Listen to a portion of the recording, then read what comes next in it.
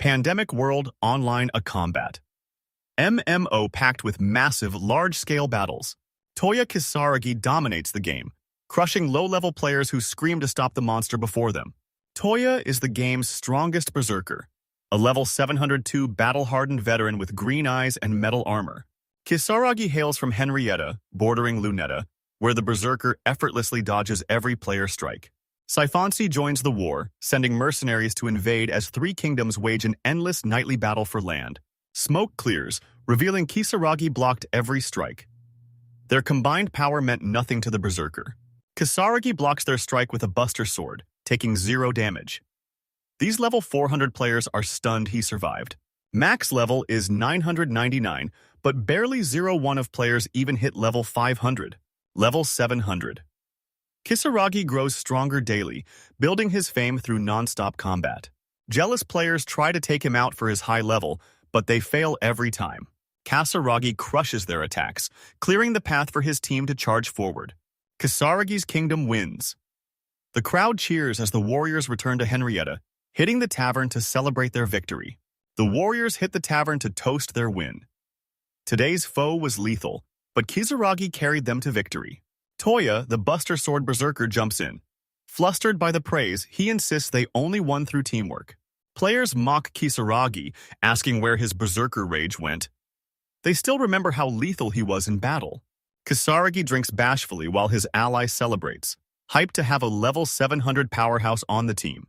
Kisaragi ground through sleepless nights to reach this level, and Toya's glad the team keeps praising him so he doesn't have to worry. The players debate their next target, deciding on Lolaric's cave. Kisaragi's down for the cave, but he needs to prep his gear first. Today's reward is the Robe of the Magician, completely useless for a berserker.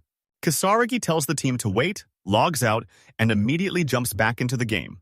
Kisaragi returns, but the berserker is gone, replaced by a stunning blonde in black gear and a fur cape, fastening his cloak for action. A warrior asks if Toya's a mage.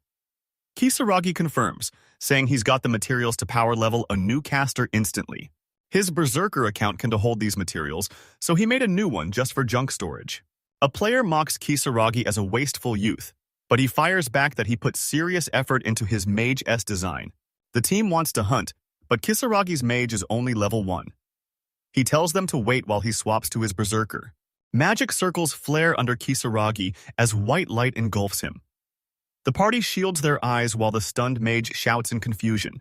Chat's blowing up with confusion, and Kisaragi's just as lost, certain the game just hit a massive system bug.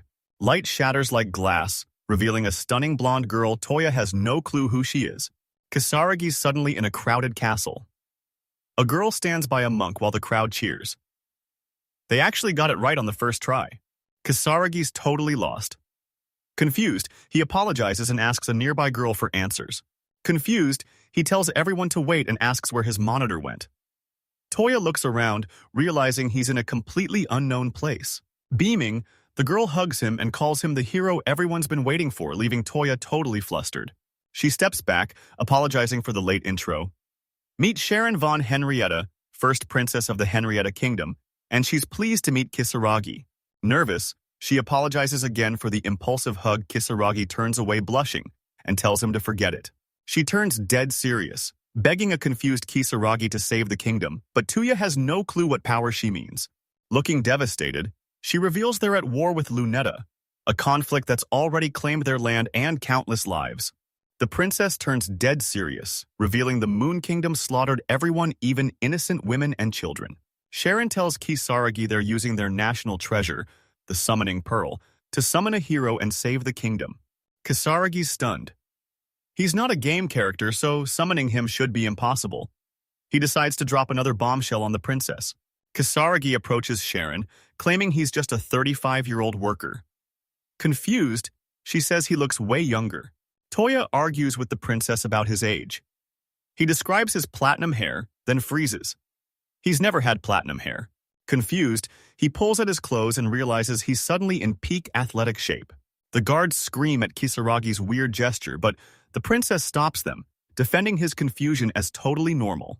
The princess demands Toya check his status to prove he's the hero summoned to save the kingdom. A window pops up in Kisaragi's face. He shouts in shock and reaches out, but text floods the screen instantly. His status screen pops up, listing his name, race, and every stat he's stunned to see it's a perfect match for the game. Kisaragi scans the list and realizes Hiro is missing. The stunned princess demands to know his actual title. Kisaragi reveals his title is the one who was summoned, leaving the entire castle in shock. Standing firm, the princess claims summoned heroes are elites, insisting Kisaragi's level must top 100. Sharon's stunned as Toya reveals he's only level 1, nowhere near level 100. The crowd erupts into a riot. Their summoned savior has the level of a newborn, and Kisaragi realizes they're absolutely furious.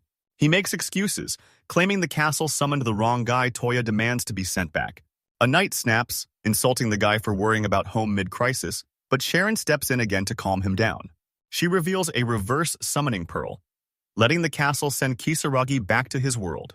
Sharon can send him home, but she must redo the summoning ritual first, shocking Kisaragi and the entire castle. The trio hits the balcony as the princess bitterly reveals the ceremony only happens every few years under a full moon. Gazing at the moon, Sharon admits she only has enough mana for one last spell. Kisaragi asks to delay the ceremony until tomorrow.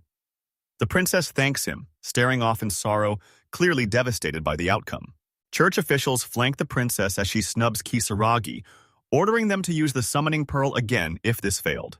A knight shoves the guy out, yelling for him to run, as the priest sets the summoning pearl in the center. Sharon takes a mana potion from an attendant, ready to restart the ceremony as the priest nods. Princess downs the potion and hands the bottle back. Suddenly, she's glowing again. Sharon's face twists as she touches the pearl, staring up into the sparkling light. The castle shields their eyes from the blinding flare. It's way brighter than Kisaragi's summoning, leaving even Toya stunned. The summoning pearl splits, its symbol shattering as blinding light floods the castle, leaving everyone stunned. Kisaragi spots a stranger in the circle. Confused, the armored man asks what happened while shifting to test his surroundings. A blonde, armored warrior claims he fought a monster and suddenly appeared in the castle. A hyper-princess charges him, nearly knocking him over while demanding his title. The guy is totally spooked. The crowd watches as he opens his status. He's baffled, but the screen reveals the truth. He's a sacred knight and a hero. The crowd roars. The princess is ecstatic, ready to embrace him as the hall erupts. The kingdom is saved. She hugs him anyway, both blushing hard. She's waited forever for a hero like him, and she's never letting go. A servant tells the princess the king is waiting for the hero. Kisaragi watches, disappointed. Castle officials prep for the hero and alert Congress, while Kisaragi's attempts to get noticed are completely ignored. Toya's stats are insane, and his potential is massive, but everyone's too busy ignoring him for the new hero. Kisaragi storms away, fuming that the princess and hero totally forgot his return. Toya exits the hall when a girl calls out. He turns, his face flushed with sadness and despair. A castle maid warns Kisaragi to rest before the draining resummoning ceremony, and he knows she's right. The maid leads Toya through the massive castle's maze of stairs and halls, its insane luxury leaving him stunned. The maid drags him to a basement cell and locks the door. Kisaragi fumes behind the barred window. Trapped in the castle basement, Kisaragi roars at the maid that this dungeon is no place for a guest. Locked behind bars, she calmly tells Kisaragi dinner is served. He edges toward the table, finding a plate hidden under a metal bowl. Under the bowl sits nasty, inedible soup, a scrap of bread, and a spoon. His face twists in shock and rage, summoned to another world just to be thrown in a dungeon. He can't believe this injustice. Toya stops arguing with the maid and spots a mirror on the cell wall. He walks over to check out her new look. Toya stares into the mirror, seeing a 16-year-old boy. Shocked, he touches his face in disbelief. Staring at the mirror in disbelief, Kisaragi realizes the reflection is the magician the boy created in the real world. Toya leaves the mirror and collapses onto the bed, his mind racing. How did he get here and why? Toya kicks off his boots and hits the bed, but his stomach growls he's too hungry to sleep. Hiro sheds his robe, looking crushed and wishing he had some tasty food. He leaps from bed, thrusts his left hand toward the vault, and stares it down with hopeful determination. Kisaragi fails instantly. Frustrated, he laughs it off with a heavy sigh. A massive list of items and materials erupts from his hand, circling Kisaragi in a ring. He checks the names. Toya realizes he stashed items on his mage account from his berserker days and scrolls through the saved materials. A voice from behind startles Kisaragi. He slams the storage shut and spins around, eyeing the intruder with apprehension. It's the priest from the summoning, the guy who stood by Princess Sharon. He greets Toya as an otherworlder, but Tuya's confused about why he's even here. Two knights flank the priest. He glares at Toya, ordering the reverse summoning to start Kisaragi. Better hurry.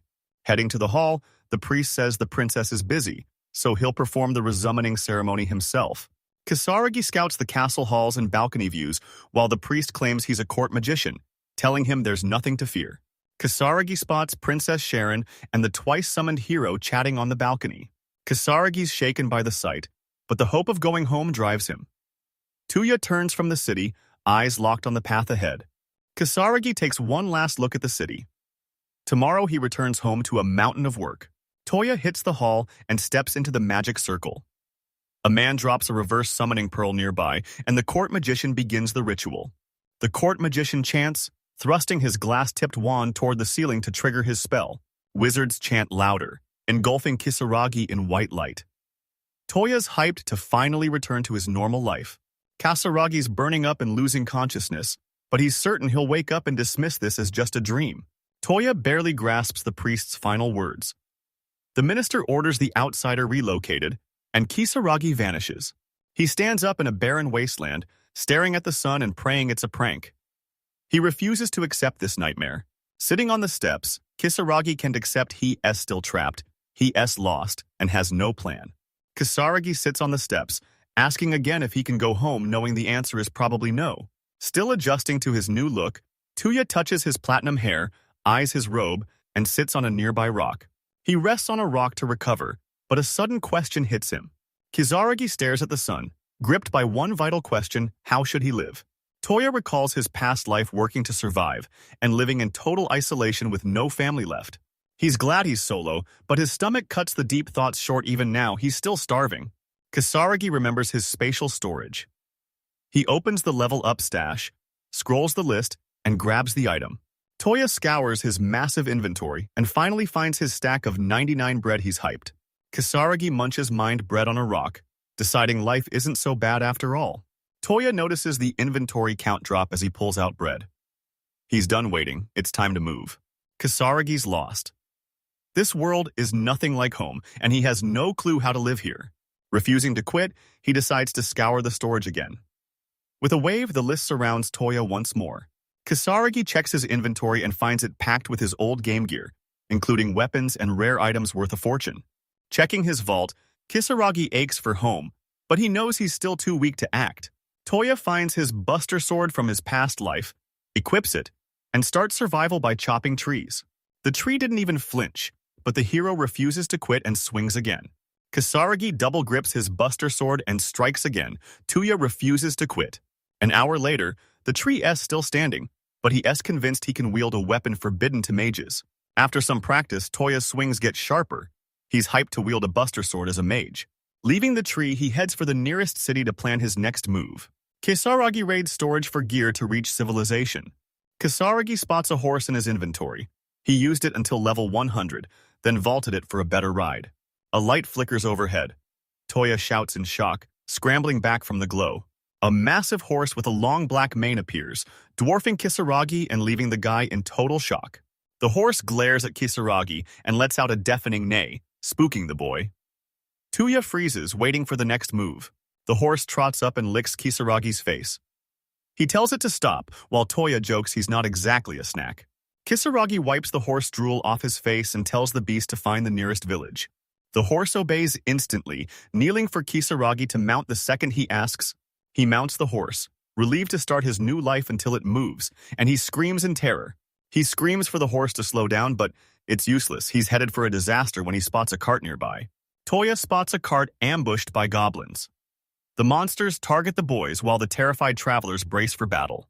Kisaragi scans the battle from horseback, hunting for a pattern. He's torn, intervene, or escape. Goblins prepare to strike, but Toya hesitates. Is a level 1 mage really enough to save them? Kisaragi mounts his horse, begging it to help Toya slaughter the goblins and save the travelers. The horse charges the goblin horde, The monsters are too focused on the travelers to notice the new threat. Death is right on top of them. Kisaragi and the goblins can even blink before the horse ruthlessly tramples everything in its path. The sudden appearance shocks everyone: the goblins, Toya, and even the hopeless travelers. The boys freeze as the horse ruthlessly crushes its enemies, leaving Kisaragi and the travelers in total shock. Toya struggles to stay mounted as a monster limb flies past. He stares in shock but quickly turns away. Terrified by the beast slaughtering their kin, the goblins ditch the travelers and scramble to escape. The horse jerks again, splattering goblin blood on Kisaragi's face. Stunned, he just stays mounted. The horse halts and stares, while Kisaragi frantically scans the carnage, surrounded by the monsters his steed slaughtered. The horse neighs and stomps on a severed monster arm Kisaragi gags, covering his mouth in disgust. Toya finally snaps out of it, eyeing a traveler as they approach his horse. Kisaragi dismounts, realizing the travelers aren't scared of him. They're terrified of the horse that just slaughtered them. Seeing their fear, Kisaragi dismounts and apologizes, blaming his unruly horse. The travelers finally relax. Their fear of the goblins vanishes as a traveler steps up to talk to Kisaragi. Sheathing his sword, the boy approaches Toya, telling him no apology is needed since he saved them. He's grateful, but clearly stunned.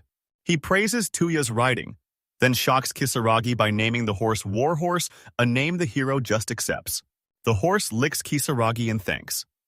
Toya says the horse did it all alone, but Kisaragi knows the animal just loves its master. Toya's shocked the horse is so attached.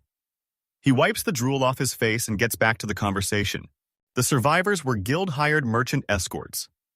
They pack up and prepare to move out. Kisaragi realizes his life is now an isekai light novel. A merchant steps out of the carriage, thanking him for the save. Grateful for the rescue, a traveler invites Kizuragi to the city as thanks. Kizuragi's thrilled by the merchant's deal. Shocked by their kindness, he thanks the group for the ride to the city. A traveler mentions a guild in the next city, suggesting Toya grab a conquest certificate since it'll be a massive help. Confused by the proposal, the hero asks what a certificate of conquest is and why he needs it, leaving the traveler stunned by his ignorance. The traveler explains conquest certificates. Proof of a kill you trade at the guild for cash. Kisaragi wins. These low ranks lack magic stones, so he harvests their right ears instead. Toya watches the traveler slice the goblin's ear. The boy Kisaragi saved begs to finish the job to repay his debt. The travelers thank Kisaragi, looting goblin trophies and chatting while Toya shows his gratitude. To hide his secret arrival, Kisaragi fakes amnesia, telling the travelers he can remember how he reached the forest. By the campfire, a traveler asks Toya why he hasn't joined the Adventurers Guild to make his life easier. The hero weighs the traveler's offer. To survive this world, he needs that adventurer title, and it's his best move. A traveler explains that joining the guild lets Toya tame his summoned horse, catching Kisaragi off guard. New Worlders use magic tools for master-servant contracts, but only monsters can sign them. Toya learns warhorses are rare luxuries, even for elite adventurers. Now, Kisaragi takes over camp guard duty. Guarding camp beside his horse, the hero mulls over the traveler's submission contract. Kisaragi eyes the horse, asking if it truly accepts the hero as master, while a nervous Toya waits for the answer. The party hits Fendi to drop off the guild's delivery. Navigating the packed streets, Kisaragi realizes this city is massive and bustling. Toya hits the shopping streets, finding the cramped stalls swarming with massive crowds. Scanning the crowd, he spots a girl and realizes beastmen live in Fendi too. He's shocked. Finding a beast girl finally proves Kisaragi is in another world, and he's absolutely hyped. Kisaragi is the boy. Then say goodbye to Toya means Toya is someone else. No, usually in these recaps, the boy has multiple names or titles. The travelers invite Kisaragi for a drink once his business is done, and he eagerly accepts. Toya looks up, takes a breath, and tells his horse he's officially becoming an adventurer. To become a pro-adventurer, he needs to register. He heads straight for the Fendi Guild, marked by a crossed axe and sword. Kisaragi hits the stables before entering the guild, but his horse refuses to let him go. The horse tries to bolt, but Toya refuses to abandon his pet, telling him to just wait outside. Kisaragi successfully stables the horse and orders it to stay put, leaving the crowd stunned by the beast. Toya takes one last look at his pet, his face clearly praying for its safety. Kisaragi hits the guild, gasping at the room's insane luxury. The guild is buzzing. Adventurers swarm the boards, grabbing quests and getting to work alongside Toya. Kisaragi scans the guild, his anxiety spiking. He knows they're just busy, but he can't shake the dread. The building buzzes with chatter as crowds swarm the assignment board. Kisaragi passes two boys drinking from wooden cups, praying he'll be okay. He hits the info desk, but when the girl offers help, a flustered Kisaragi stammers incoherently. Locking in, the hero makes his goal clear. He's here to register as an adventurer. Toya asks to contract his horse, making the girl realize he's a total guild rookie. The girl claims horses don't need contracts, but Kisaragi fires back his isn't a normal horse, it's a combat one. Toya's words stun the clerk. The warhorse is B rank, so he's got to register first. Caught off guard, the girl nervously hands Kisaragi a form, secretly wishing she could see a real warhorse. Kisaragi sits to fill out the desk girl's form, but hits a wall. He can't read the language. He stares at the cryptic symbols, realizing he's illiterate in. Kisaragi realizes he can read this world as language, and his writing automatically converts into their script. Time to register the Hero S Guild card. For Kisaragi, this is everything. Registration requires blood. Kisaragi pricks his finger, touches the magic ball, and he's officially in. Minutes later, the receptionist returns with Toya's Kisaragi Guild card wrapped in a napkin, his official ID that he can't afford to lose. She explains. Holding the card, close drains mana to display your info. Kisaragi gives it a shot. Hero clutches the card, checks the text, and realizes it's his registration info. She explains he can take quests one rank above his level. For Toya, that means E rank buildings. Kisaragi snags his guild card and warhorse contract amulets, heading out hyped to finally be an adventurer. To seal the bond, the master wears the bracelet and necklaces, a willing monster. Kisaragi also gets a servant ID that everyone mistakes for the actual contract. She asks for more questions, and Kisaragi instantly asks where to leave his warhorse. The receptionist tells Toya not to worry about his horse and starts looking for a place to park it. She finds options but rejects a pricey one. Kisaragi thanks her, truly grateful for the help.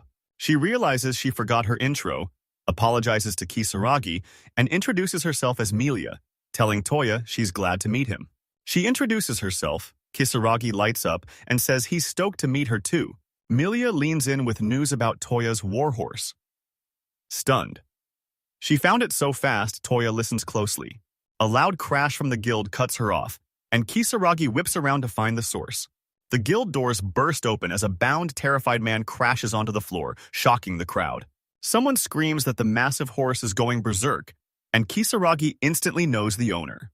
His horse at the guild has gone berserk, sending merchants and locals into a total panic. The horse is wild, but the owner rushes in and nearly tames it, shocking the entire town. Toya realizes they're guild members ordering him to ditch the horse, but he refuses to listen. He orders the horse to settle down, threatening to ditch it if it doesn't obey immediately. The horse calms instantly, his rage fading into pure sorrow. Toya isn't actually mad. The hero keeps yelling at the horse until a shopkeeper interrupts, but the old man snaps that the people are to blame, not the animal. This black horse is incredibly rare. The guild tried to rope and drag it away, driving the beast into a frenzy. The clerk says the horse is just friendly and missed its owner, leaving Kisaragi stunned and embarrassed. The old man says adventuring is always a risk, just like the incident. He has zero pity since they brought it on themselves. He tells Toya to cheer up and try some special Fendi meat. Hearing is being stolen in broad daylight with zero evidence, and Kisaragi knows it's a total nightmare. Kisaragi sits with his horse to share some meat, stunned to see the beast devouring it instead of grass. The hero realizes the horse sat alone in storage while Toya played another account in the past world. Kisaragi rants on. Toya tells the horse it's his first friend in this world and he refuses to lose him. Kisaragi pulls out a contract necklace and asks his friend to collar the horse, marking it as his servant. The horse bows as Kisaragi collars it, sealing the subordination contract. Hero seals the contract with a necklace and bracelet, naming his new horse Kokuyo Obsidian Black. Toya seals the contract, and the horse neighs with joy. Kisaragi tells Kokuyo to protect his master. Kokuyo licks Kisaragi's face again to show her love. He hates it, but he endures it anyway. From the bridge above, a mysterious figure watches Kisaragi and Kokuyo while Toya fights off his pet. A short, dark-haired girl watches them, realizing Toya's horse is actually a warhorse.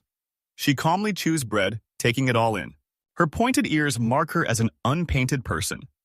She watches in shock, stunned by how attached the warhorse is to Kisaragi. In Fendi, the hero hits the Foxtail Rest Stop, a cozy inn recommended by the guild. A Beastman family runs this inn, famous for their orch stew. Later, a girl brings Kisaragi a fresh meal. Toya's visitor finds him still out cold. Shocked he slept through the chaos, she figures the hero is just exhausted. Still half asleep, Kisaragi barely hears her, mumbling nonsense and keeping his eyes shut. Kisaragi's finally awake and ready for action, hyped after his first good sleep in ages. Checking his horse, Kisaragi's stunned. He can sleep through this chaos. He reaches the stall and greets Kokuryo. The horse licks his face again, and Kisaragi takes it as a yes. Wiping drool off his face again, he realizes he needs to figure out this world and fast. Kisaragi realizes his in-game gold works in this world, scoring a 10-day hotel stay for next to nothing. Toya realizes he's clueless about money and decides to study the city's economy. At the stable, the hero says he's leaving. He turns to go, but the girl calls him back. The girl thanks Kisaragi, waters Kokuyo, and tells the hero to head back to the inn early. She insists he try the inn-sork stew, but Kisaragi's reluctance makes things awkward. Outside, Toya hits the Fenti city market to learn the new world's currency. Browsing the stalls, Kisaragi realizes he's loaded. A woman offers him apples, and he takes the deal. He strolls the street, munching an apple. Roaming Fendi City, Kisaragi spots a gun shop and heads inside, hyped to check out the arsenal. Kisaragi hits the weapon shop instantly. Knowing gear is essential, he grabs a sword off the counter to test it. Toya scouts the shop for a high-rank upgrade, but the next rack is nothing but junk. A blacksmith asks Toya if he's a magician, then points Kisaragi toward a magic tool shop. Kisaragi's ecstatic. He asks if Fendi City has a magic bookshop, and the blacksmith confirms it. Toya's never used magic, but he hits the magic tool shop to find an edge. Hero heads to the magic shop, Twilight Pavilion, run by a total weirdo. Kisaragi reaches Twilight Pavilion, steps inside, and greets the shopkeeper. Wait, the hero might be a title. Kisaragi reaches Twilight Pavilion. Kisaragi spots a girl behind the counter, so still she looks like a doll, but a closer look reveals she's actually an elf. Her eyes snap open. Toya was wrong. She's no doll, and she remembers him perfectly. She yawns, leaving Kisaragi baffled she even remembers him. Before he can speak, the elf cuts him off, asking what he's looking for. The hero's visibly stunned. He can to believe the shop owner is just a little girl. Reading his mind, the elf snaps that she's way older than him, small or not. She's a full-grown adult. Kisaragi laughs at her violent outburst. Clearly awkward, he asks if his face gave him away. The argument ends. Toya asks for magic books, claiming he can already use magic despite his rookie status. She knows her stock beginner books are 10 silver, intermediate 50, and high-level 2 gold. The elf drops a stack of books, telling Kisaragi to start with the basics everyday spells. Walking the city, Kisaragi clocks the currency. Copper is 100 yen, silver is 10,000, and gold is 1,000,000. Kisaragi stalls, torn between buying all 3 books or blowing his budget. Kisaragi buys all 3 recommended books, leaving the elf clerk absolutely stunned. Hearing Kisaragi's choice, the elf calls the young hero special. She asks his name and he answers Toya. Time to pay. Kisaragi summons his item storage and pulls out a bag of money. The elf is stunned by Kisaragi's storage skill, and he confirms he can use it. He snaps to Toya, grills the elf for recklessly using storage summoning in public. She tells him to relax, the hero's skill is rare, but the elf will copy Toya if he uses it. Suddenly, a potion vial drops into her hand from thin air. Kisaragi's relieved the elf has a storage skill too, but she claims hers is far superior. The elf boasts her Natalia's Twilight Sage storage can hold a massive 5,000 kilograms. Kisaragi realizes a 5,000 kilogram inventory is a total game changer. He realizes the elf's storage is a joke compared to his own inventory has already blown past every limit. The elf's thrilled to finally show off. The hero praises her power, but hides the truth she'll never reach his level. Kisaragi asks if he needs more magic tools, but he's ready to head home. The elf understands he has to leave, telling Toya he's always welcome back at her magic shop for gear. Sensing Kisaragi's massive potential, The elf offers to train him in magic, but her lessons come with a price. Toya turns, stunned. He's speechless, as Kisaragi stays silent, then walks out. Kisaragi dives into his new magic shop books. He isn't wasting a second. He lights a candle and cracks open a book, knowing he must master restoration magic at his current level. Before he can read a word, things get weird as the text starts flashing before his eyes. Kisaragi realizes the book's spells are etching themselves into his mind. The sensation fades, leaving a stunned Kisaragi staring at the books, reeling from what just happened. Toya stares at his hand, stunned to realize the book's high-level spells are already imprinted and ready to cast. Kisaragi's itching to test his new magic. He flicks his left hand and unleashes the spell. The hero tests his healing skill. Chanting the spell, mana surges as white light floods Kisaragi's room. Next morning, the Beastmen innkeepers are chatting. The daughter asks her dad about a mysterious glow from last night, and though surprised, he stays cheerful. Her dad's health spiked overnight, and he feels better than ever. Kisaragi hits the tavern and meets a girl who's already befriended the hero. She's worried he missed dinner, but Toya says he was so exhausted from the city he crashed instantly. Kisaragi sits as the girl whips up a massive breakfast. She brings Kisaragi hot soup and buns, telling Toya to eat up after starving all day yesterday. He thanks her. Still exhausted, the hero starts his meal, lifting a spoonful of the girl's soup to his lips. Kisaragi's blown away by the taste, but the girl reveals the secret: it's packed with orc meat. Done eating, Kisaragi reverts to his old-world habits, pressing his palms together to thank the girl for the delicious meal. She calls Toya weird, wondering if this gesture is just hometown gratitude for the food. Homesick. Kisaragi agrees. He's shocked she called him weird, realizing his old-world habits are hard to shake. Breakfast over, he heads back to his room and collapses onto the bed by the window with a heavy sigh. Toya stares at his registration card, wondering if he'll ever return home or if he's stuck in this world forever. Kisaragi recalls Sharon's summons to Henrietta and realizes he's trapped in a game world. Toya realizes Fendi belongs to Sorandi, a kingdom never mentioned in the game. Toya recalls where the reverse summoning dropped him, but he's unsure if this world matches the game. Kisaragi knows his storage room is still active and loaded with loot. He cracks it open to check the haul. Toya grabs a beginner S-ring from storage, a game-balancing item with a broken 100 times EXP boost. Kisaragi slips on the ring instantly, vowing to get stronger at any cost. To test his new ring, Kisaragi hits the forest south of Fendi City. Kisaragi heads out with his warhorse. Arriving, he tells Kokuyo to wait while he investigates something vital. Kisaragi uses everyday magic to water his horse, refusing to let it go thirsty. Kisaragi watches the horse drink, trusting its instincts. The locals promise no strong monsters live here, so he lets his guard down. Buster sword drawn, Kisaragi pushes deeper into the forest on high alert. Pushing deep into the monster-filled forest, Kisaragi spots a pack of goblins feasting on a fresh kill. Still in the bushes, our hero realizes finding monsters was way too easy. Kisaragi holds back to strategize.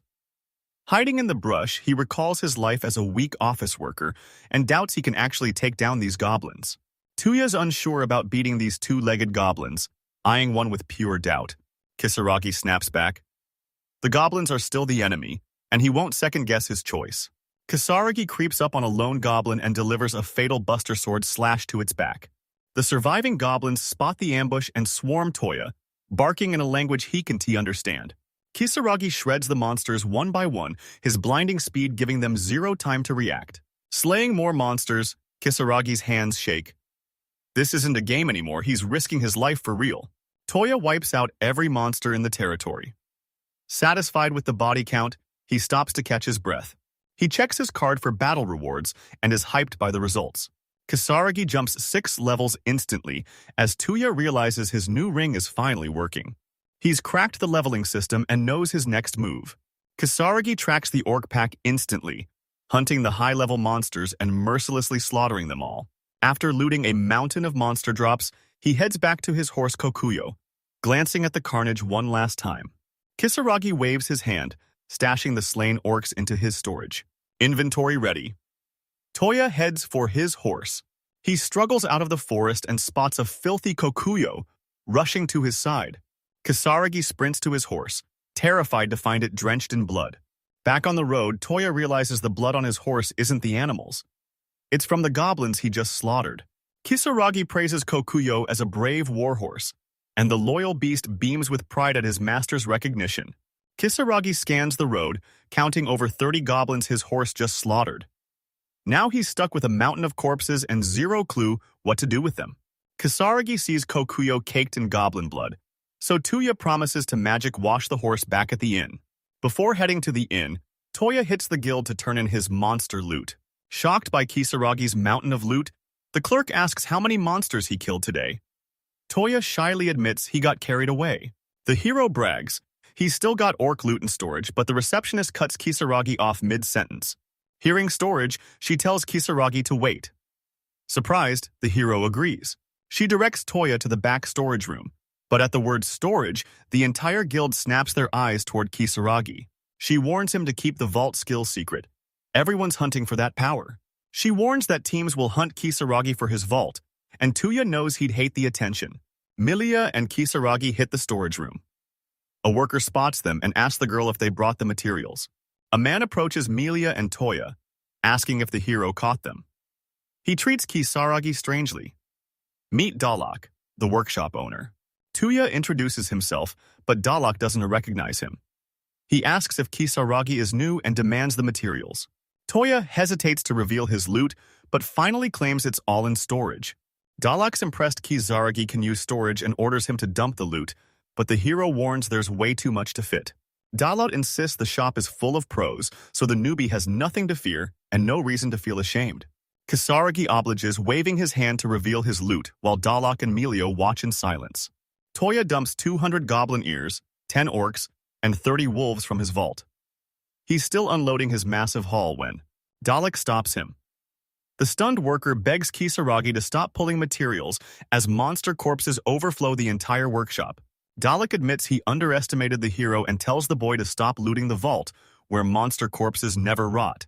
The worker warns Kisaragi's massive body counts will end badly, so Toya assures Dalek he's done hunting for now. Dalek asks if Kisaragi is high rank, but Melia reveals Toya is only an E rank. Kisaragi only hit E rank because the travelers he saved helped him farm goblin ears for levels. Dalek gets it all. He approaches Toya, admitting he's found an insane newcomer in the guild. Toya heads out, but Melia stops him. His loot gets appraised tomorrow, and she's sure he's ranking up. Milius finds the loot weird for an E rank, but the guy claims he's got it all figured out. She asks if Toya's really a normal mage. His skills are way too high. Milia calls Kisaragi a berserker instead of a mage. He's just too strong?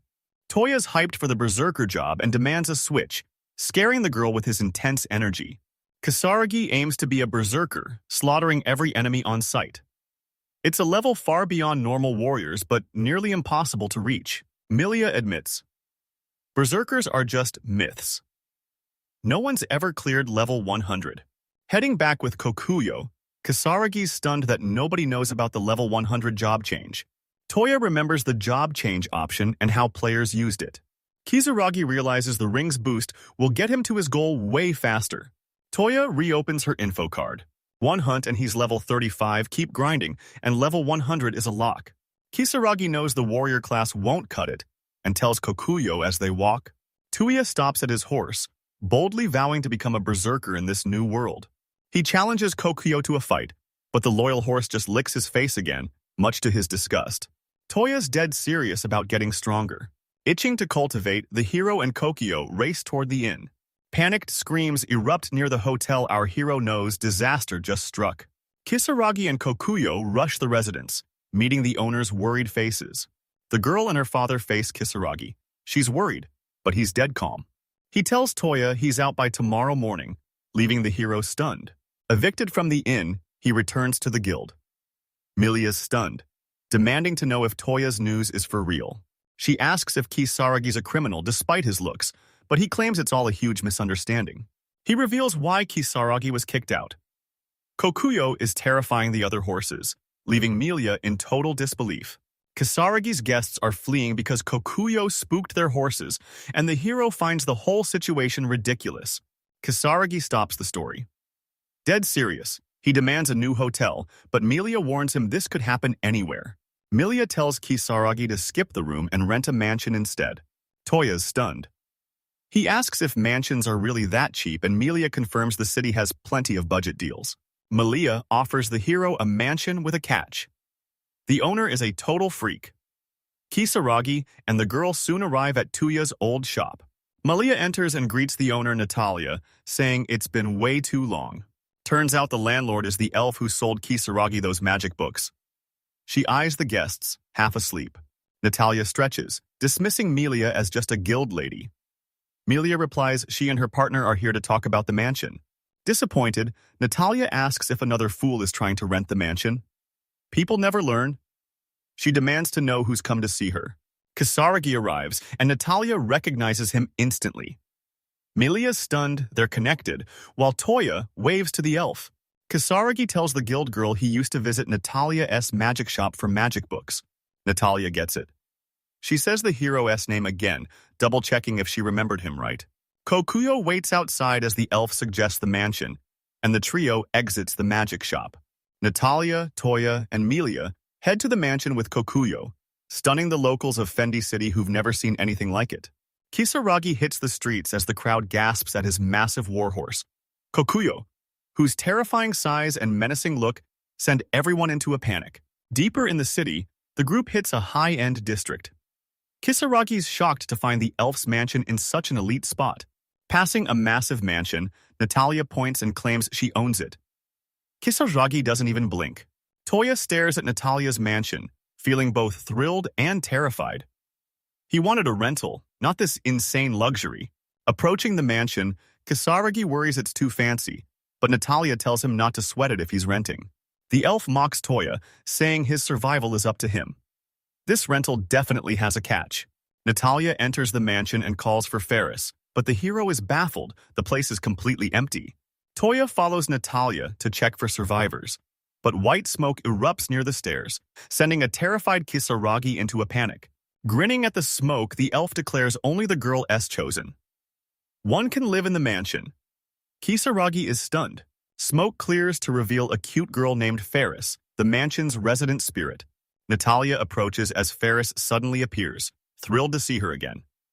Kisaragi stands frozen, baffled by her sudden arrival. Staring at Ferris, Kisaragi notes her beauty but blank expression. She's just like a doll. Toya asks Natalia if the mansion spirit is just a ghost, but the elf is stunned. He's so clueless.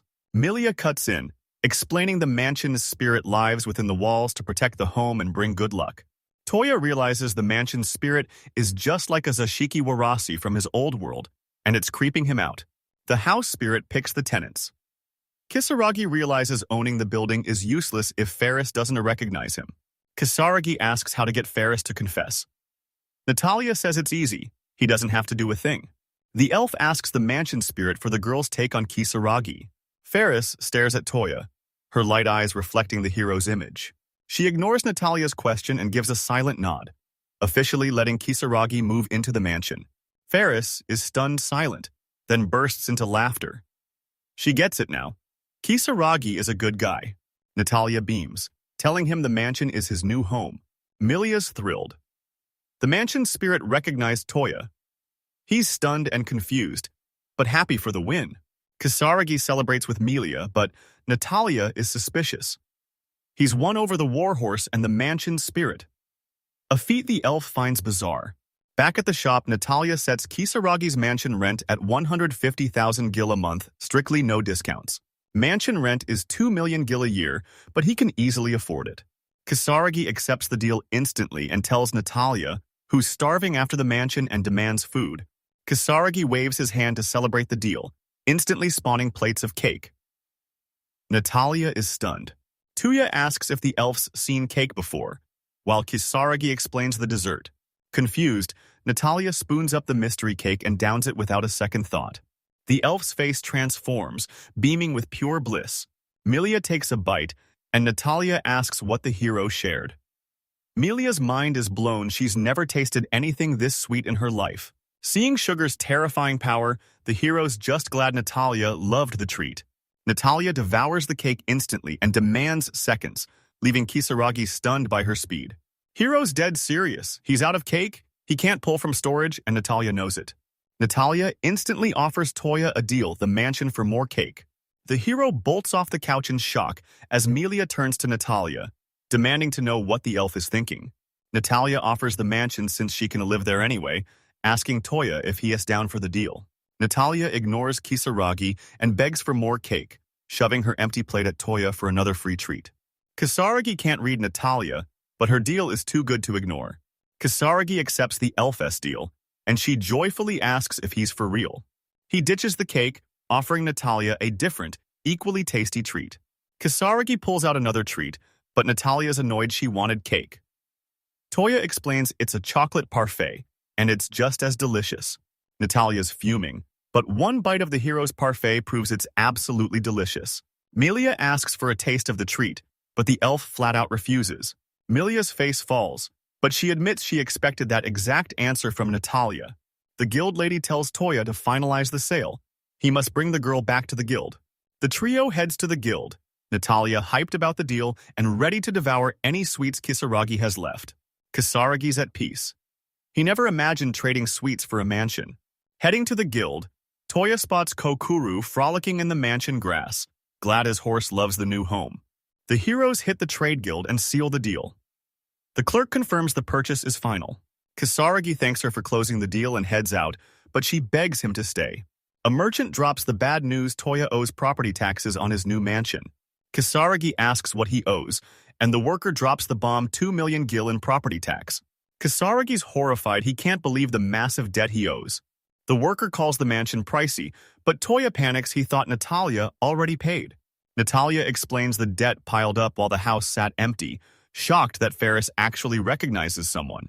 The elf won to sell the mansion to anyone the spirit rejects, but the worker claims she's an exception.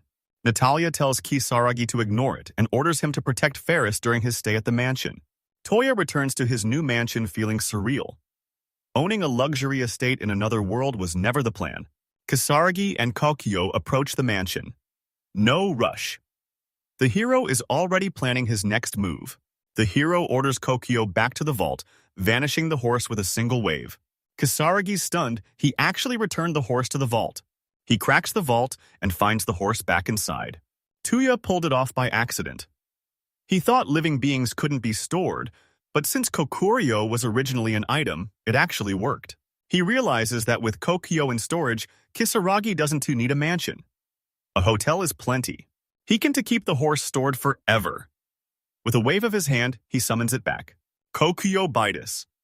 Kisaragi's head in a fury, and the hero gets the message. Toya flings open the mansion door and tells Ferris he's home. Hearing the creak, she instantly manifests from white smoke in the hallway. Kisaragi realizes, Ferris gets it. He's going to talk to the girl. Hero asks Ferris to look after him, admits his arrival was sudden, and requests a tour of the mansion. Ferris's face, looking just like Kisaragi, Toya's stunned by the smile, but dismisses it as his imagination. Ferris's face hadn't actually changed. Natalia warned him. House spirits are expressionless and mute. He learned secret spirits guard these homes, making them indestructible and perfectly preserved. For decades, many tried to claim the hero's mansion, but the house spirit Ferris rejected every single one. Ferris tours Kisaragi into a massive luxury bathroom, decked out with lion head statues and a giant, stunning tub. Hero's shocked he can use the massive bath anytime, Ferris nods, and Kisaragi thinks it's awesome. Toya hits the tub, betting New Worlders share the Japanese love for a good soak. Kisaragi notes, Ferris kept the mansion spotless. Time to level up, change his routine, and check his gear. Hero exits the bathroom. He's got a lot to get done. Kisaragi stands up naked in the bathroom just as Ferris appears, her face showing zero emotion. Ferris, as silent stare, sends Kisaragi into a blushing panic. Speechless and overwhelmed, he has no idea how to react. Toya tells Ferris to leave the bathroom, and she vanishes instantly. Kisaragi's on edge. The house spirit is supposed to watch over him, but he doesn't need a guardian in the bathroom. Kisaragi spots a pile of clothes right where Ferris just stood. Toya realizes Ferris brought the clothes and decides to thank her before even getting dressed. It's been ages since his last bath. With Ferris handling every chore, Kisaragi realizes this house perfume is a total blessing. Toya sits back, wondering how she recognized him. He's hooked and plans to ask her straight up later. Mulling over his talk with Ferris, the hero drifts off. Suddenly, the girl appears and blankets the hero sleeping in his chair.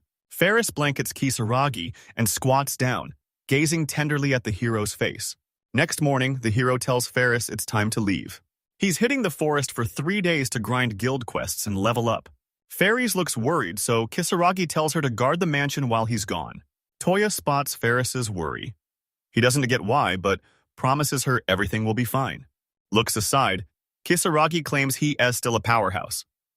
He promises Ferris he'll return soon, but as he reaches for her shoulder to say goodbye, his hand passes right through her. He apologizes as her shoulder burns from his touch.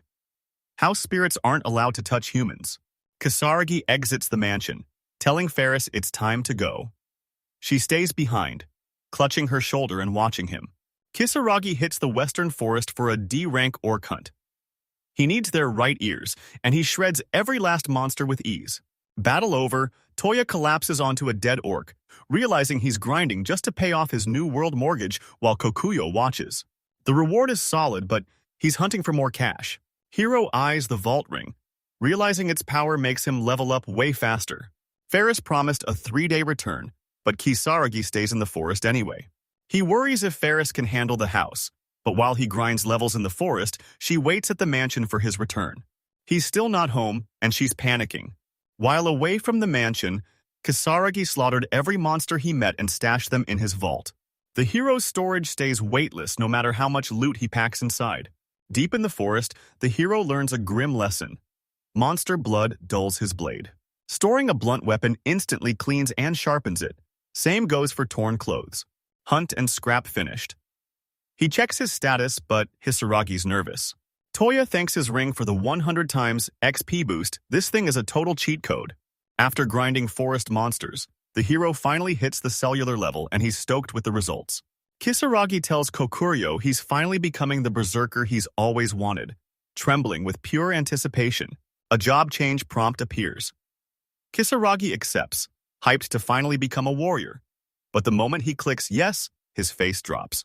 Toya's fuming his only job options are high mage and high priest, and he's sick of magic. Crushed. Kisaragi drops to his knees, asking the system if the second job is magic too. He refuses to believe it. Toya mastered every restoration spell. Now he wonders if he becomes a high mage. Does the studying ever stop? Kisaragi bites Kokio's head to snap him out of it. Toya tells the horse he's in rough shape. Shaking off the gloom, he gets back to the hunt despite the bad news. Wiping horse spit, he realizes a sword is all he needs as Toya's Kisaragi class evolves into a Tier 1 high waga. Kisaragi's next goal hit level 100 as a high mage to see what class he unlocks next. All that effort to go berserk, and after a long forest grind, the exhausted hero finally returns home. Kisaragi enters the mansion and immediately apologizes to Ferris for being late. She hides until Kisaragi finally spots her in tears. Ferris snaps that he's late, admitting she was worried sick. Toya rushes over to apologize, blaming his level up grind, but stops dead when he spots something huge. Kisaragi tells Ferris it's amazing she can talk, leaving Toya stunned. The girl stops crying and stares back in shock. Kisaragi happily asks to chat, thanking her for guarding the mansion while he was away. Back at the guild, a man is shocked that the promising rookie already bought a house. Milia notes that an elite like Toya settling in town would be a massive boost for the guild.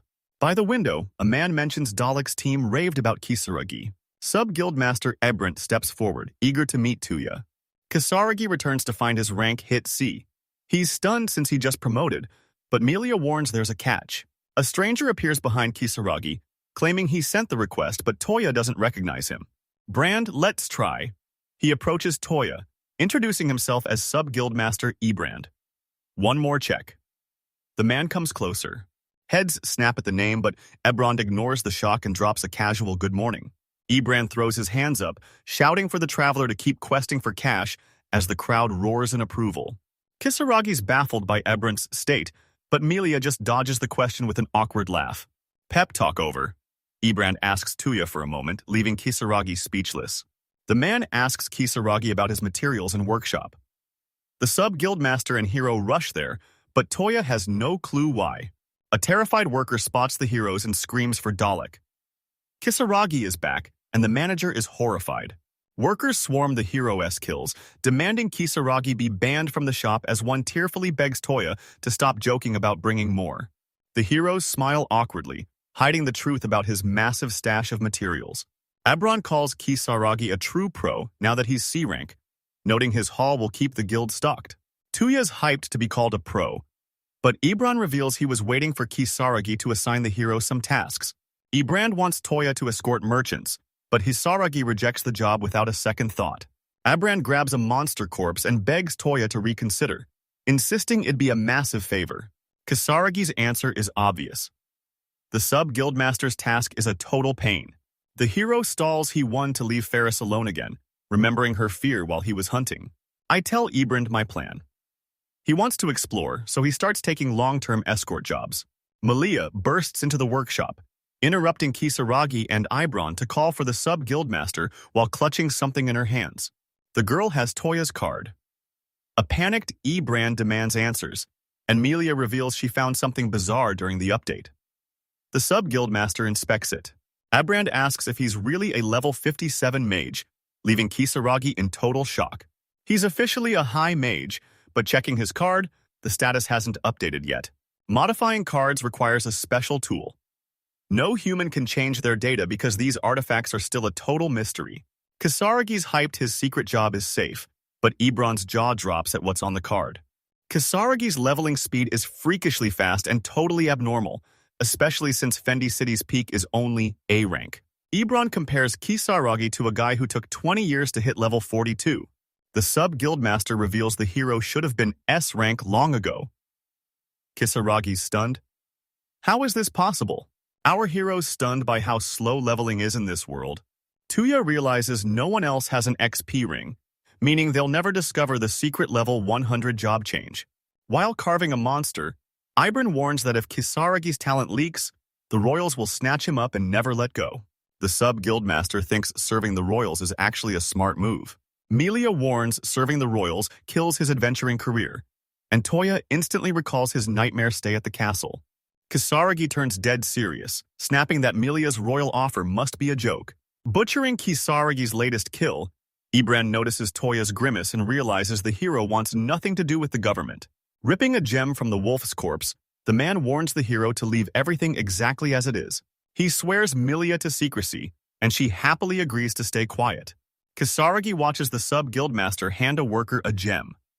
Ebron asks what Toya saw in this man. Hearing the hero's request, the man grins if it's true. He's ready to help. The trio enters the guild's prized materials room, and it's packed with items. The hero's hyped. This room holds the history of every nation, and it's exactly where Kisaragi will find his answers. He asks Ebrand for the materials room supplies. Ebrand looks confused, but the man says there's a catch. He warns that everything here is precious, demanding a price for their use. Toya's stunned by the cost. The sub-guildmaster offers a deal, take the quest, and Kisaragi gets the materials for free. Toya assumes it's the escort mission. On second thought, this deal is a total steal. After a quick pause, the hero accepts Ebrand's deal, catching the man by surprise. The sub-guildmaster lets Kisaragi use any materials in the room, but nothing leaves the building. Ebrand's team leaves for an escort mission in 10 days, and he warns Toya not to be late. Kisaragi sighs, finally understanding, while Melia leaves the hero to handle the paperwork. Leaving, the girl reveals Ebrand lied. The materials room fee is actually just 1 copper coin. Furious, the hero realizes these materials cost a measly 100 yen in his old world's currency. No one visits this room. These precious books are just ordinary manuscripts. Melia tells Toya she's happy and begs him not to quit adventuring, but the hero stays silent. Back home, he realizes he was played. Kisaragi sees the sub-guildmaster as true talent. Suddenly, a familiar face waits at his new gate. Toya spots Natalia at his gates trying to break in. She whips around, points a finger, and snaps that she's done waiting. Surprised, the hero asks what Natalia needs, and she demands yesterday's thing. Natalia can't forget the sweets Kisaragi gave her yesterday, and she's already polished them all off. She begs him not to leave her empty-handed, asking if Kisaragi is even listening. Toya stalls Natalia, promising to listen later, while secretly planning to grill her for information about Ferris. Hearing the hero, Ferris appears beside him and Natalia, thrilled to see the mansion's owner. Kisaragi returns to the mansion. Ferris asks for an update, but Kisaragi says everything's been dead quiet. The girl asks why Toya's back so early. She clearly doesn't talk much. Hero ignores the question, claiming he knows everything Ferris is lost. And Natalia's stunned. She's never heard the house spirit speak, and Ferris's voice has her completely freaked out. Kisaragi's shocked Natalia didn't know Ferris could talk, and the elf is floored she's never heard the mansion spirit speak. Despite living here for years, Natalia realizes the mansion still hides secrets she never suspected. Brushing her off, the hero promises they'll meet again, but Natalia begs him to wait just a moment. Natalia refuses the freebies, trading her special class and search magic books for a few sweets. Hearing her proposal, the hero recalls a special class book with massive magic from his past life's game. Natalia's deal is pure profit. Kisaragi doesn't hesitate, trading his magic books for sweets instantly. Toya immediately invites the girl to dinner with him and Ferris, and she's thrilled to join. Hero expected Natalia's trade 2 books for sweets. He and Ferris set the table while the elf sits down. Hero serves a delicious grilled platter with Natalia, satisfying their hunger. Natalia spots the mixed meats in her meal, but Kisaragi tells her to ignore it and just take a bite. The hero warns her it's hot just as she bites in. One taste later, a stunned Natalia asks Toya exactly what kind of meat he served. She takes another bite, calling it the most tender meat ever, and the elf is clearly loving the meal. The girl devours Kisaragi's food, and the hero isn't too surprised. Suddenly, Ferris bursts in, making the hero glance back at the girl. Ferris hasn't eaten a thing. Turns out house spirits live off the earth's raw magic. Felice survives on magic instead of food. Kisaragi accepts it, but he's secretly dreaming of the day they can finally sit at the same table. Ferris says Toya makes the mansion's mana delicious, then zips close to Kisaragi, making him blush. Magic has a flavor. That's a first plus. He's thrown off by the girl getting way too close. Natalia watches it all unfold, realizing she's been kept in the dark. The elf processes the hero's arrival. Bizarre new dishes and a talking house spirit. Natalia finds the mansion's spire mysterious. She eats dinner while Kisaragi talks to Ferris. The heroes never reached a verdict on Ferris, but Natalia's too busy loving the chocolate cake Toya brought her. Natalia finishes her meal, praising the food and her night, but now the elf has to head home. Natalia asks for souvenirs on her way out, but Toya just tells her to beat it. Kisaragi's stunned Natalia hit the mansion just for candy, while Toya clutches a book he traded for the sweets. Back at his office, he slams down 2 books, a special class tome, and a search magic guide. The hero opens a book and instantly absorbs its knowledge. He gets it. Now teleportation magic is theoretically possible. Toya realizes the Henrietta wizard's magic sent him to this exact spot. Kisaragi struggles to grasp the complex text, but Natalia's book is incredible now. He's hooked on the author. He flips to the title page and finds Natalia is the author. Outraged. His friend is the author. He nearly trashes the book but stops. It's actually a great read. Toyo stares at the stars, wondering how Natalia can be so incredible. Before the escort mission, the hero hits the research room to uncover every secret about this world. Unrolling that parchment map for the first time left Kisaragi completely stunned. Toya's stunned to find the Henrietta, Lunetta, and Safanzi empires from his game actually exist in this world. Kisaragi realized he expected the Game's nations to exist in this world. The hero spots unknown nations across the new world, starting with the kingdom of Serendi, where he just arrived. As the hero tracks his location in Fendi, a mysterious girl suddenly appears behind him. Hearing Kisaragi hunt for Fendi, the girl behind him steps up, points out the city on the map, and tells him to look closer. She asks if he's studying the route, but Toya's too busy checking her out to answer. Kisaragi recoils in terror, but the girl quickly apologizes for the scare. She already knows his name, meet Lumina, leader of Toya's escort mission. Kisaragi remembers 2 more squads are joining the mission and shakes her hand. Ibrand called Lumina early, but she's still hungover from yesterday. Lumina exits, telling Kisaragi it was a pleasure and calling the rookie hero full of potential. Stunned, Kisaragi watches Lumina exit and stays silent. Kisaragi rechecks the map. The kingdom of Henrietta is right nearby. Toya heads back to Henrietta, betting the kingdom holds the key to returning home. He's already so used to this world, he doubts he'll ever leave. Mission day arrives. At dawn, he hits the mansion grounds and calls Ferris. Kisaragi calls and she appears instantly. By his horse, the hero is thrilled to see the house spirit. Ferris vanished after Kisaragi announced his trip. He'll be back in 10 days and needs her to guard the house. Ferris tears up. Begging Toya to return fast, she clearly can't stand to let him go. Seeing her heartbreak, the hero nearly bails on the mission, but ultimately says goodbye to the house spirit. At the rendezvous, Lumina reveals the mission escort merchants to Dumbler and protect the cargo there and back. The grassland fangs are a squad of rookies, and Lumina warns high-rank monsters are ahead, stay ready to strike. While Kisaragi scouts, a merchant approaches, praising his forest heroics. Toya remembers the rescue. Shocked by the hero's young rank, the merchant calls him a pro and asks Kisaragi to protect them. The travelers are locked in, Luminous calls the move. The heroes ride out Kisaragi's on Kokuyo, looking determined. Toya tells his horse to hurry. They need to finish the mission and get home fast. A companion mocks the hero for his smug attitude. Dahl approaches, calling Tuya's C rank a fluke, carried by his team and mocking his inability to solo a goblin. Dal tells Kisaragi to stop acting tough. Rank means nothing since they're the only ones who can actually fight. Kisaragi's bummed, knowing the kid won. To believe Toya handled everything solo.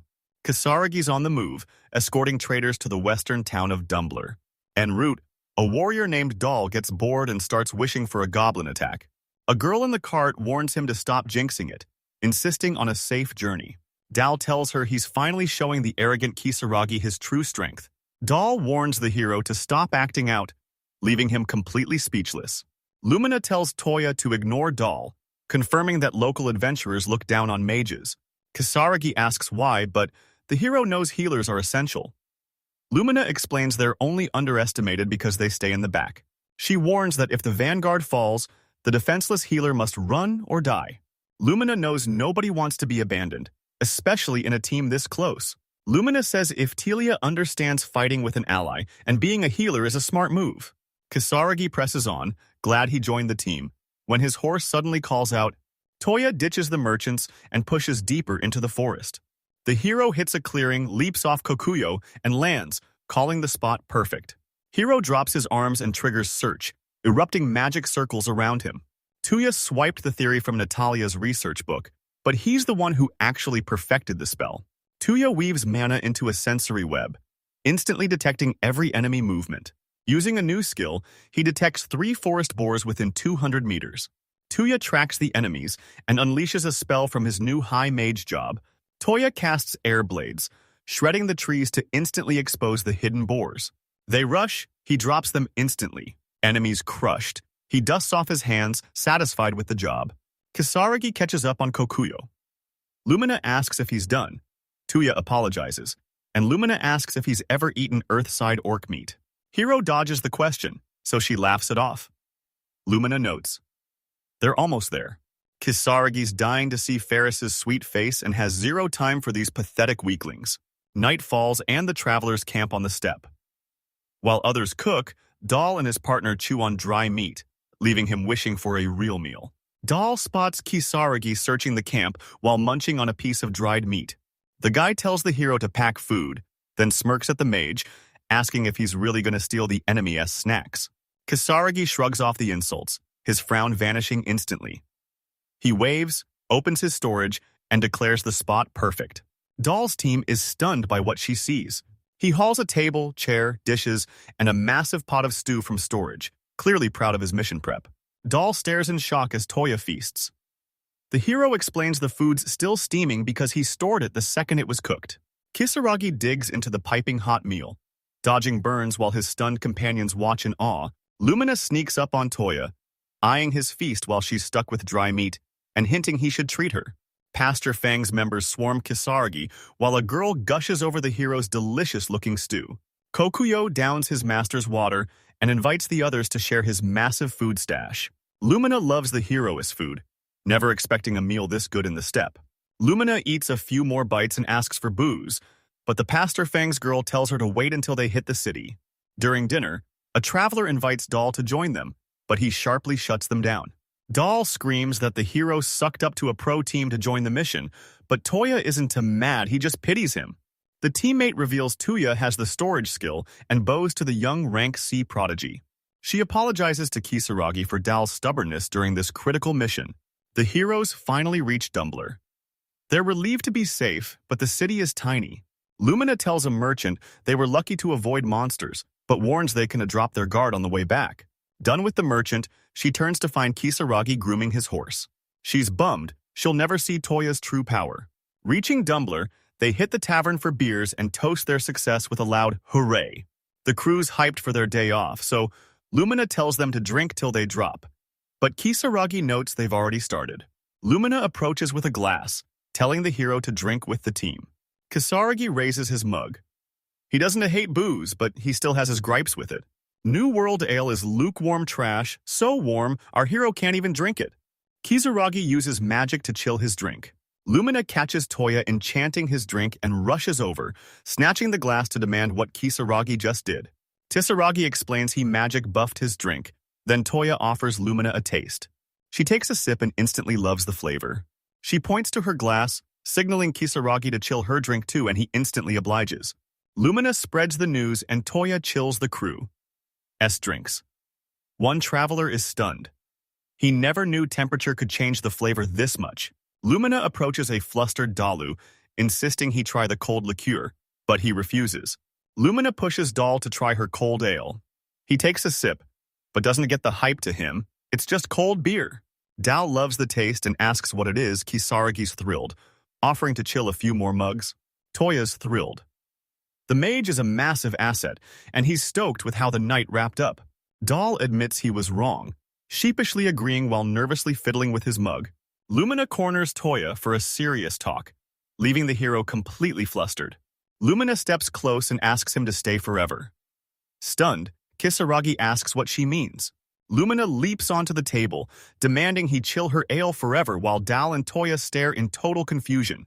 At dawn, Kisaragi slips out while the others sleep off the booze. It's finally his day off. Malia said guild members find work easily anywhere, so he heads straight to the guild. Dumbware Town lacks unique goods, but its markets are electric. Stalls line the streets, swarmed by locals. Hera finally reaches the Dumbler Guild, but as he enters, someone grabs his cloak and spins him around.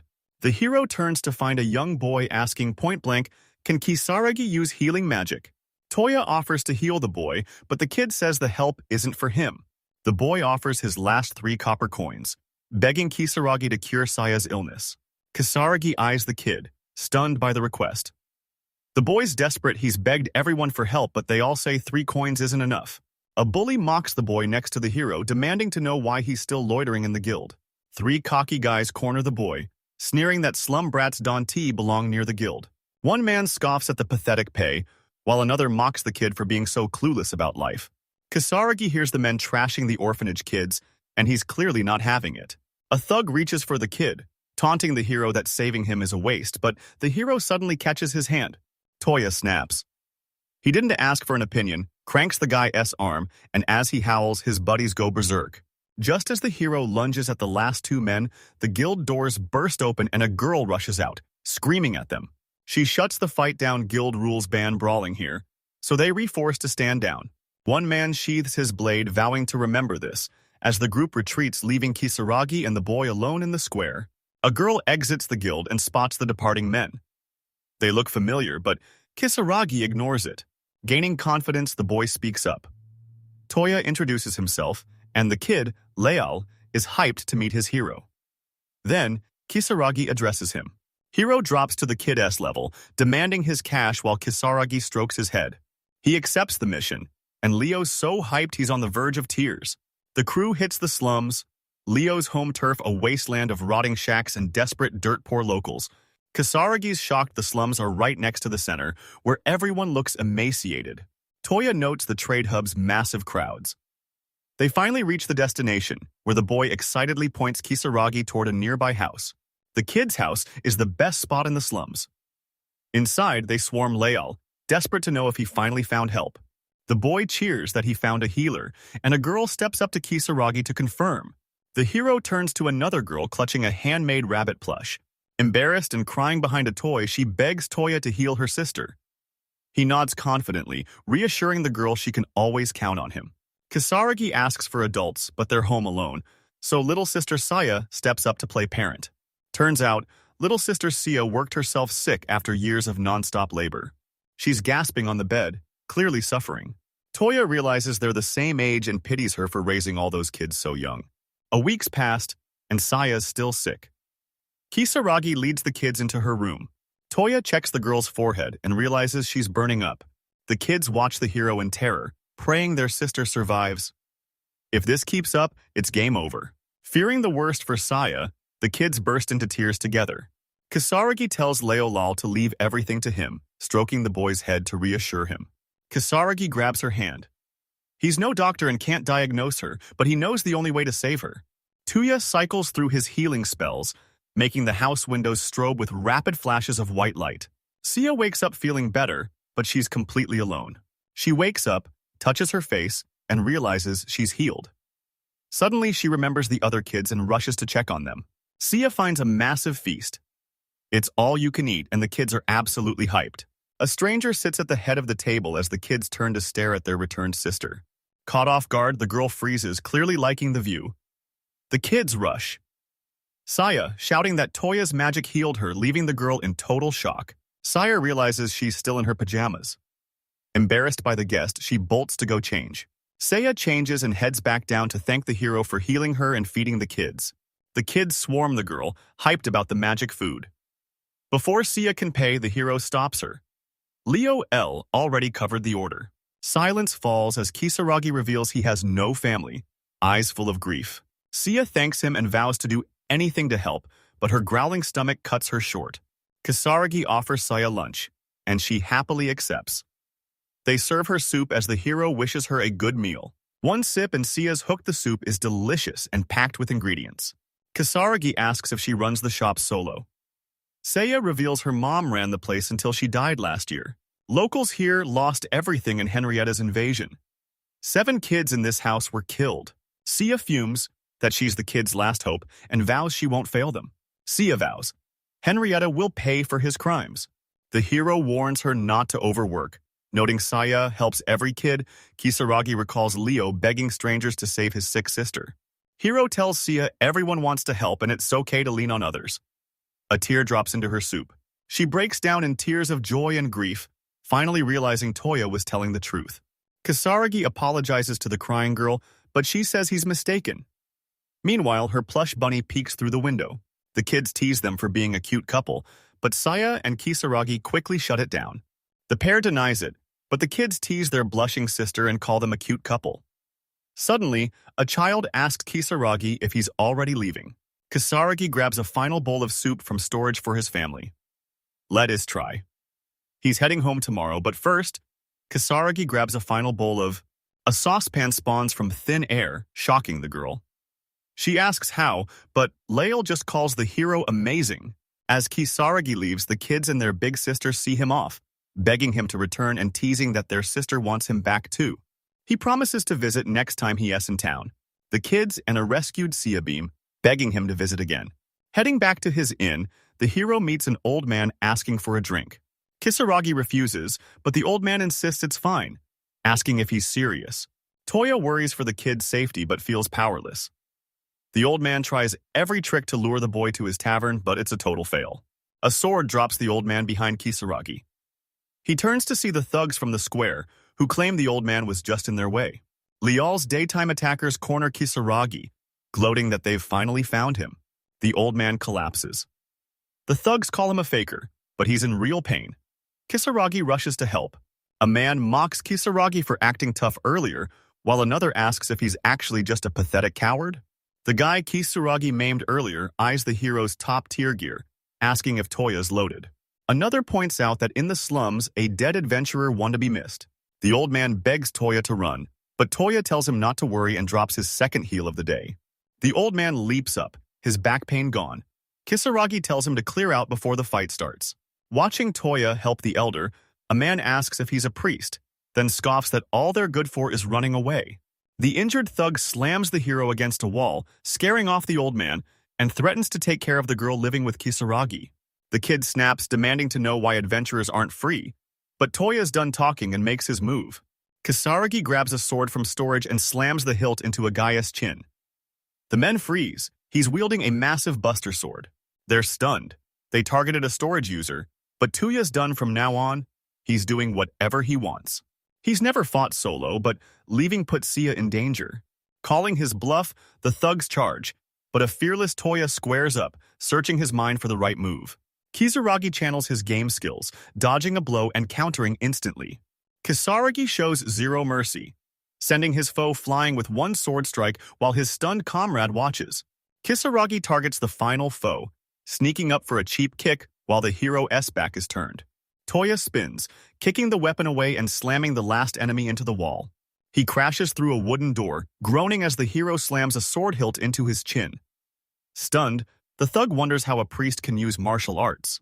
Kisaragi knows even scum can be adventurers, but to the men Toya crushed, he's the real monster. Desperate, the first man charges the elder to escape, swinging his weapon and screaming for him to run. His raised sword is sliced clean in two.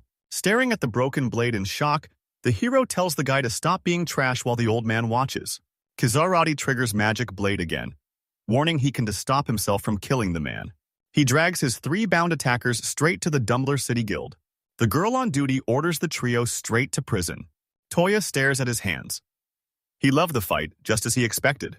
The guild girl reveals those men were already suspects, but they lacked the evidence to convict.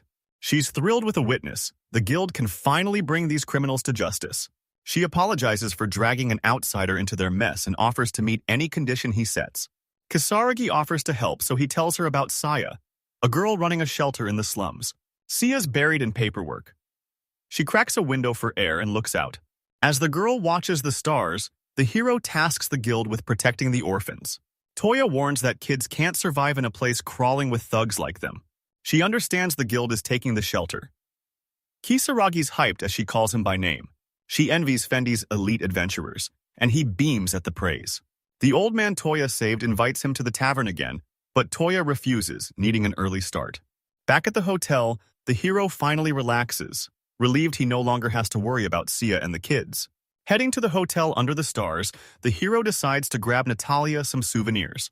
Next morning, a scream rocks Fendi City's guild. Natalia's shocked as Toya leaving town. She's crushed to miss Toya's food, but Melia says the hero's back in 2 days. Natalia, still hungry and clueless.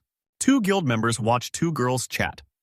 One asks about the short girl, and the other answers instantly. Natalia runs the magic tool shop, an elf claiming to be a sage. The girls glare at the men, then Natalia insists on interrupting Melia again. The girl asks the guild lady a question about the hero. Over tea, Melia reveals she's the hero's new secretary, but Natalia knows she's got questions. Melia asks Natalia if it's weird. Kisaragi was recognized the second he got home. The elf has no clue. Only the house spirit knows the truth. Some are born loved by spirits, and Natalia knew one. The elf reveals she was once a mage for an immortal shrine. Milia's stunned to learn Natalia was a high-ranking VIP, but Natalia calls her out for being totally rude. Unlike human-dominated lands, this kingdom was free. Natalia's talent was quickly recognized, earning her a long career as the Immortal Shrine's mage. Natalia remembers the Emperor questioning her resignation. Since Henrietta's invasions finally stopped, she's officially free to leave. She resigns, proud the boy she knew has finally become a great emperor. The Emperor asks her plans. Natalia wants to travel, relax, and open her own shop. Plus, she wanted to become the supreme sage mentioned in her village's ancient elven books. The Emperor trusts Natalia's power, and she confirms it. Before leaving, he asks her to visit Charlotte, who adores the elf. The king's daughter Charlotte was born with special powers. The princess was a spirit magnet, drawing in every magical creature. Natalia finds Charlotte with the spirits to say goodbye, asking if she's interrupting. The girl happily calls the elf aunt, but a menacing Natalia demands she say big sister instead. Charlotte reveals Natalia's lived here since her dad was a kid, but Natalia still insists on being called big sister. Charlotte spots her mentor leaving and asks where she's headed. Natalia says it's just outside the castle. The girl asks when the elf returns. Natalia has no clue, guessing maybe by Charlotte's wedding. Confused, she questions her mentor. Natalia reveals Charlotte is the future empress and the key to the nation's survival. The girl adds that spirits love Charlotte, so she'll eventually master spirit magic. Natalia reaches for a head pat, but a child's voice interrupts a girl searching for Charlotte has finally found her. A horned girl chases Charlotte, ordering her back to the castle before her music teacher snaps. Charlotte calls Arturia's name, visibly shaken with worry. Charlotte snaps that the teacher only yells for mistakes, and she's innocent this time. Natalia notes how tough Charlotte is to handle, and Arturia agrees even at 5 she's still a reckless handful. Natalia asks if she's even 5, then notes how fast kids grow up. Arturia asks Natalia why the castle calls her a lowly sage and what it means. Natalia snaps. Fire ignites on her finger as she demands to know who spoke, vowing to teach them a lesson they'll never forget. Arturia grabs Charlotte, shouting, "It's time to go," while Natalia stares at her burning finger. Charlotte turned back, calling Natalia Aunt one last time. Disappointed, the elf insists on being called Big Sister, not Aunt. 10 years later, Natalia stares out the window, hoping those kids were raised right. Buying the mansion, Ferris didn't recognize her after a merchant guild mix-up. Ferris banned Natalia from the mansion, but she found the spirit-filled house way too interesting. Mile asks how to earn the house spirit as recognition, but Natalia admits she doesn't know everything. The elf seethes again, enraged by the vast world she still doesn't understand. If anyone can reach sagehood, it's Toya, and she hates that reality. Kasaragi and the travelers head back to Fendi City. They camp at Lumina's spot, hoping for a peaceful night, and the hero agrees. Lumina notes adventurers dream of warhorses, so Toya claims he just got lucky he can reveal Kokuyo was actually hidden in his storage. Lumina asks Doll about the warhorse Kisaragi, and he says the mage just wanted to show off. His face shifts. He'll never forget Kisaragi cooling his drink, admitting Toya isn't half bad. Kisaragi notices Dao's attitude shift after the loss. When a teammate asks about Toya's soup, the boy admits he liked it. His horse senses danger, cutting the conversation short. He wastes no time and heads out to scout. He scans again, spotting a massive horde Kisaragi knows long-range magic one to stop this many enemies. Toya warns the group of a massive monster horde, and the travelers panic as the stampede closes in. Lumina identifies the sound orcs. She spots a massive horde pouring from the forest. A piercing roar echoes. Lumina knows it's orcs, and the merchant instantly panics. The girl barks a menacing order, sending every merchant scrambling into their carts at full speed. A massive orc horde charges, leaving the Pastor Fangs frozen in disbelief at the sheer numbers. Warriors gear up for battle, but the surging orc horde terrifies the travelers. An adventurer yells, demanding to know the monster count. Kisaragi stares down the monsters swarming from the forest, fearless and fully confident in his elite combat skills. Lumina counts 30 orcs closing in, and she's terrified of the coming fight. Orcs are hideous pig-snouted monsters that hunt and devour anything humans, animals, or other beasts. Kisaragi preps his new spell, but Lumina shouts his name, ruining his focus. She asks Toya for backup from the other side, but Kisaragi's confused her move doesn't fit his plan. Pastor Fang's crew tries to count the monsters, but most are paralyzed by pure terror. A teammate spots monsters hesitating to strike. No one knows why, but terror grips his city. Yumina approaches the Pastor Fangs, claiming she finally understands the monster-s behavior. Lettuce try to be even shorter. Lumina approaches the pasture. She points at Kokuyo, shouting that the monsters are too scared of the horse to approach. Lumina thinks Kokuyo's presence keeps the enemy at bay, but a terrified warrior screams for her to look closer at the orcs. The Pastor Fangs girl stares in pure horror, her voice trembling as she spots something far deadlier than orcs lurking in the monster horde. A massive orc emerges draped in monster fangs. It's an orc general, the peak of their species. Kisaragi asks what a superior species is, and Lumina explains they lack skills, but they've got the brains. The girls realize the power gap is massive. Shaking with fear, they face a massive orc horde, led by a lethal high-tier species. An orc glares at the group and hungrily licks his lips, smearing drool across his face and terrifying the travelers even more. Akina from Pastor Fang's team collapses in a sobbing panic, terrifying her comrades. Doll makes a desperate plea to Toya, shaking with fear. He grips his sword and fights to stay focused. Doll tells Kisaragi if they lose to the orcs, save the girls and flee to the city immediately. 4 friends from the same town joined the guild together, driven by the restless Doll's childhood vow to become an adventurer and raise his flag. Doll screams in horror that his death is a small price to save his friends, but his tearful girlfriend cuts him off. Choking back tears, she vows never to abandon her comrade. Dahl watches her with sad gratitude. Dao's girlfriend swears she can't live without him. A friend's hand on his shoulder snaps him back, and he apologizes to the squad. The fangs of the freelance refuse to die here, charging the orcs with total resolve. Kisaragi watches the drama, totally baffled. Why are these guys accepting death against mere low-rank orcs? Kisaragi remembers the workshop, where Melia suddenly asked Toya if he was a priest.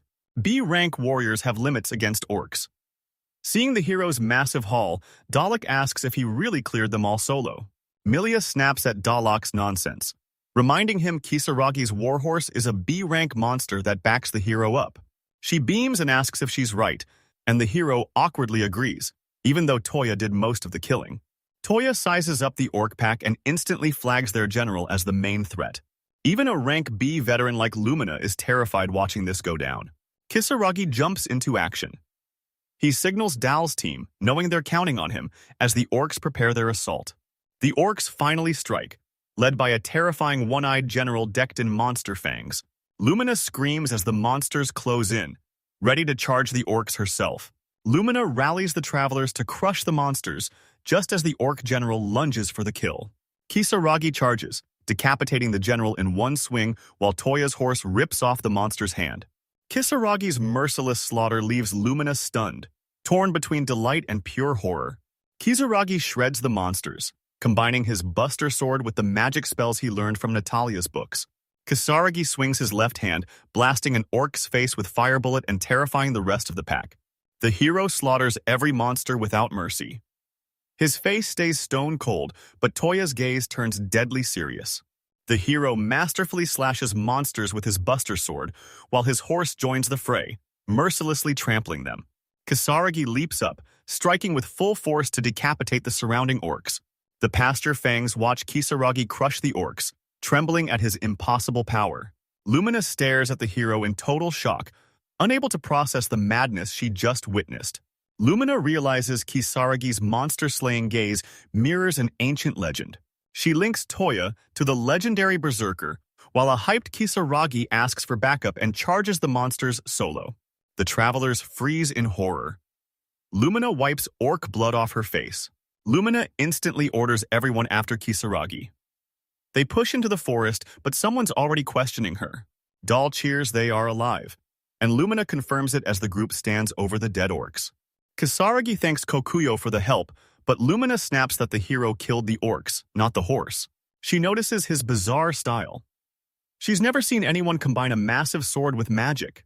He says he always fights with Kokuyo, so this battle was nothing special. Lumina's about to object when a doll rushes Kisaragi, calling his name. He turns to ask what's wrong, but the doll hesitates to answer. Dahl looks up, thanking Toya for saving every one of his comrades. Feng's team thanks the hero, but he shares the credit, reminding them they all fought. A teammate snaps that talk is a waste. Akima warns their reckless fighting will cost them, and the heroes figure out how to handle the orc corpses. A teammate suggests harvesting orc noses to cut costs, but the hero waves his hand and tells the boys not to worry. Tizuragi brags he can store the orcs, and with a wave of Tuya's hand, the bodies vanish, leaving Lumina stunned. Pastor Fangs are hyped and stunned, but Dao is reeling. He can't figure out where the monsters vanished. Monster corpses vanish beneath Lumina and Toya, then around the boys, sending them leaping back in terror. Kisaragi whirls around in shock, but the merchants just sit in the cart, humming instead of answering. Fendi's safe, letting Dahl breathe easy. Toya hits the guild, where Melia thanks him for the hard work while clutching something in her hands. Guildlady congratulates Kisaragi on hitting B rank and hands him his new info card.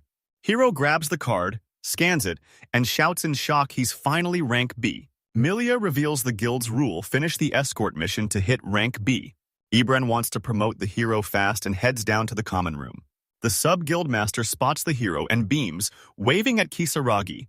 Kisaragi knows he's been made. Suddenly, a guilty-sounding guy interrupts Toya. Dao approaches, and when Kisaragi asks why, he apologizes for insulting and mistreating Toya. A Pastor Fang's teammate notes dolls rarely apologize. The boy tells her to zip it, but Kisaragi brushes it off. Lumina sneaks a hug from behind, declaring they're all true adventurers for finishing the mission. The heroes are totally flustered. Ebrand and Melia watch the travelers as Lumina calls for a victory feast at Foxtail Inn orc stew and chilled Toya's ale. Mention orc meat. And someone shouts they won tea. Eat man-eaters, Kisaragi just laughs. Recalling the mission and every face he met, the hero realizes he's actually satisfied. Kisaragi returns to the mansion and calls for Ferris. She appears instantly, but even after his apology for being late, she looks crushed. Ferris tears up, thrilled Toya's finally home after being so lonely. Seeing Ferris cry, Kisaragi panics. He drops to one knee and admits he was lonely on the mission too. The hero admits he spent the whole trip wanting to get back to Ferris, leaving her totally flustered. Kisaragi stands before Ferris when she suddenly raises her hand. Toya asks what's wrong, seeing her red-faced and crying. They say house spirits are untouchable, but Toya tests the theory, reaching straight for the girl's face. Ferris grabs Kisaragi's hand, leaving the hero blushing and stunned. For Toya suddenly cups his cheek and beams at the hero, clearly thrilled. Kisaragi touches Ferris and she instantly vanishes into white smoke. Toya stares at his hand, stunned by the bizarre sensation. Ferris reappears in a puff of smoke, claiming she's hit her limit as she smiles affectionately and calls Kisaragi by name. Ferris is thrilled. Toya touched her while Kokuyo naps in the grass below the mansion. Inside the guild, Ebrand thanks Lumina for her work. Seeing her serious face, the sub-guild master asks, how did Toya handle the fight? Lumina sits and tells Ebrand they encountered an orc general squad, leaving him completely stunned. As her tea cools, Luminous notes the girl had already accepted death after facing those monsters. Lumina sips her tea and credits Toya for their safe return to Fendi City, calling his warhorse a literal demon. Lumina stares into her mug, admitting Kokuyo's strength can't touch Kisaragi's. She breaks her silence, declaring she'll fight Kisaragi to see his true strength, even if she dies. Ebrand stares out the window, realizing things are dire if Lumina's right about the hero. He tells her he gets it and to go rest. Lumina relays a message to Ebrand from merchants she met on the way. The tide of battle between Garanay and Lunith just took a sudden turn. Two terrified figures in long robes sprint through the forest, gasping for air. One trips and hits the deck, forcing the other to stop and rush back to help. One runner is Arturia, Princess Charlotte's assistant. She checks on her friend, but the answer is already obvious. Charlotte tells her friend not to worry, fussing over her messy robe. Arturia warns, the forest is lethal, they need to stop lingering and move out now. Charlotte looks up, certain they must reach the sage at any cost. 3 months post-escort mission, the tavern is roaring, and a man offers Toya a special exception. At the tavern, Dahl seriously invites Kisaragi to join the Grassland Fangs, but Kisaragi shuts him down. Why refuse after everything they've survived? Kisaragi admits he only wants the kid for the chilled ale. The girl stops their bickering since they're exhausted, but Pastor Fangs suddenly drops some intel from a client. Wars erupted between Henrietta and the Lunit Empire. The guys stare at the girl in shock, but there's a bigger secret the heroes still need to hear. Henrietta's kingdom has a hero, and Kisaragi recognizes them instantly. He's decoding her words. Did she mean the second guy summoned instead of Kisaragi? In this game-like world, war is constant. Henrietta attacked the Lunate Empire but got pushed back, leaving them in a years-long stalemate. The kingdom's hero is a monster who's already leveled Lenit's cities. Clutching his ale, the boy warns that if the tide turns, neutral Sarandi falls next. Kisaragi asks if they are being dragged into the war. Dahl says not to worry. Lynette has the ultimate general. Suddenly, a fox-eared waitress arrives, apologizing as she delivers his order. Dahl warns if Henrietta wins, every beastman is doomed. Terrified, the girl drops her tray. Dahl apologizes, his girlfriend snaps, and the terrified waitress scrambles to clean up. Kisaragi realizes if Henrietta wins, they'll enslave every non-human. Toya recalls Princess Sharon's words. Henrietta is joining the war. Akima sits by the hero and asks, who's stronger, Kisaragi or the kingdom's hero, Henrietta? Toya notes the guy's insane strength, but Kisaragi reminds him they're facing a hero. Toya reclines, seething that lacking a hero title got him tossed out like trash. Kisaragi returns to the mansion to find an annoyed Ferris waiting at the door, hands on hips, scolding Toya for his heavy drinking. Wait, the prompt. Toya's thrilled. The house spirit is learning more words daily. Kisaragi apologizes for his drinking, and the girl forgives him. She tells Kisaragi his bath is ready, and he thanks her. Heading to the bathroom, the hero asks Ferris for updates. She mentions Natalia dropped by for a meal. Toya preps for the water procedures, mocking the elf with Ferris by his side. Kisaragi bans Ferris from the bath, leaving her crushed but trying to play it cool. Mission over, the girl shadows Kisaragi everywhere, becoming a total nuisance. Kisaragi remembers Ferris begging to join him in bed, but he naturally shut her down. Kisaragi can't touch Ferris since that first cheek brush, and she's just as clueless as he is. Soaking in the tub, the hero's glad he moved so close to Fendi City. He's convinced because of the kind people he's met since arriving. Soaking in the tub, Kisaragi realizes returning home means getting fired. He's done with his old life and decides to stay. Toya thinks Fendi is the perfect spot for a quiet life, but mid-soak, he catches Ferris peeking from behind a wall. She leans against the wall, eyeing Kisaragi. He sits up in the bathroom and asks what happened, but she suddenly turns away. Ferris is hyper-focused and silent. Before vanishing, she admits she was wrong, leaving Toya completely baffled. Milia apologizes to him. She apologizes for the sudden guild summons, but Kisaragi ignores her. Toya mentions Milia said Ebrand has a request for him. The hero enters to find Ebrand carving a wooden orc. The sub-guildmaster beams Kisaragi's finally here. Barely looking up from his carving, the man tells Toya he has urgent business, tools scattered across the table. Kisaragi's baffled by Ebrand carving a wooden orc, but the sub-guildmaster says Melio will brief the hero on the mission. She opens the book and speaks, revealing a village in the northern forest. This village sells fabric to Fendi, but they've been radio silent for weeks. Nylia reveals the C-rank team sent to the village also vanished, shocking Kisaragi with their high rank. Ebrand blames the northern war for the monster surge, while Melia orders Toya to find the missing villagers. Ebrand says the horse lets the hero scout the forest now. Kisaragi suddenly remembers Kokyo. Toya knows the trip is trouble despite the Guild-S approval, so Ebrand sets a condition. The sub-guildmaster sends Dala to collect Toya's monster loot, and the hero instantly agrees without a second thought. Milia hears Ebrand's terms and knows the workers will lash out at her and the sub-guildmaster, and he's counting on it. Kisaragi accepts the perfect timing to test a theory, and Ebrand promises a bonus reward for success. The secret gift is an orc figurine. The sub-guildmaster offers it as a reward, but Toya rejects it instantly. Meanwhile, war rages in the northern forest as someone takes on the local goblins. Goblins ambush Charlotte and Arturia, but Charlotte wipes them out and checks if her friend is okay. Charlotte apologizes to Arturia, racked with guilt for pushing her so far for the girl. Arturia insists she's fine, and that protecting Charlotte is her duty, while the girl gasps for air, struggling to cope. Arturia vows they'll escape, then suddenly collapses. Charlotte misses the catch and has to carry her.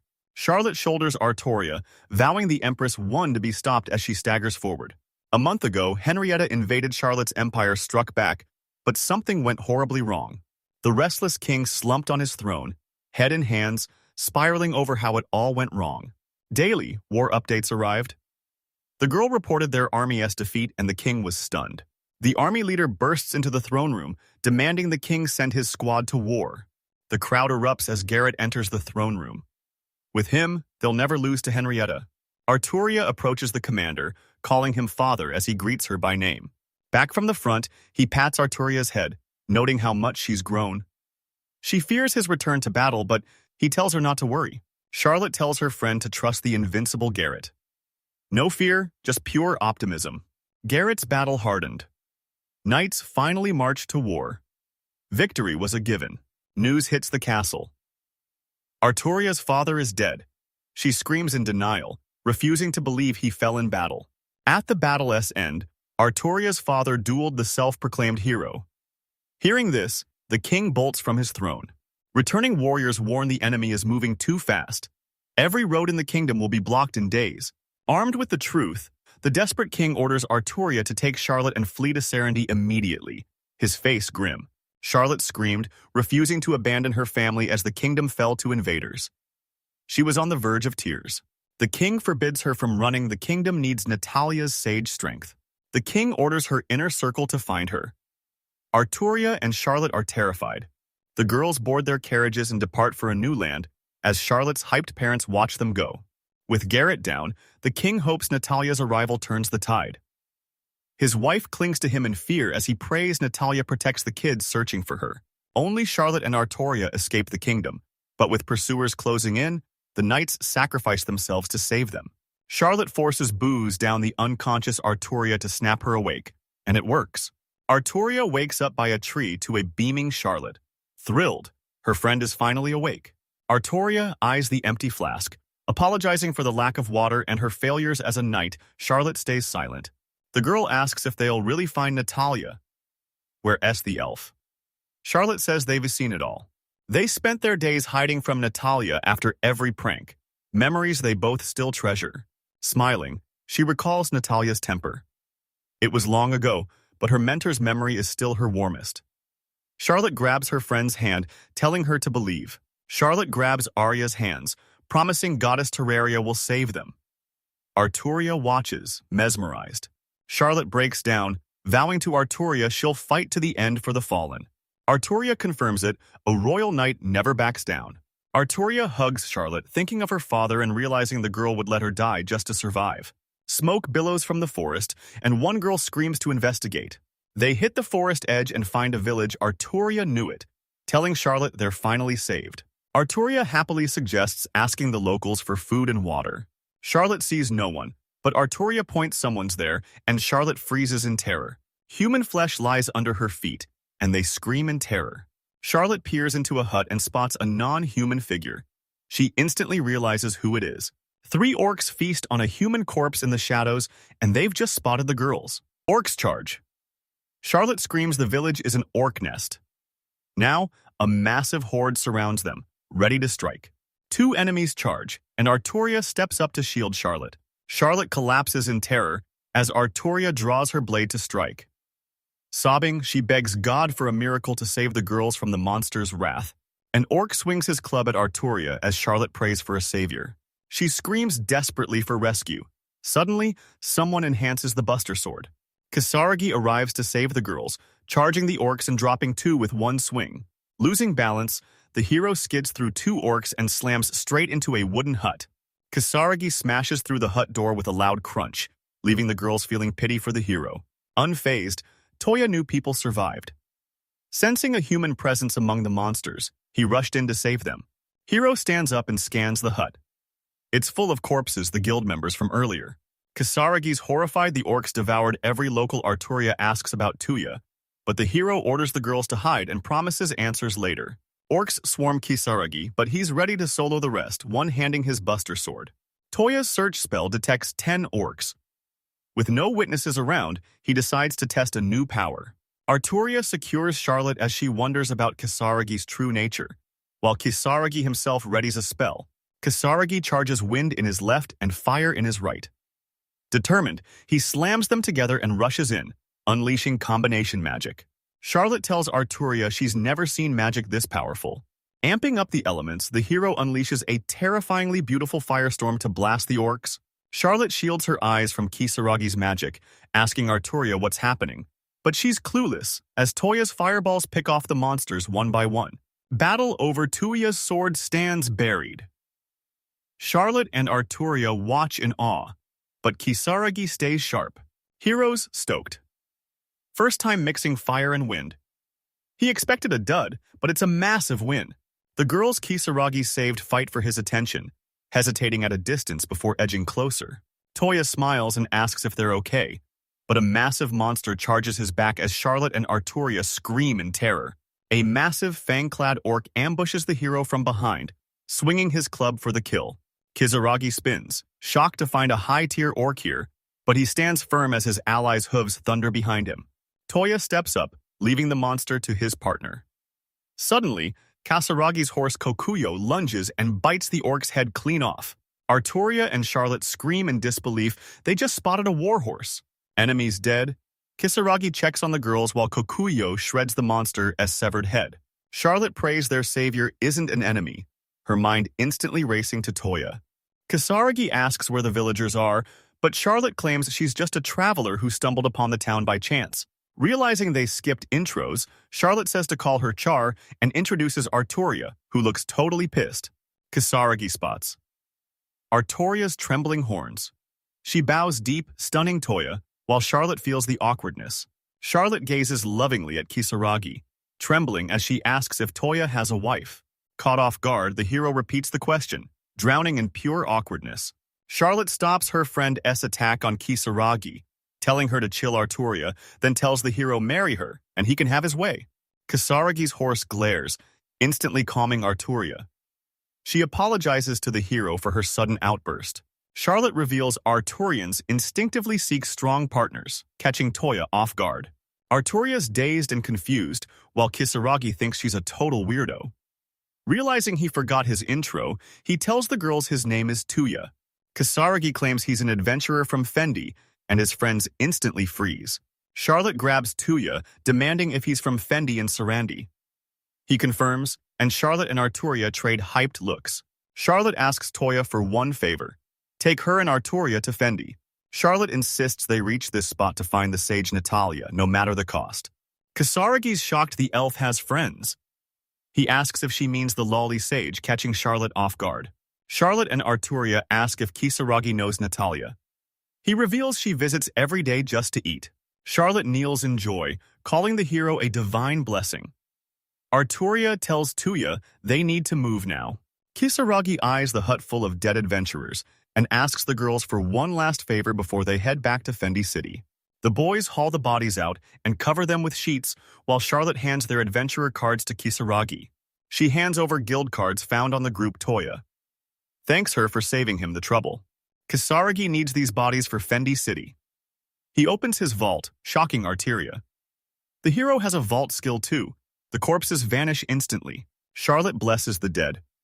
Artoria notes bodies rarely return home, but Toya stays silent, ignoring her. Months into his adventurer career, Toya realizes he's already grown numb to death. Bodies cleared, Kisaragi turns to help the girls, but realizes one horse can carry 3 people to the city. Toya pulls Kokuyo aside and tells the girls to wait. They quickly agree. Hero raids the vault again as Toya remembers an item needed to reach Fendi Id. Kisaragi finally finds what he's been hunting for in storage and grins. Kisaragi finds a cart icon in storage. He's never used it, but now's the time to fix that. The girls are hyped as Kisaragi's carriage rolls into view.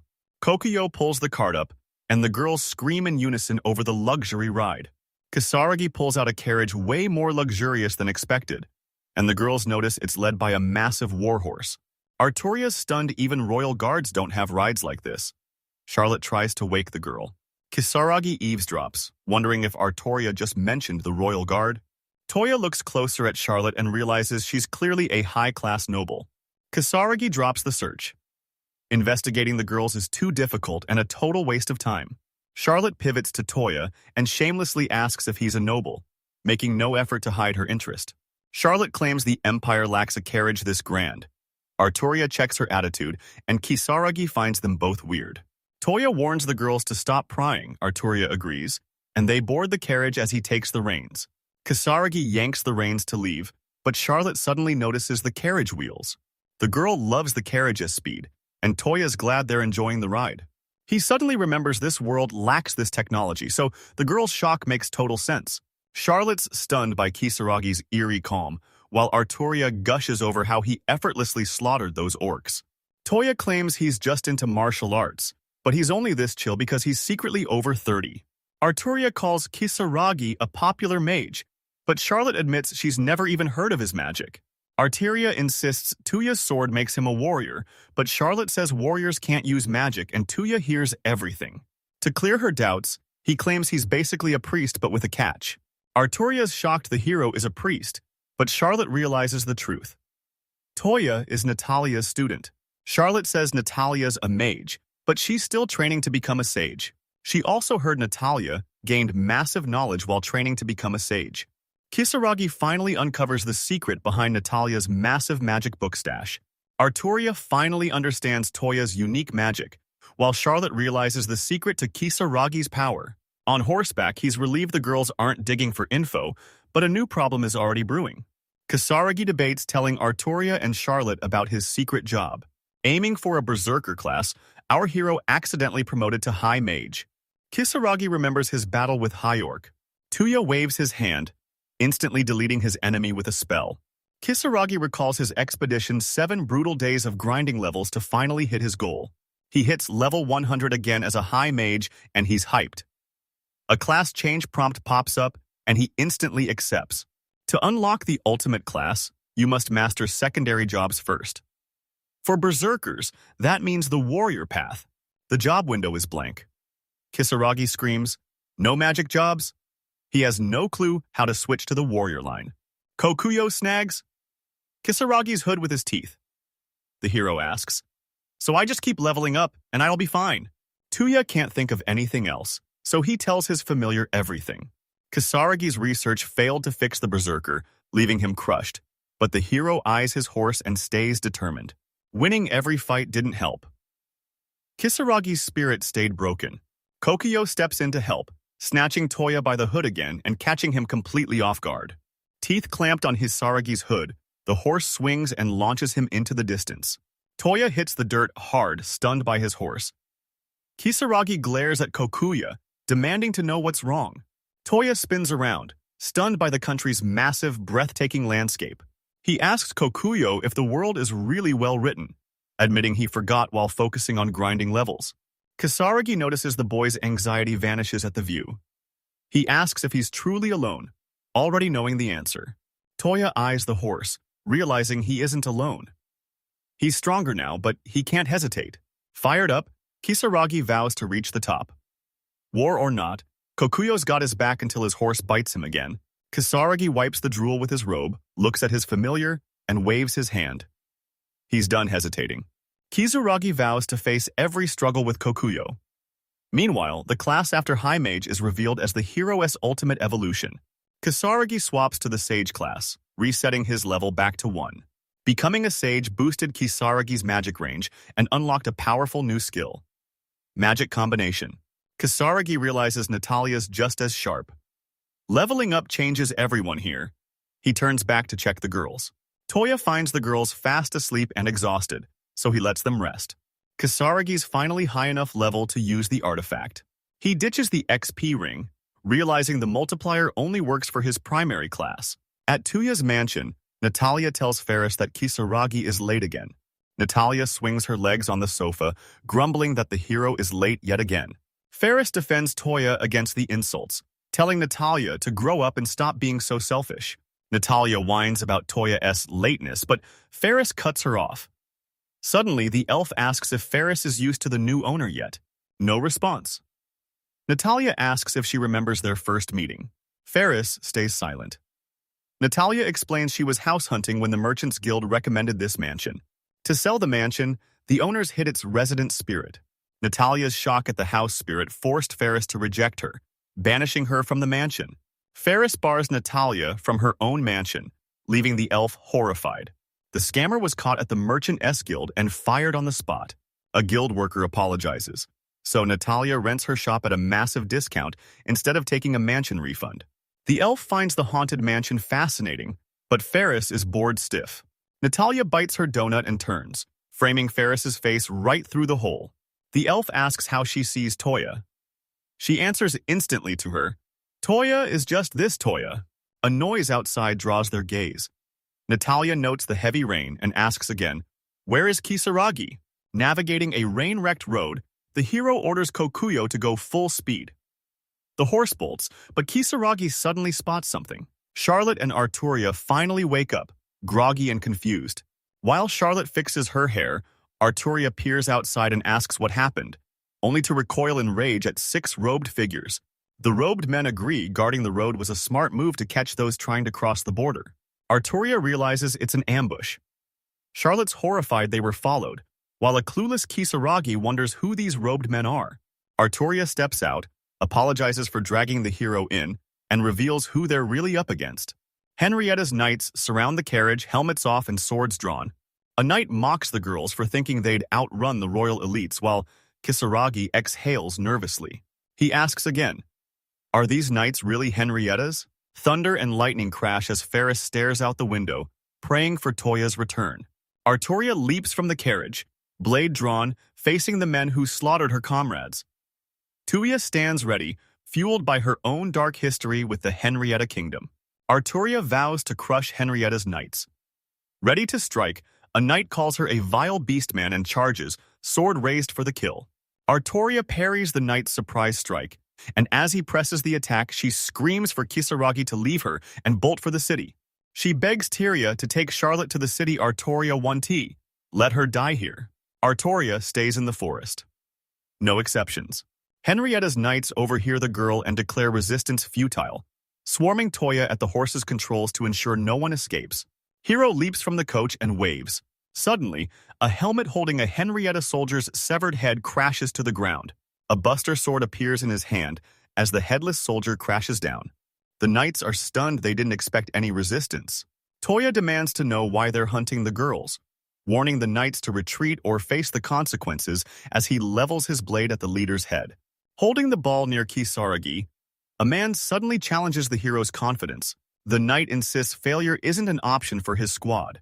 Arturia warns Kisaragi to stay alert. They refacing Henrietta's elite forces. The man under Toya's blade grips his hilt, shoves the sword aside, and strikes as Arturia declares the squad 1-2 retreat, even if they die. Kisaragi dodges the Henrietta leader's shot, clearly caught off guard by the surprise attack.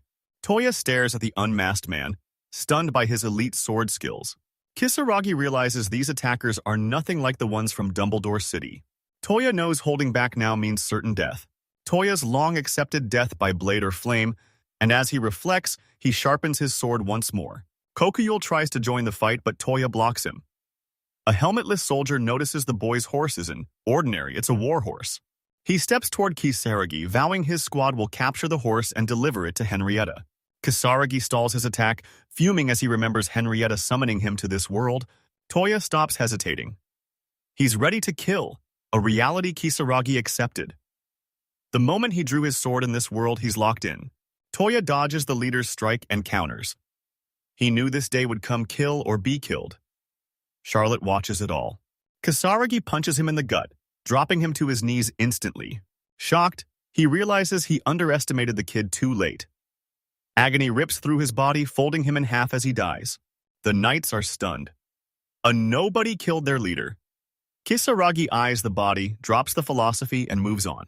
Kisaragi activates his skill and lunges at the Henrietta knights. The warriors brace themselves. A white sphere surrounds the hero as he blurs past two knights, slaughtering them instantly. The rest can even track his speed.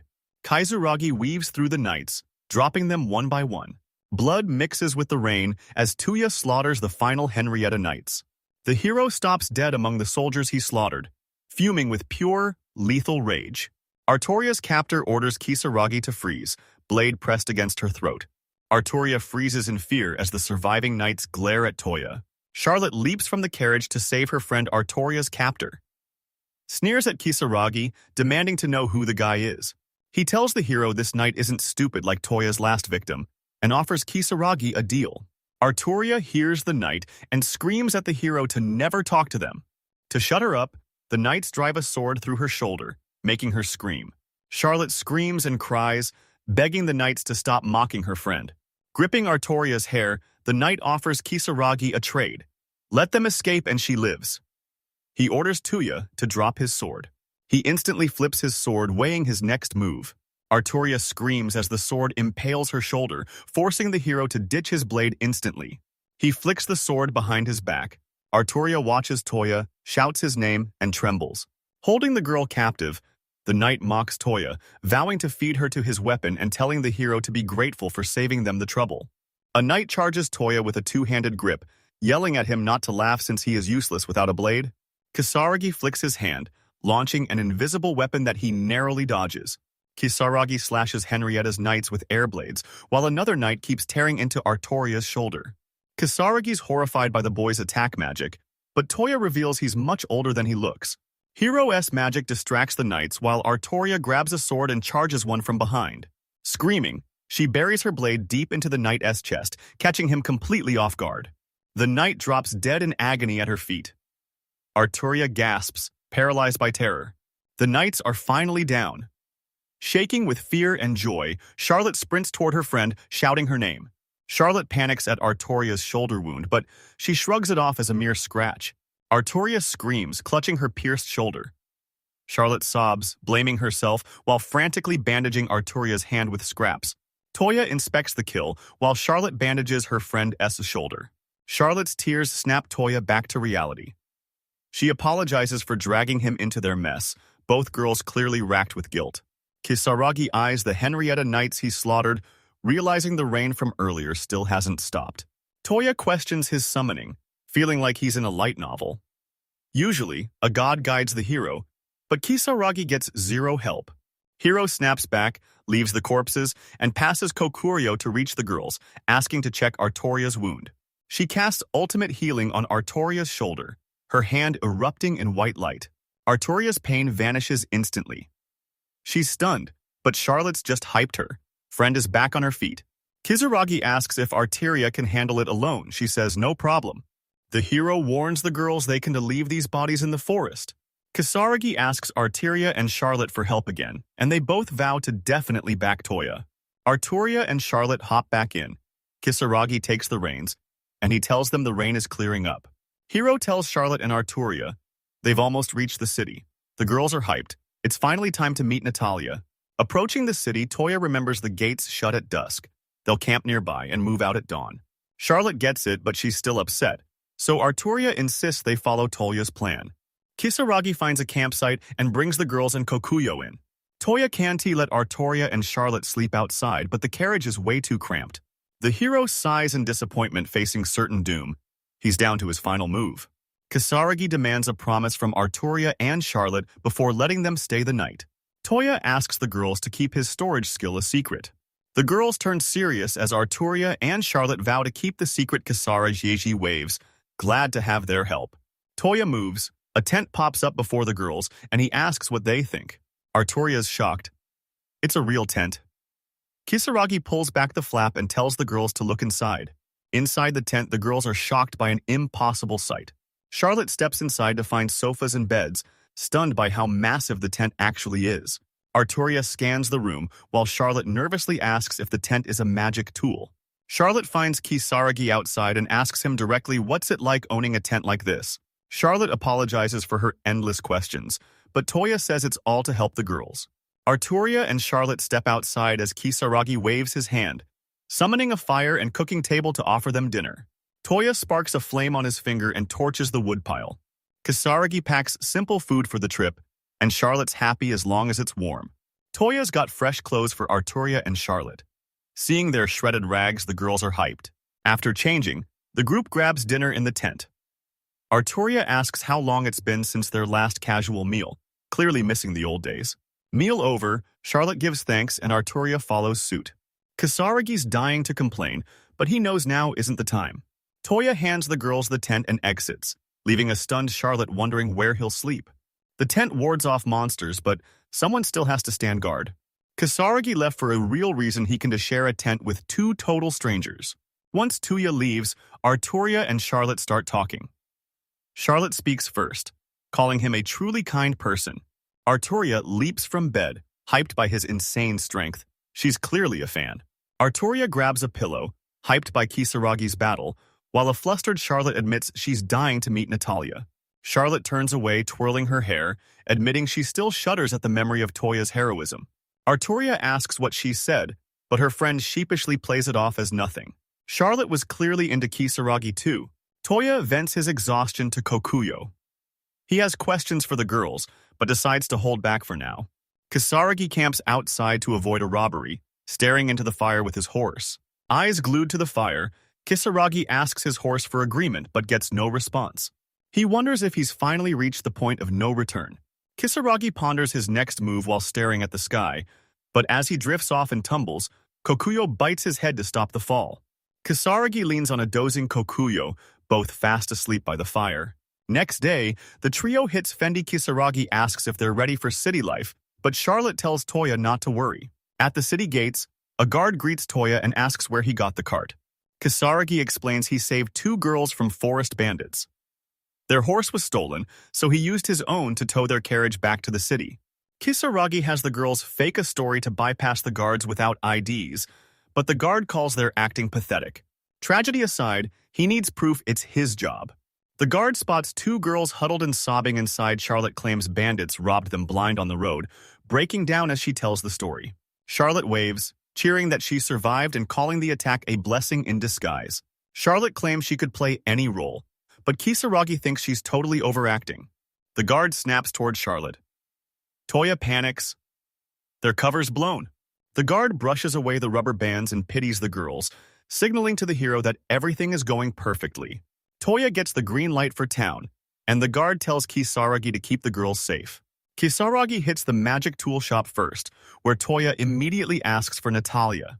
The elf is in the shop grabbing books from the top shelf, and she instantly recognizes his voice. Natalia grabs a book, fuming that Toya's already a day late. She mocks him, asking if he's in love, but he shuts her down. He only brought guests. Natalia spots two tall, bundled figures at the door. The elf stiffens. Two dangerous guests close in on Natalia. Reaching for a book, the elf slips and falls from her ladder. Before Natalia hits the ground, a sobbing Charlotte catches her, screaming "Auntie" as books crash off the shelves.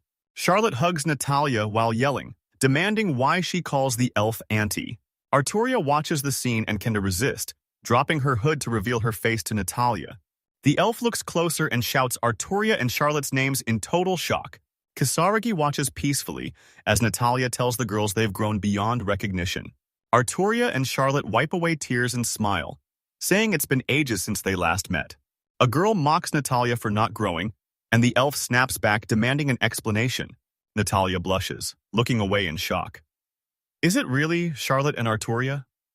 The girls smile, thrilled to meet her. Char and R flank Natalia as she questions Toya's presence with the elders. But Char reveals her student actually saved them in the forest.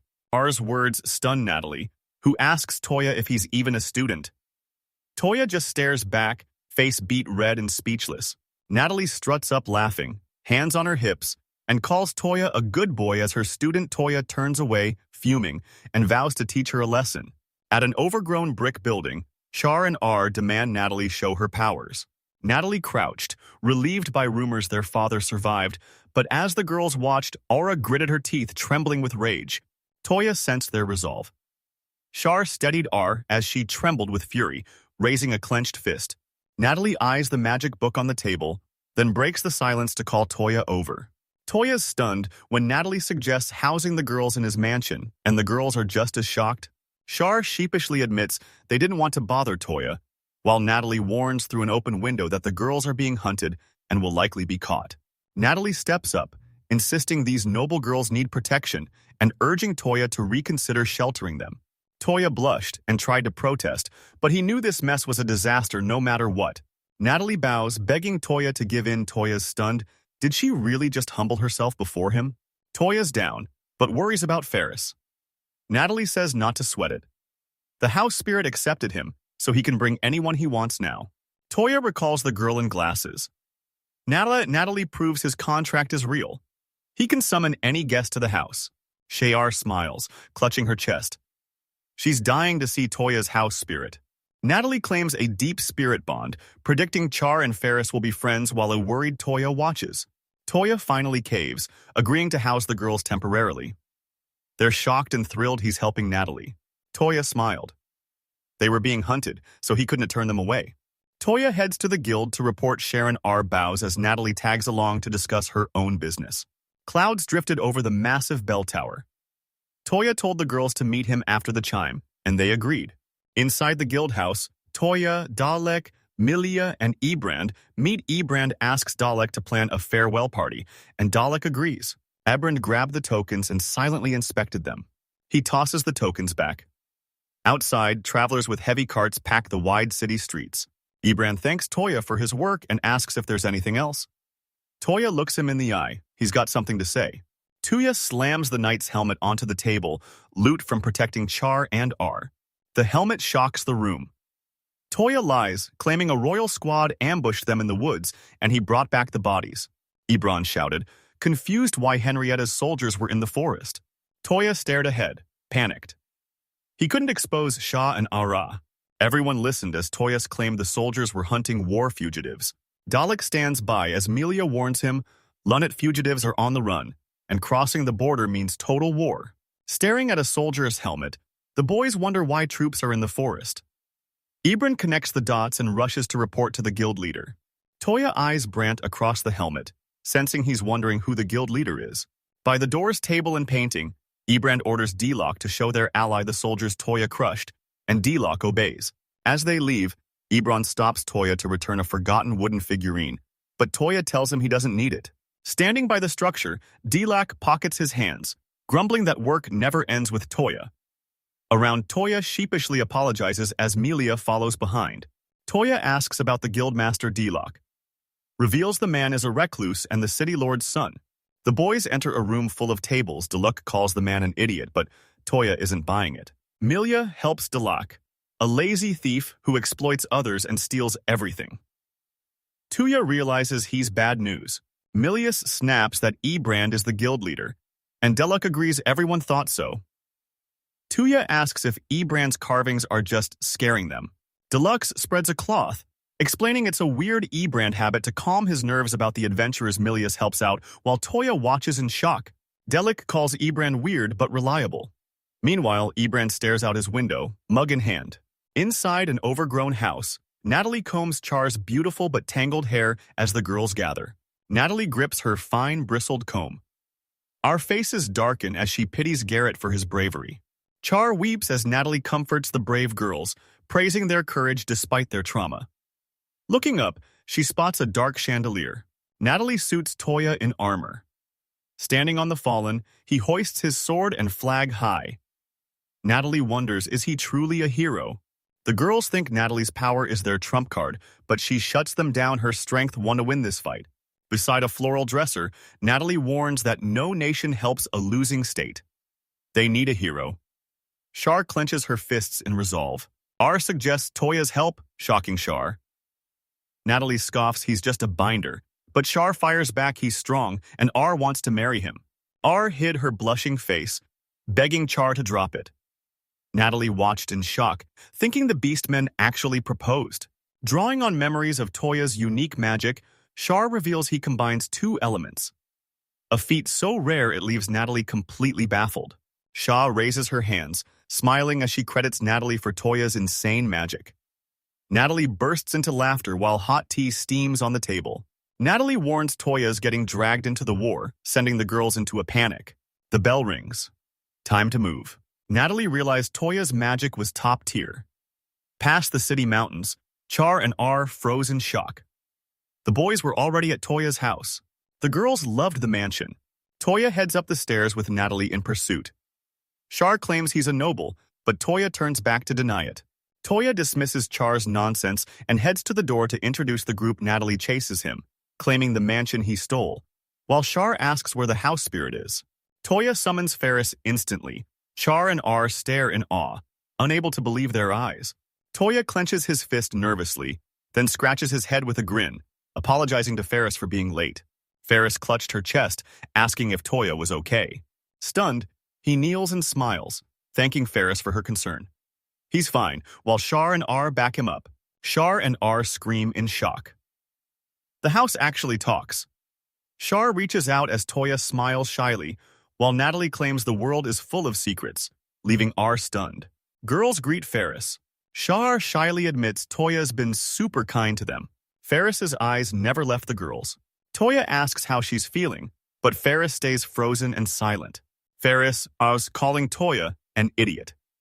Toya reaches out nervously while Char and R trade shocked looks at her rage. Natalie calls Ferris the real exception, admitting her jealousy. Toya turns back completely clueless. Natalie briefs the girls on their next move as they head upstairs. The girls agreed to respect the house spirit, while Natalie asked it to protect their home and keep it clean. Ferris hovered right in front of the house. Natalie warns Toya. The mansion could be seized. Panicked, Toya walks away, leaving the girls stunned. Toya walked the hall, thinking of how special Ferris was, and called her. Over in the house extension, Toya the horse sits on the ground. Ferris sat beside him. She admitted to hurting Toya for no reason as the horse turned toward Ferris. Surrounded by people, Ferris realized her job was about more than just cleaning. Ferris recalled the group. She thought watching was enough, but doubt was creeping in. Ferris remembered Toya and ached to talk, but she stood frozen, too scared to speak. Then Toya finally praised her. Ferris smiled, happy just being near Toya, but knew she had to apologize. The horse sat by her, listening. Toya hits the street, spots a horse, and heads straight for it. The horse hits the dirt, rolling wildly as Ferris looms behind. Ferris hung her head and apologized. Toya apologized back while the horse rolled on the ground. Ferris is baffled by the girls behind Toya, so he explains why they're moving in. The girls smile at Ferris and she beams back. They took the blame and begged Toya for shelter in broad daylight. Char asks Ferris to be friends as they lock eyes. Ferris agrees and the boys cheer. Natalie sneaks up behind the guys. She cheers that the mansion wedding is a go, but Toya snaps at Natalie. The guys talk future plans while Natalie chats with Ferris. Toya knew the girls were safer with Natalie. Cole rolls Natalie's smiles, suggesting a housewarming as Char and R stand and grin. They cut Natalie off, confusing Toya. Toya talks to Natalie as clouds drift by. A horse creeps up behind Toya. Toya smiled. The boys bonded, hyped to meet. The mansion buzzed with girls' gossip. Guildmaster Sinan's clutched the knight's helmet, debating the city's crisis with Ebrand. Sinan's ignores Ebrand and heads straight for the exit. Ebrand sat listening to Simon's screams, donned his helmet, and planned his next move. Night falls as the girls huddle up to plan their next move. Char stared out the window, vowing to save the Empire with everything she had. Days later, the boys hit the guild to register the girls as adventurers. Milia greets Char and R at the counter with big smiles. Milia smiles shyly, grabs a pen, and starts the paperwork with Toya by her side. Doll stands and looms over Toya with a menacing glare, scaring him stiff. Doll glares at the girls, terrifying them before walking off in silence. Toya tries to stop him, sensing Doll's been acting weird since the incident. The boys hit the street by a mansion while the girls recap the guild meeting. Shaw remembers adventurers swarming her and R, offering to team up. Toya blushed at the stunning girls as they celebrated becoming official adventurers. Shaw bowed, vowing to return with Natalie the moment they heard from the state. Toya stared at her in shock. Toya intros the army and blonde hero. He gets the situation, but warns that enemies are closing in. The girls hung their heads, speechless. The window was wide open. Natalie leans out the window, offering the boys sweets and asking the girls their levels while Toya's group waits outside. Shyly, the girls admit R hit 37th and Shaw hit 5th. Natalie fumes at Char's answer, but Char blushes, insisting she's training to be a lady. Natalie says Char's dad ignores her because of her spirit magic. Ferris flanks.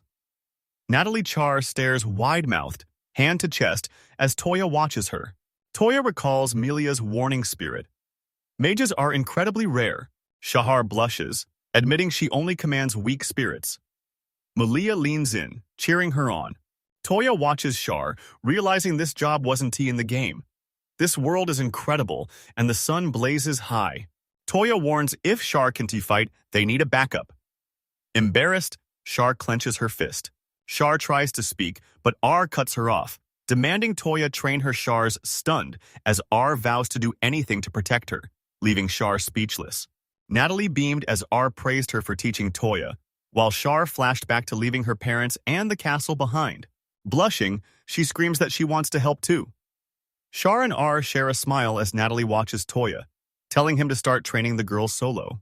Natalie recalled her teaching days, arms wide as she declared her students knew nothing. Toya can't leave the girls behind, and they are hyped to join him in the forest. Natalie leaned on the sill, smiling as she eavesdropped on the guy. The boys hit the market. A girl, man, and old woman greet Toya while a cat meows. The boys stuff the bag with food. Toya, Char, and R haul their gear. Turns out Toya's popularity is just a cover for grocery runs. Passing a decorated shop, Shaw rushes for a closer look. Toya and R notice Char's glowing. She can't walk the streets back home, so she's squatting down, mesmerized by the decorations.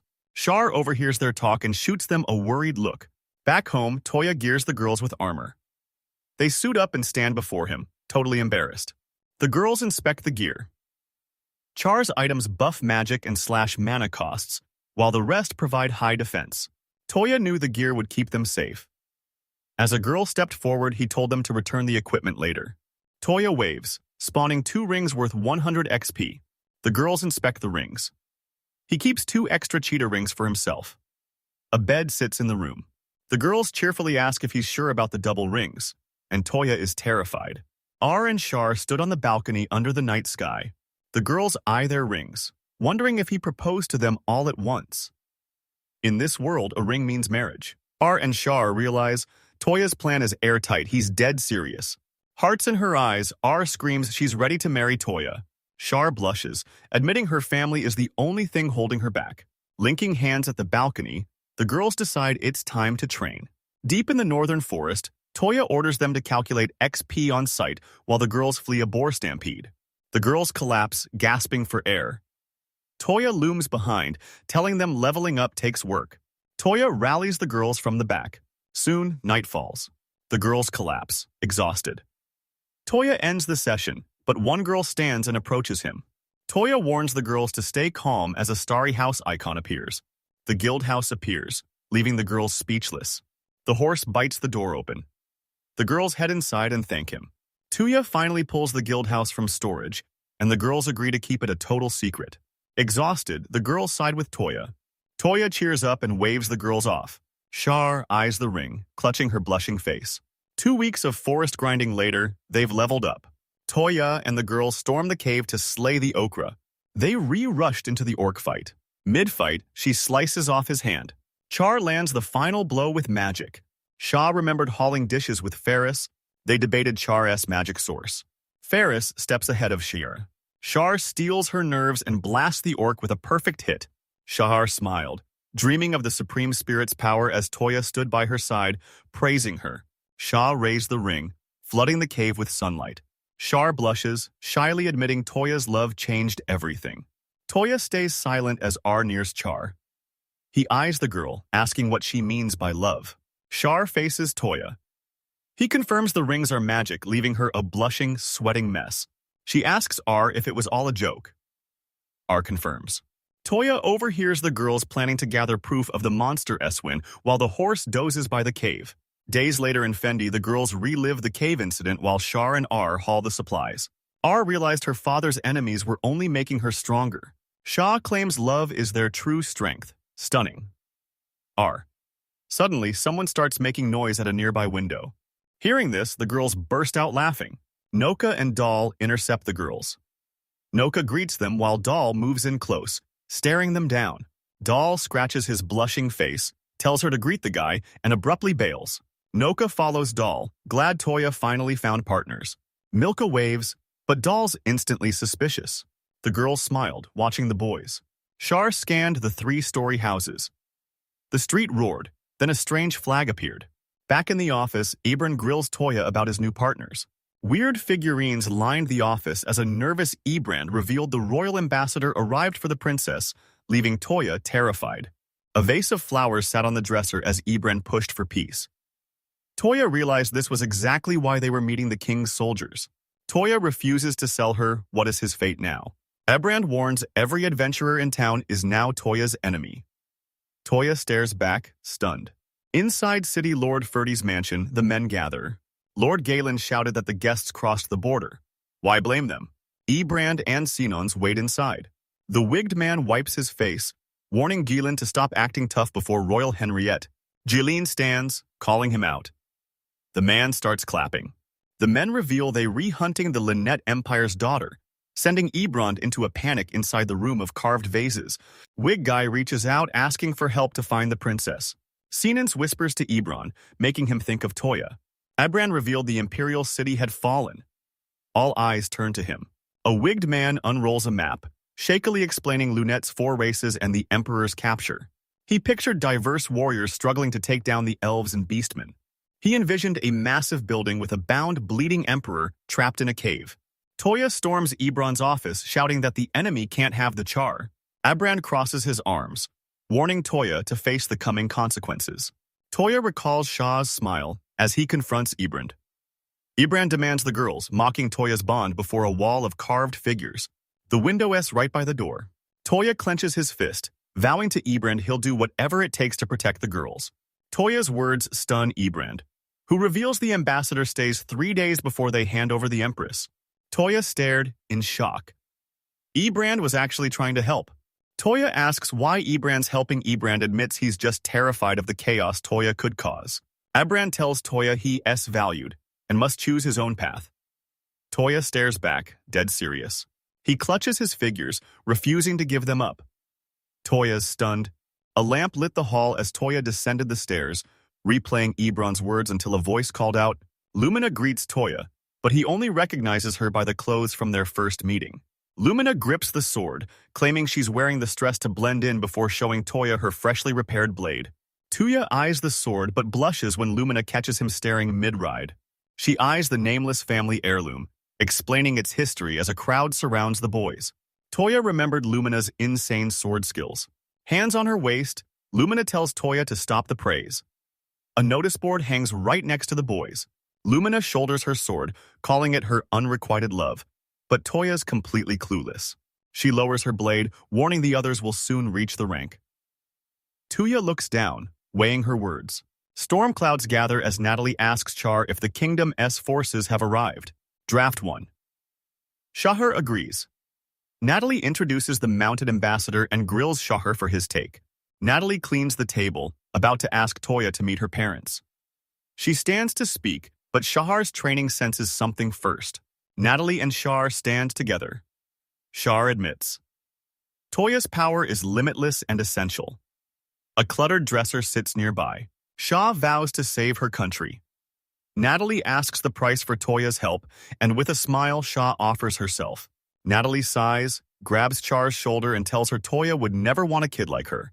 Natalie arches her back, claiming she'll seduce Toya. Char's face twists. Natalie mocks her, and magic attributes sit on the table. Natalie grabs a bottle from the cupboard, a love potion that makes any man fall for her. Char's shocked by the liquid's source. Natalie remembers her weird suit and decides to bury the memory. Shahar's amazed by Natalie's magic, but there's a catch. Holding a bottle, Natalie warns to win. Toya, Shahar must ditch her royal status. Shahar. She reaches for the bottle, torn on the choice, then suddenly freezes and pulls back. Char gets serious, vowing to be honest with Toya. Natalie sets the bottle down and orders Shar to help her clean before R arrives. Shar agrees, heading for the house, bag in hand. She entered, light radiating around her. She apologized for the delay, but the room was empty. R spots the bottle. Night falls. Toya cuts through the market, oblivious to his name.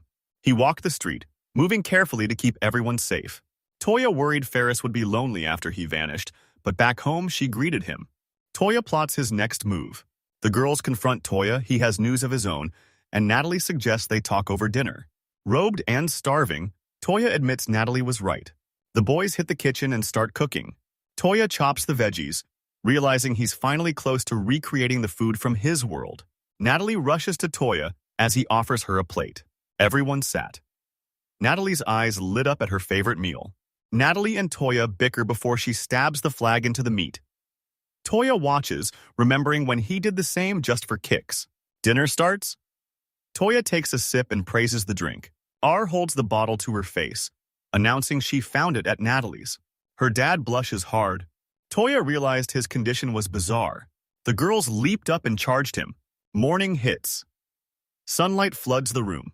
Toya snaps awake, pulls his hand off the ball, and stands up to stare at his palm. Toya looks around, spots his bed full of girls, and freaks out. Soon, she's dressed and recapping the night. They begged Toya for forgiveness, taking all the blame. Natalie panics. The drink meant for men worked on them too. Suddenly, Ferris looms behind Toya, scaring him senseless. Toya says the girls begged him to join them. Ferris fumes in a room lined with paintings. Shar and Per reveal their real names. Toya knew it. Shar can't pay yet, but she'll settle the debt once she returns to her country. Recalling the princess and castle, Toya decides to trust Shah. She's thrilled. Toya tells the girls the guild must be sacrificed to the enemy. Ferris listens with concern. Let us try to make it more YouTube. Narrator.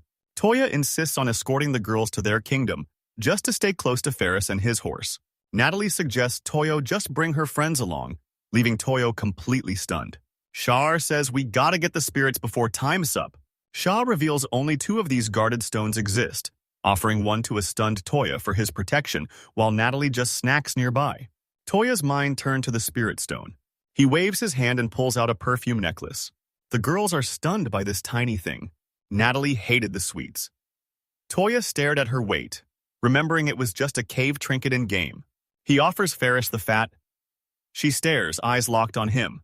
Ferris tells Toya to wear the necklace. He puts it on, she reaches out, and he prays the obesity power triggers. Ferris and Toya dig until light and wind swirl, Toya grabs obesity, and Natalie declares it a success. Toya holds the obesity and releases Ferris, who instantly reappears before the guys. Toya checks on Ferris, and she's fine thanks to his magic. Toya grabs Natalie and spins her midair. He thanks her for the help. Ferris saw their smiles, knowing she'd played Toya. She risked her body to get fat, but now they're together forever. Ferry pictures a flower field with Toya. She knows she's greedy, but wants him forever.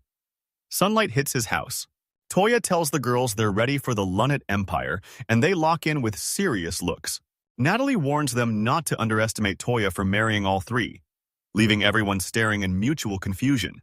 Back at Toya S., the guys gossip about his 3 wives while he stays completely clueless about the girls' chatter. Natalie brings up last night. Toya denies everything, but she just winks. Toya blushes at Natalie's words with Ferris nearby in a room featuring a lone picture. Natalie blushes, twirling her hair. R and Shaw rush over, stunned as a blushing Natalie admits she's never dated because of her looks. Toya blushed, doubting Natalie's words. By the stairs, the boys rehash last night, while Toya lectures the girls on adult relationships. The girls listen, eyes locked on him. Worried about Natalie, Toya pulls her aside near the carpeted stairs. Toya whispers adult secrets to Natalie while the other girls chat nearby. Natalie calls out, and the girls turn. Natalie blushes, admitting she lied. Toya shuts his eyes as the girls erupt into an argument. Natalie fumes, recalling her father and the king's talk. Toya flinches, but she surprises him with a valuable book as thanks. Toya stares at the book. Toya gripped the book, picturing the armored hero. Toya's hyped to see the girls char and R.I. Natalie, but she bails, admitting she can't read the book. Toya starts reading, leaving Natalie stunned. Toya reads the diary. It's in Japanese. Stunned by the unknown language, Natalie screams that Toya is a hero too. Toya hung his head, denying he's a hero. Natalie watched as he grabbed the book and dove back in. Toya scowled, recalling his arrival. His words left the girls stunned. Toya remembers their betrayal, clenches his fist, and reveals he's actually a summoned sage. Natalie remembers a small town and a tall tree, reading hero stories with her grandfather. Natalie hugged her book, beaming. By the tree, she looked back at the house where she studied. She was dead set on becoming a top hero. Natalie left her village to see the world, trekking through snow as years flashed by and the wind stripped the trees. Natalie stomps and yells for Toya, catching him off guard. She screamed through tears, begging Toya to make her even wiser. Natalie froze, trembling, and begging for help. Toya stared, then placed a hand on her head. Toya sits with a tearful Natalie and explains the world as job-shifting system. Natalie screams, shocked he reached such a high level alone, while the guys pick jobs and compare ranks. The girls trade looks while a flustered Toya turns away. Char and R blush with pride. They finally passed Natalie. Char hits level 74 and R hits 76, leaving Natalie behind at 72. Natalie's face twisted. She slammed the table, stunned by the girls' impossible growth speed. The girls flash Toya's rings to Natalia, who explodes, demanding to know if he proposed. Toya denies everything while the girls stare at their jewelry. Outside Toya's house, the boys discuss the girls' XP boosting rings. Natalie sat on the steps, calling Toya amazing. Her words left him flushed with embarrassment. Toya sat by Natalie and eyed her. Natalie stomps her foot. She questions the move. The crew plans Toya's return home, and Natalie vows to help. Natalie reaches out to Toya, demanding proof of his love and leaving the entire group in total shock. Toya blushed shyly, mentioning one thing. Then the gate creaked. Malia sprints to the gate, gasping for air with a letter from Ebran. Toya steps up. Milia warns Ebron the guild hits Toya today, and the crew starts plotting their next move.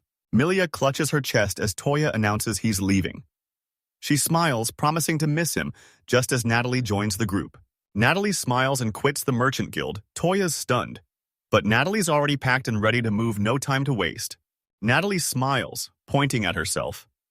Toya looks away as the guys discuss his new storage. Natalie steps aside.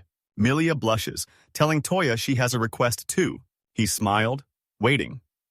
Milia shyly asked to hug Toya as flowers bloomed by the house. Milia hugged the horse's face, beaming with pure joy. Toya and Ferris lock eyes as Milia pets the horse, smiling wide behind her hand and promising to meet again soon. Milia waved and walked off. Ferris stood before Toya, then headed back to his post. Toya grips the necklace, watching the girls depart as he strokes his horse. Toya eyes the house. He won to leave it behind, and the girls agree they're taking it. Natalie shuts her eyes. Char stands by, and Toya's mind drifts back home. Toya waves, raises his hand, and shuts his eyes. The house vanished into a void. The boys stand frozen on the path while the girls reel in shock. Toya stared at the house icon, shocked it actually fit in storage. The girls rushed over. Natalie hides her face, recalling Toya's storage explanation. Toya wipes his brow, still lost in this world's logic. Natalie's glare sends him into a panic. Toya clears the gate and a soldier briefs him on the job. Watching the girls write in the carriage, the soldier tells them not to be sad while Natalie snacks on sweets. Toya's horse was leashed. The boys already passed the city limits. Natalie asks if Toya's okay. The horse watches as he says he's fine, looking ahead with a smile. Toya recalls the city's houses and ducks, thanking him for everything. Sinon drops his food in shock. Toya left town with the girls. Ambassador grabs his glass and heads for the door. Sonanis tries to stop him. The wigged man bites his nails, ready to sever ties with the city. Sinon orders his assistant to report to the guild. Sinans recalls his father handing the guild to Eberend. He leans out the window, screaming for the ambassador to stop. The team passed the fangs and planned their next move. Dahl winked, telling Toya to rest, then eyed the sword and declared Lumina was joining them. Lumina grips her sword, Ebron at her side, and Milius on the stairs. Surrounded by soldiers, a nervous ambassador and Sinans head north to capture Toya and the girls. Lumina leads on horseback, the party trails in a cart, and the forest plunges into darkness. The northern forest path to the Lunat Empire is crawling with deadly monsters. Natalie eyes the boys sadly and slumps down exhausted, but Toya snaps and rushes her. Natalie smiles and stretches. Toya turns to leave her behind as sunlight filters through the trees. Char grips her weapon and spurs Natalie forward. Char and Toya head out. R stays with Natalie, arms crossed, discussing Char's maturity. Natalie and R trail Toya and Char with suspicious looks.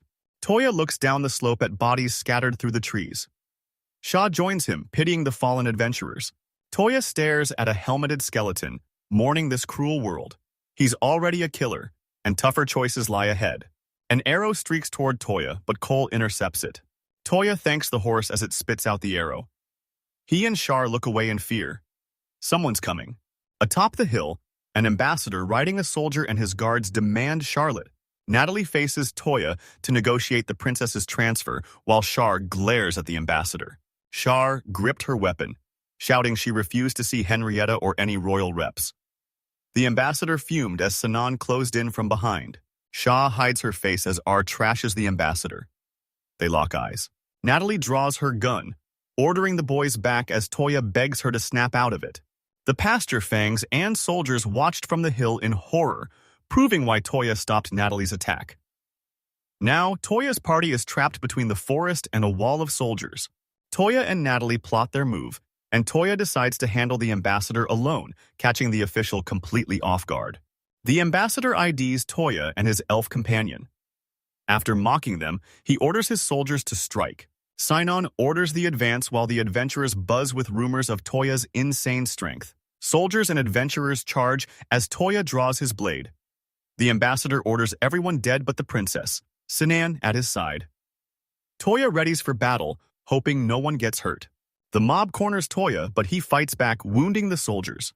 A bloody soldier crashes beside the duo, terrifying them as the girl watches Toya fight. Toya downs the soldier, but halts his blade over a terrified adventurer. Natalie watches, certain his mercy is a mistake. Natalie raises her weapon, and the horse licks it. Natalie grabs her staff as Toya thanks his horse for keeping her back. A soldier drops before the party while the ambassador watches in total panic. Watching adventurers panic as the ambassador, flanked by guards, threatens them for doing nothing. Sinans tries to stop the ambassador, but soldiers surround him, weapons drawn. The ambassador loomed over Sinans, threatening him too. Hearing the threats, the adventurers turned to face him. Toya eyed the sword. He had no choice. Lumina steps up. The others cower, but she's ready to take on Toya. Toya and Lumina huddle. Lumina readies her blade, and they debate the battle's end. Toya recalled Lumina's family sword story, locked his gaze, and tightened his grip. Lumina's squad watched them closely, questioning why they even had to fight Toya. Toya thanks Doll for the support, making him blush. Moving through the hilly brush, Toya vows to follow his path and promises no one will get hurt. Dao grits his teeth, looking away. Lumina calls his talk inappropriate. Dao blushes, shouting she's misunderstood, but Lumina draws her blade. Toya readies his blade. Lumina lunges, and he parries the strike. Toya and Lumina clash as she lands blow after blow. Toya parries Lumina's blitz, stunned by her power. Char and R debate his heavy sword's weakness. Toya grabs my blade and blocks her next strike. Toya readies his blade, hyped for the fight, as Lumina dives from above to strike. Lumina's airborne, Toya's disarmed, and Dal's stunned. She broke his defense. Inches apart, Lumina freezes as magic suddenly forms in Toya's hands. Lumina recoils from Toya in terror. Let S try. Lumina recoils from Toya, terrified. Actually, Lumina leaps back, terrified of Toya. She asks why he didn't use magic. Toya raises his hand, explaining he just needed her to move so he could swap weapons. Toya sheathes his gear and raises a hand, declaring he'll use his ultimate weapon. Lumina watches him warily. Lumina smirks confidently. Toya starts her spell, and Sinan's crew looks down. Toya grips the adamantite dragon slayer, a buster sword built to shred through dragon scales. Toya confronts a terrified Lumina. Why didn't he strike sooner? Char and R watch, worried. Toya raises his trembling sword. After fighting monsters, he knows he can control it. He tells the others to run. Lumina readied her blade, dead serious. Sinans didn't to get her stance and barked at her to finish Toya now. Lumina smiles. Toya turns serious. Natalie grabs her sword and charges. Toya watched the girls, relaxed. Leaving Char and R meant avoiding the fight, but his choice was already made. Caught between skyscrapers and dragons, Toya no longer knows which world is home. Obese Toya flickered. He thought he'd regret his choice, but this world was home now. Lumina swings my sword to strike as Toya draws his blade and casts a strengthening spell. Toya swings, blasting everything skyward. Lumina's airborne, her blade snapped and hair masking her face. Lumina hits the dirt, sword hilt clattering. Toya stands aside, leaving a shattered tree and a fallen rival in his wake. Blood pools near Lumin, leaving Cyanans and the soldiers paralyzed with fear. Toya shoulders his sword as magic surges around him, furious and ready to crush anyone in his path. Polos cowers at Toya's magic. Toya stares ahead, unblinking. Doll's terrified face emerges from the crowd. Tearing up, Dao rose towards Sinan with a wail. Sinan tensed, whispering he only wanted his father's support. Toya's power terrifies the soldiers and adventurers, sending them running. Sinans signals a halt, but someone grabs his hand as lights flare around Toya. Toya looks back. Lumina's down. Char rushes to her side as the force nears, weeping for her lost friend. R sits by Lumina, confirming she's alive. Natalie reads the horse's wish on her staff, knowing Toya won't hurt her, while Toya watches nervously. Doll grabs Sinan's Toya, snuffs his fire with a grin, claiming he only scared them to keep them safe. R, Natalie, and Char call out Toya for overdoing it, but he refuses to stop. He's hurt too many people back home to ever return. Toya gripped the fat ones. Thinking of Ferris, he declared he'd be the one to choose who to protect and who to fight. Natalie grips her staff, telling Toya his compassion proves his resolve. Now he must cure Lumina. Sweating, Toya drops next to Lumina. The ambassador and soldiers froze as Natalie and Char planned their next move. Char inspected the ring on her hand. Char raises her fist, screaming to take her country back. Looking down, the ambassador remembers Natalie, a witch from Lunnet. As the trees sway, the ambassador screams for a massacre, terrifying his own men. Cher and Natalie ready their weapons, prepared to fight back. Soldiers charge Natalie and Char. Char and Natalie unleash magic to repel the soldiers. Char shields with spirits while Natalie blasts fire, both tearing through the soldiers. The ambassadors, horrified Char and Natalie, are unscathed, standing over a pile of corpses. Natalie checks on Char and declares she's fine. The ambassador screams no surrender, sending his soldiers charging into the fray. Suddenly, R and horse Toya appear before them. Wind whips the forest as light pierces the canopy. Lumina wakes under a cloak with Toya nearby, stunned to hear she's still alive. She asks Toya about her team's fate. Lumina adjusts her cloak, recalling E-Brand's warning. If the plan fails, the crew must retreat with the guild leader nearby. The escapees and Sinons halt at the river. Sinon retreats behind a tree. Dal watches him, knowing he's done his best to finally befriend Toya. Curses echo through the forest. Lumina and Toya stared at the fallen soldiers, realizing Ebron's instructions saved them from the same fate. Natalie and Toya approach the bound ambassador at the girls' feet to plot their next move. The ambassador screams threats over his fallen men, but the boys tell him to look back, he's all alone. Char looks down, but Toya checks on her. Startled, she smiles, saying his training made everything easy. Char gripped her weapon, scanning the field of dead soldiers. Trembling behind her hair, she's comforted as Toya strokes her head. Toya faced the screaming ambassador. He was dead serious and had way more questions to ask. The boys corner the ambassador as Luminous watches nearby. Toya grills him about a hero, earning a surprised smirk. The ambassador presents his nation's hero, a blonde, armored warrior with a massive sword, and hypes his power. Toya worried the hero grew stronger, while R panicked hearing he'd executed the Lunate general. The ambassador kept hyping his hero with a grin. R jams her sword against the ambassador's throat, snarling that he has no right to mock her father, a true soldier. The ambassador grits his teeth in terror. Toya tries to calm R, but she screams, defending her father with a blade to the ambassador's throat. Natalie and the ball watch as the man shakes in terror. The ambassador offers a deal, heal him and let him down, and he'll forgive them. Toya glares, reaches out, and casts a healing spell. Toya heals the ambassador with magic, then lifts his blade to reveal a fresh cut on the man's face. Toya thrusts his blade at the ambassador, declaring him a pawn for his own plans. RR blushes as Toya demands the ambassador apologize for insulting her father. Blood streaks the ambassador's face as he bows, begging for forgiveness. They untie him and the ambassador bolts. Facing off, the boys argued over letting the ambassador go. Toya's crew fears this battle will trigger a regional war, mapping out exactly where the enemy will strike next. Toya and R discuss the rain fortress R's grandpa runs it, and its location near the Empire is the key to their intel. Char and Natalie were ready to jump in. Lumina eavesdropped on the boyish conversation. Toya rushes over, Luminous' broken sword nearby. She is terrified for her friend's life. Lumina hides her face, accusing Toya of breaking her family heirloom. Terrified, Toya starts casting magic. Lumina calls out Toya for trying to buy his way out of trouble, but she's letting it slide this time. Toya's stoked. Backed by the girls and horse, Natalie hugs him and praises his cold drink, making him blush. Atop the mountain, Lumina draws the sword Ebrant forged specifically for Toya. She crushed the cutout, wind whipping through her glowing hair. In the carriage, the guys tease Toya about his massive crush on Lumina. Toya and the girls turned bright red. The horse gasps, pushing through endless paths into the rainforest.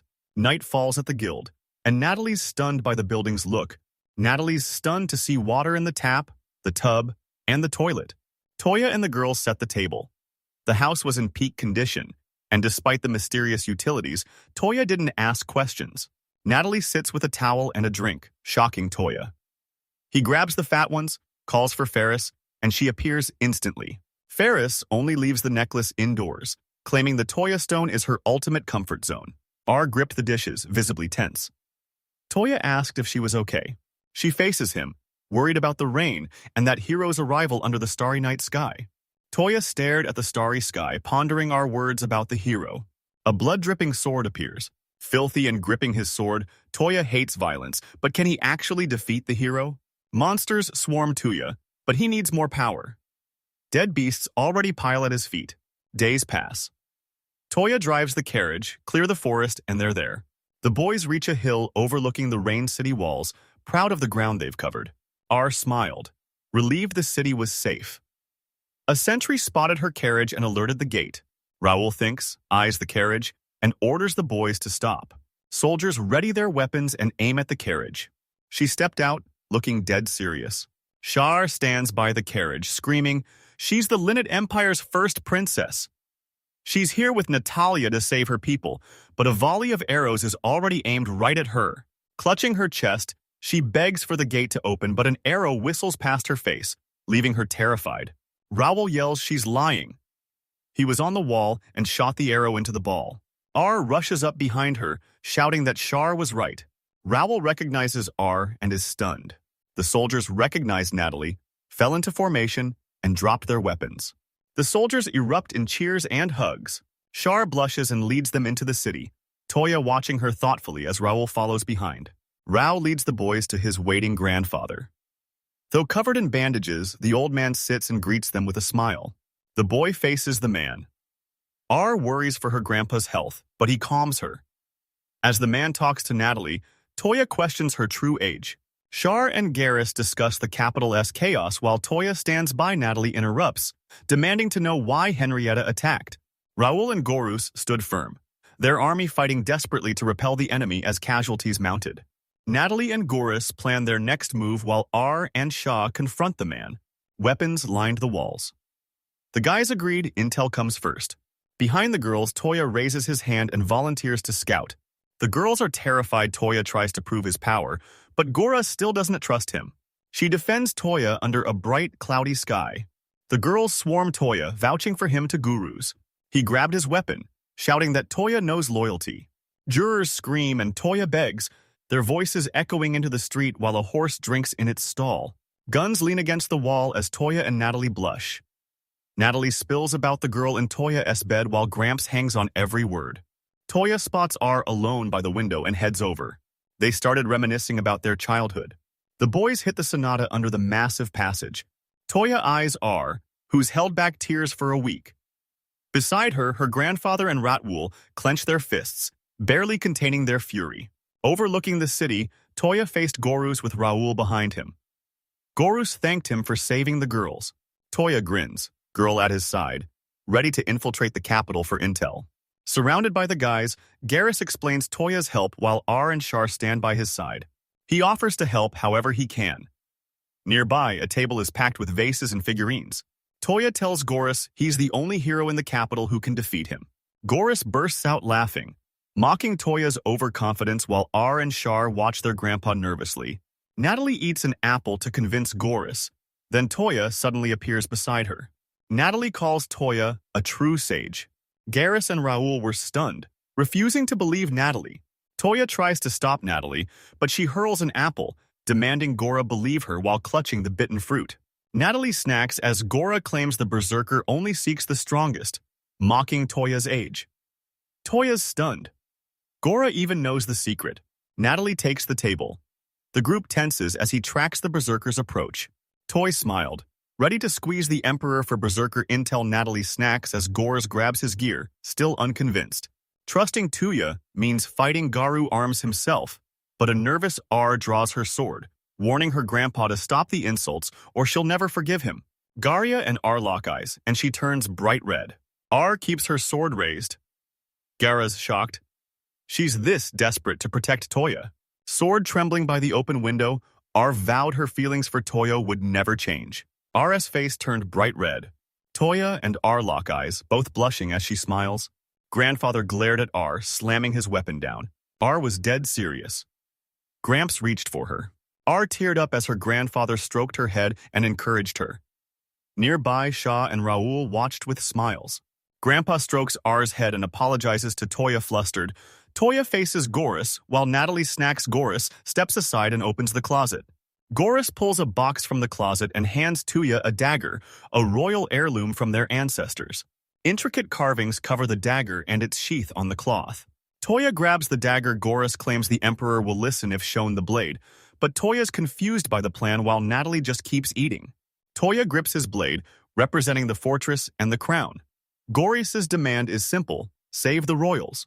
Shaw mentions her family as Ars stands by. Gorus warns, delay the Emperor's rescue and the nation suffers.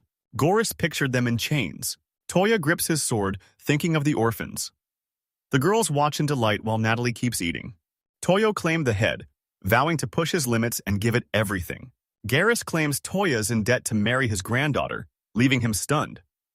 Toya looks nervously at R as she admires her ring. Shara and Natalie shout that Garrus is wrong. Toya gave rings to all three. Garrus is livid, and as Toya fumbles for an excuse, their screams echo across the city. Toya roamed the city, recalling Ibran's warning. The payout was still a mystery, but Ibran was clear adventurers don't work for free. Toya enters a crowded cemetery. Deep inside, he finds a girl weeping over a blue grave while another stands nearby holding flowers. Toya spins at a scream as Char, R, and Natalie rush him, demanding to join. Toya warns. The Empire knows their faces, making it too risky, but Char tries to.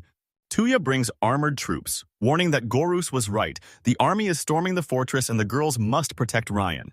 Shahar protests again, while Natalie questions how Toya will find the capital. Garrus steps in, revealing he's already prepped an escort. Garrus and Raoul arrive, mentioning a weird but reliable merchant. Natalie asks who, but Garrus eyes Toya, promising an intro later. Shah clutches her chest, begging Toya to take her and save her family as locals swarm from behind. Two leaf-eared girls approach Char, certain he's there to help. The taller one grabs the other's shoulders, both smiling at him. Word spread. Princess Char was here.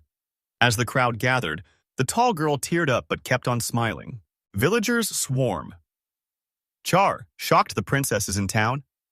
Natalie explains their love for the emperor, leaving Toya stunned. Garrus calls Char the city's hope. Char eyes Toya, baffled by his behavior.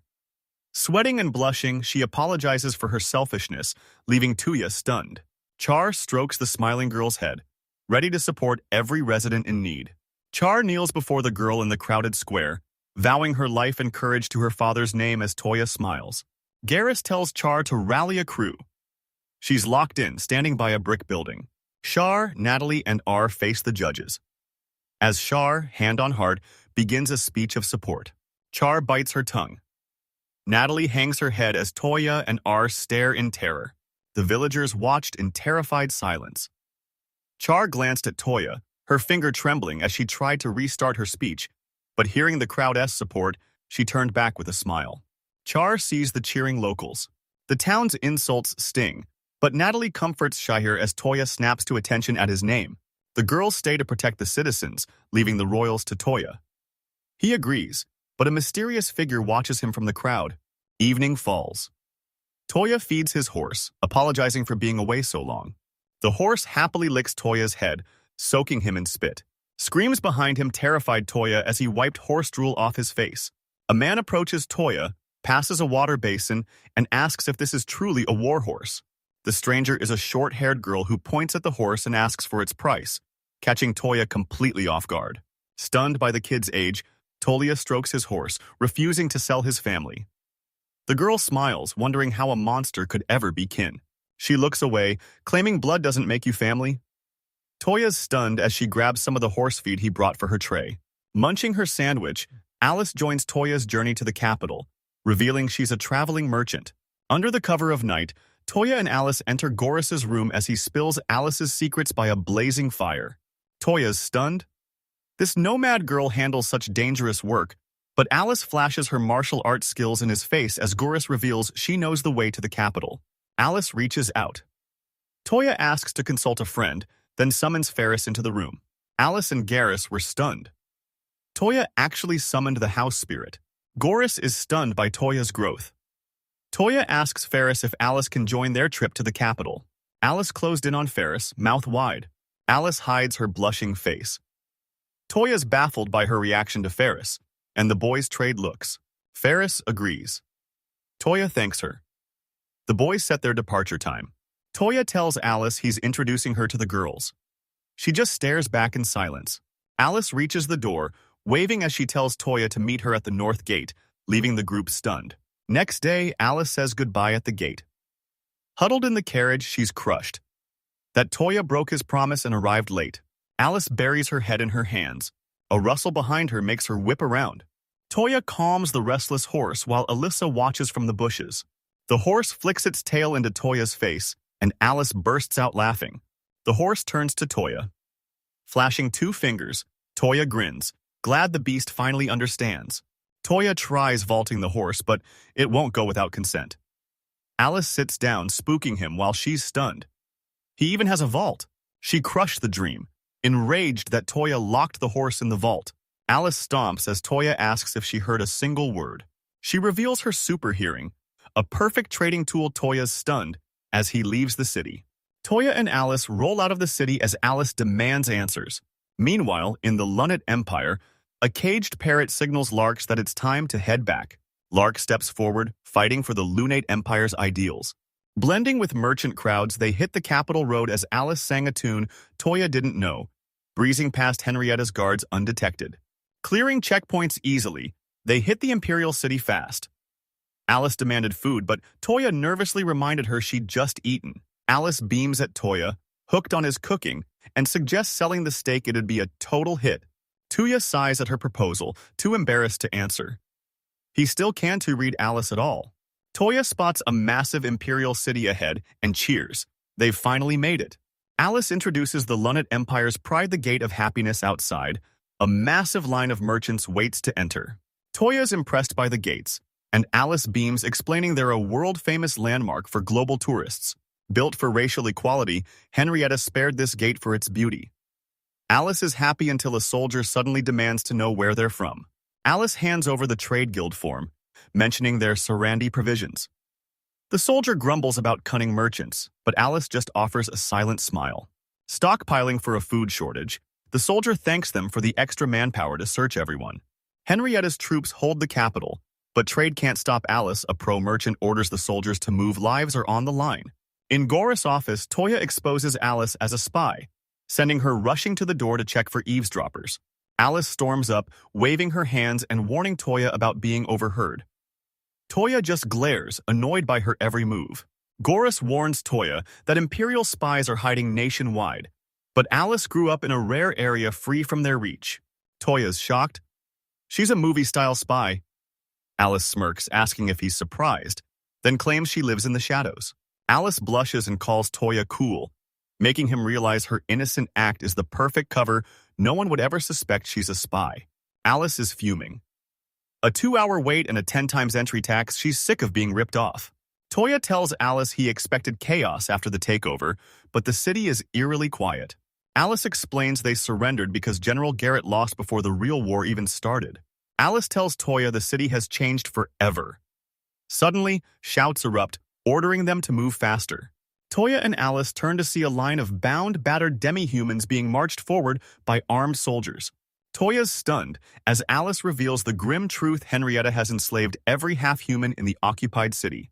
A bound demi-human drops to one knee, ignoring the soldier shouts to ask the crowd if they really believe Henrietta's claims. The half-human snaps his peace only for humans. Didn't the Lunate Empire swear an oath of equality for all races? Shocked crowds stare at the half-human, then move on in despair as a soldier strikes and berates him. Toya's fuming as the half-human gets trashed, but Alice stops him, reminding him of the mission. The half-human rallied everyone to reclaim the Lunate Empire, but a soldier suddenly speared him through the neck. The half-man drops dead. Soldiers roar that all rebels die, even humans. The crowd cowers in fear as Adisa tells Toya to keep moving. Toya gripped the reins, fuming. Alice calmly insisted they stick to the plan, but he couldn't stop seething at Henrietta's actions. Navigating narrow streets, Alice mentions a quick stop before the hotel, and Toya asks if it's for work. A man spots Alice and greets her with relief. She hands over the supplies, and he thanks her for the much-needed help. Alice smirks, admitting she knew the secret. That's why she's hiking the price. The merchant grumbles. She's fleecing them blind. Toya watches Alice school the merchant in business, spotting Toya. The merchant asks who he is. Alice points him out, mentioning his dagger, and the merchant grins, suddenly interested. Toya's stunned, but Alice reassures him the man is an ally. As they follow the merchant, Alice reveals secret tunnels under the capital. His family's guarded one for years, leaving Toya stunned. The merchant stamps his foot, revealing a secret tunnel he never expected to use. It's an imperial escape route leading straight to the castle basement. Alice reveals shadow families have backed the throne for generations, leaving Toya in awe of Shah's incredible legacy. Toya asks why now, but the merchant cuts him off. They had no way to fight back. They can beat the guards or save the king. If this passage is found, they lose their last shot. Plus, the king would never abandon his people. The merchant explains the weight for Toya, wielder of the Dagger of Commandments, a blade that forces even the imperial family to obey. Toya grips the dagger Goris gave him, remembering its power with this blade. Even the king has to listen. Merchants claim this sign marks a royal guide. He questions Toya's identity, but Alice vouches for him. He's already protecting Princess Charlotte and Natalia. The merchant's stunned by Toya's talent. Toya yells for Alice, making her crack up at his awkwardness. Alice asks for the timeline, but the merchant says his team is busy and needs 10 days. Alice snaps at the delay, but the merchant cuts her off. Rushing the castle now means certain failure. Toya asks why, and the merchant reveals Henrietta's third prince, Lasset, is running the castle, so security is tight. The merchant warns the hero is their biggest problem, shocking Toya. Meanwhile, at the castle, Prince Lasset welcomes hero Larks. Facing a lounging Prince Lasset, the hero hears his sister's final request to send him home. Prince Lasset orders the hero back to see his sister Sharon, but the hero warns the enemy is still ready to counterattack. Lasik steps off his throne, tells the hero not to worry, and thanks him for wiping out every last enemy. Lasset lands and sends the hero back to the king, claiming he'll handle the rest solo. He hands over his crown, calling it a fallen souvenir. Lizette leaves Larks to purge the half-humans alone. To him, they're pure evil monsters that didn't even exist in his homeworld. While hunting a monster horde with his team, hero Larks is suddenly summoned to the Henrietta Kingdom. Larks wakes up to Princess Sharon, his summoner. She tearfully reveals she's been waiting for her true savior, and just like that, Larks becomes a hero. Sharon reveals the dark truth: evil demi-humans, their lunate empire allies, and the deadly crisis threatening Henrietta's survival. Larks trained relentlessly every day to honor Princess Sharon's devoted care. Larks rallies the kingdom's army, fiercely vowing to reclaim their stolen land. The battle begins. Captain Garrett von Milde of the Lunate Empire steps out, demanding their general and challenging him to a 1v1 duel to settle the score. The army tells Larks they're winning and to ignore the bait, but he wants to settle it himself. A soldier calls for Larks to fight Garrett, and the troops roar in support. Larks remembered Karen's plea to save Henrietta and realized his mission. This is why he was summoned. Lark knew the Lunar Knight Captain was the key to ending the war. He lets out a roar and charges. Their strikes pack the force of 1,000 men. One hit ends it all, yet Garrett and Larks are dead. Even hero status be damned. Larks is stunned to find himself gassed mid-fight, but Garrett warns him his massive ego is burning through his insane physical talent. Garrett claims experience wins battles. He wants Larks to grow, but this is a real fight. Slumped on the ground, Larks wonders if this is where he dies. Bloodied and gasping, Larks faces death alone but refuses to lose, leaving Garrett in total shock. Larks raises his sword, declaring he'll never be a hero if he uses its power. Garrett's shocked the magic is inside the blade. Lark drops Garrett in one hit. Alone in the world, Lark's only proof of life is being a hero. Garrett hits a knee, both stunned by the kid's insane power. Lark grew stronger. Thanks to him, Garrett didn't regret losing, only missing his daughter's wedding. Rumors claimed he died begging as the army fell. Staring at the caged bird, Larks relives the warrior pride from his duel with General Garrett. He briefly considers the half-humans before instantly shutting the thought down. Larks resolves to crush his enemies for Sharon and the kingdom, ordering the guard to pack his bags. He's heading home. Alice eats, noting the kingdom's recall order. Now they wait. Alice heads for the hotel, but notices Toya scanning the streets. She asks if he's okay, and he says he's fine. Toya wonders if the hero remembers him. They reach the hotel, Alice reports in, and Toya spots a man in a window, but the host interrupts, fussing over Alice's health. Alice says she's fine, but the hostess is dreading the soldiers spotting Toya. She asks Alice who he is. Alice grabs Toya and claims they're married while he frantically denies it. Ignoring the hostess's questions, Alice demands a room for them to stay together. A noise from above startles Toya and the hostess. Despite the recent racket, the hostess offers Alice a spare room, and Alice cheers, counting on her. Owner's gone, and Toya grills Alice about the marriage claim. Her excuse, it's just faster. Alice admits she's only marrying him for the money, and her terrifying gaze has Toya shaking.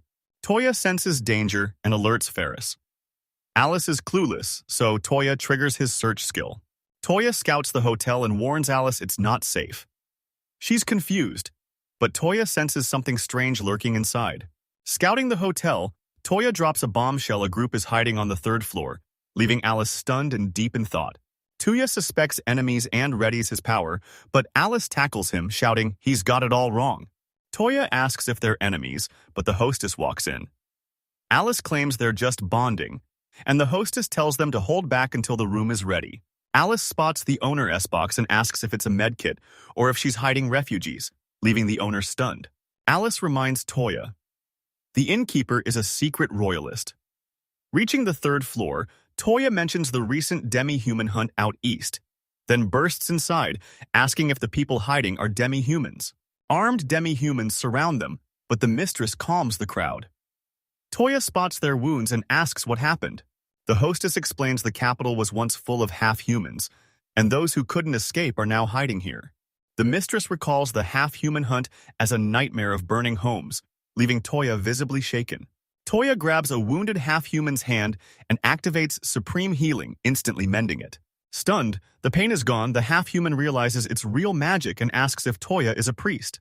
The half-human reveals wounded allies are hiding at the guild, begging Toya to heal them with magic. Half-humans beg for their families. Moving Alice, Toya asks about the guild, and a shocked half-human pleads for help. Alice screams at Toya to stop playing hero and remember their goal. Shaking, she warns him the Henrietta warriors are already slaughtering demi-humans, so he shouldn't risk his life for them. Toya asks Alice to help, catching her off guard. He notes she's never made that face before, leaving a teary Alice completely lost. Alice smiles and asks about his cute comment, but freezes when Toya reveals he lost his family too. Toya smiles at his pendant, finally finding a family he refuses to lose. Toya awkwardly admits he still calls the family monsters, and Alice agrees, swearing he won't hold them up anymore. The half-humans thanked them, swearing to repay the favor one day at any cost. The half-humans cheer for Toya, who awkwardly accepts watching him. Alice realizes he's seen through her. Her cover is blown. Despite the foreign occupation, the main street is buzzing as merchants sell gear to royal warriors. Toya's shocked. Henrietta's soldiers are shopping, but Alice notes that no matter who's in charge, people still need to get paid. Toya asks why the soldiers hate demi-humans. Alice doesn't know their history books have preached hate since the kingdom began. Alice reveals the kingdom was built on demi-human hate and slave labor. Toya wonders if the hero knows about the exploitation, then spots the massive Imperial Capital Guild. Guilds are independent, but follow local laws for funding. Inside, a clerk questions their trip from Surandi, so Alice claims they're married. Too bad the guild isn't taking new requests right now. The cashier rejects the request. All high rankers and demi-humans are off to war. Toya eyes the empty board and finally understands why. Toya grabs the bag, announcing he's already accepted the job to treat the wounded right here, leaving the cashier totally confused. Toya dumps a bag of guild cards, shocking the cashier. These are proof from the demi-humans hiding at the inn. After a quick nod to her colleague, the cashier leads them to the basement training ground and swings the doors open. Toya and Alice are stunned to find over 200 wounded demi-humans packed behind the doors. The cashier warns their healer is low on mana and can only save 2 or 3 people. Not everyone. Alice asks how they'll handle the crowd, but Toya's vow to never abandon them leaves her stunned. Toya grins, saying, "He's got this." Alice stops him, demanding an explanation. Healing them one by one is too slow, so Toya unleashes a massive AoE spell, instantly mending everyone in the basement. The half-humans rejoice as their wounds heal and the pain vanishes. Suddenly, Alice shouts Toya's name in shock. Alice is stunned by his insane mana, noting his leftover energy even healed her. Toya looks at the remaining patients and asks why they can save them all. Alice eyes the sick man, calling their effort a waste while a half-human warns that Thor will be crushed. Alice reminds Toya. They met Thor at the tavern. She says the dead can be revived, and Toya reflects on her words. Toya offers the cashier food and medicine, but she resists, insisting he's doing too much. Toya tells her not to refuse, it's just extra inventory. He summons a mountain of meat and medicine, enough to last for days. Alice nods. The cashier's stunned by the massive haul, and she demands to know how Toya stores it all. The guild rep is out, delaying their reward until tomorrow. Alice suddenly thanks Toya and grabs his hand. When he asks why, she claims it's normal for a married couple, shutting down his objections by saying she's dead serious about becoming his wife. Alice tallies Toya's perks: big money, insane magic, and a full storage. With a terrifying look, she declares that once they're married, his assets are legally hers. Alice warns Toya's drained his mana and can barely move. Shaking, Toya smiles and admits she's right. Alice praises Toya's natural talent, admitting that just one of his power would have kept her family from abandoning her.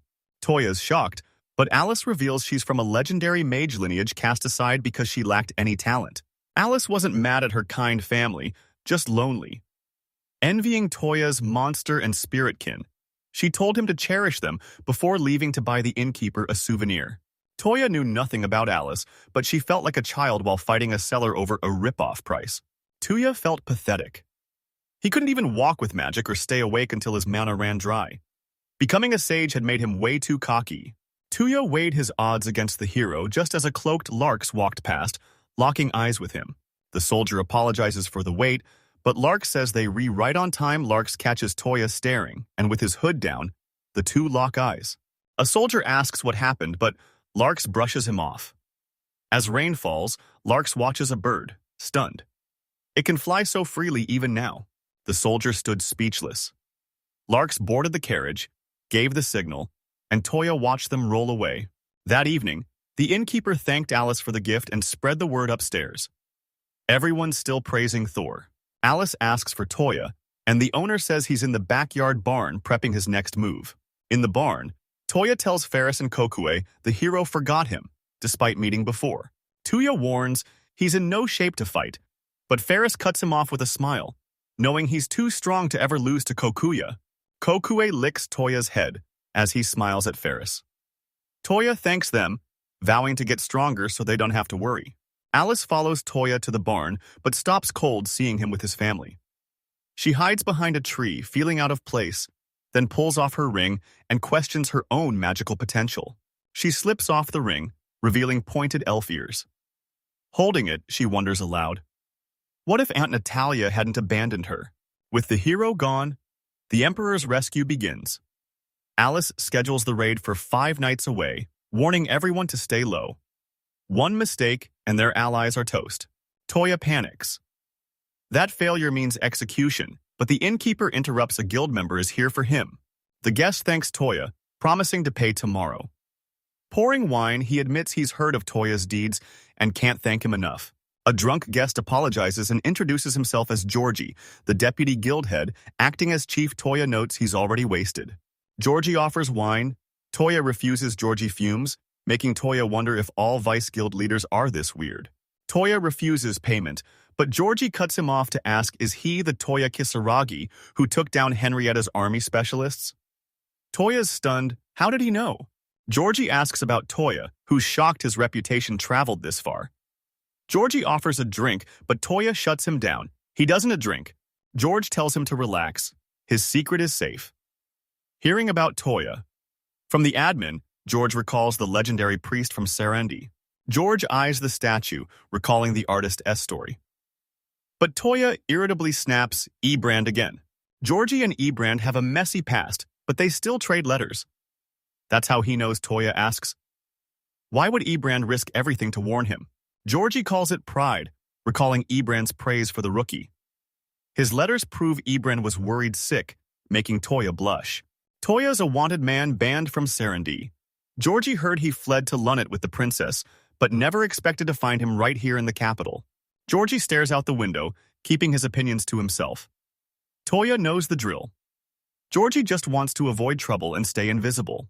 George asks if Charlotte is there. Toya's stunned, but George already knows everything from the ambassador's report. Garrett claims if Princess Charlotte and the captain's daughter escaped, they're hiding in Rion, the Beastman territory. The third prince sent capital reinforcements to crush Ryan, putting Toya's friends in danger.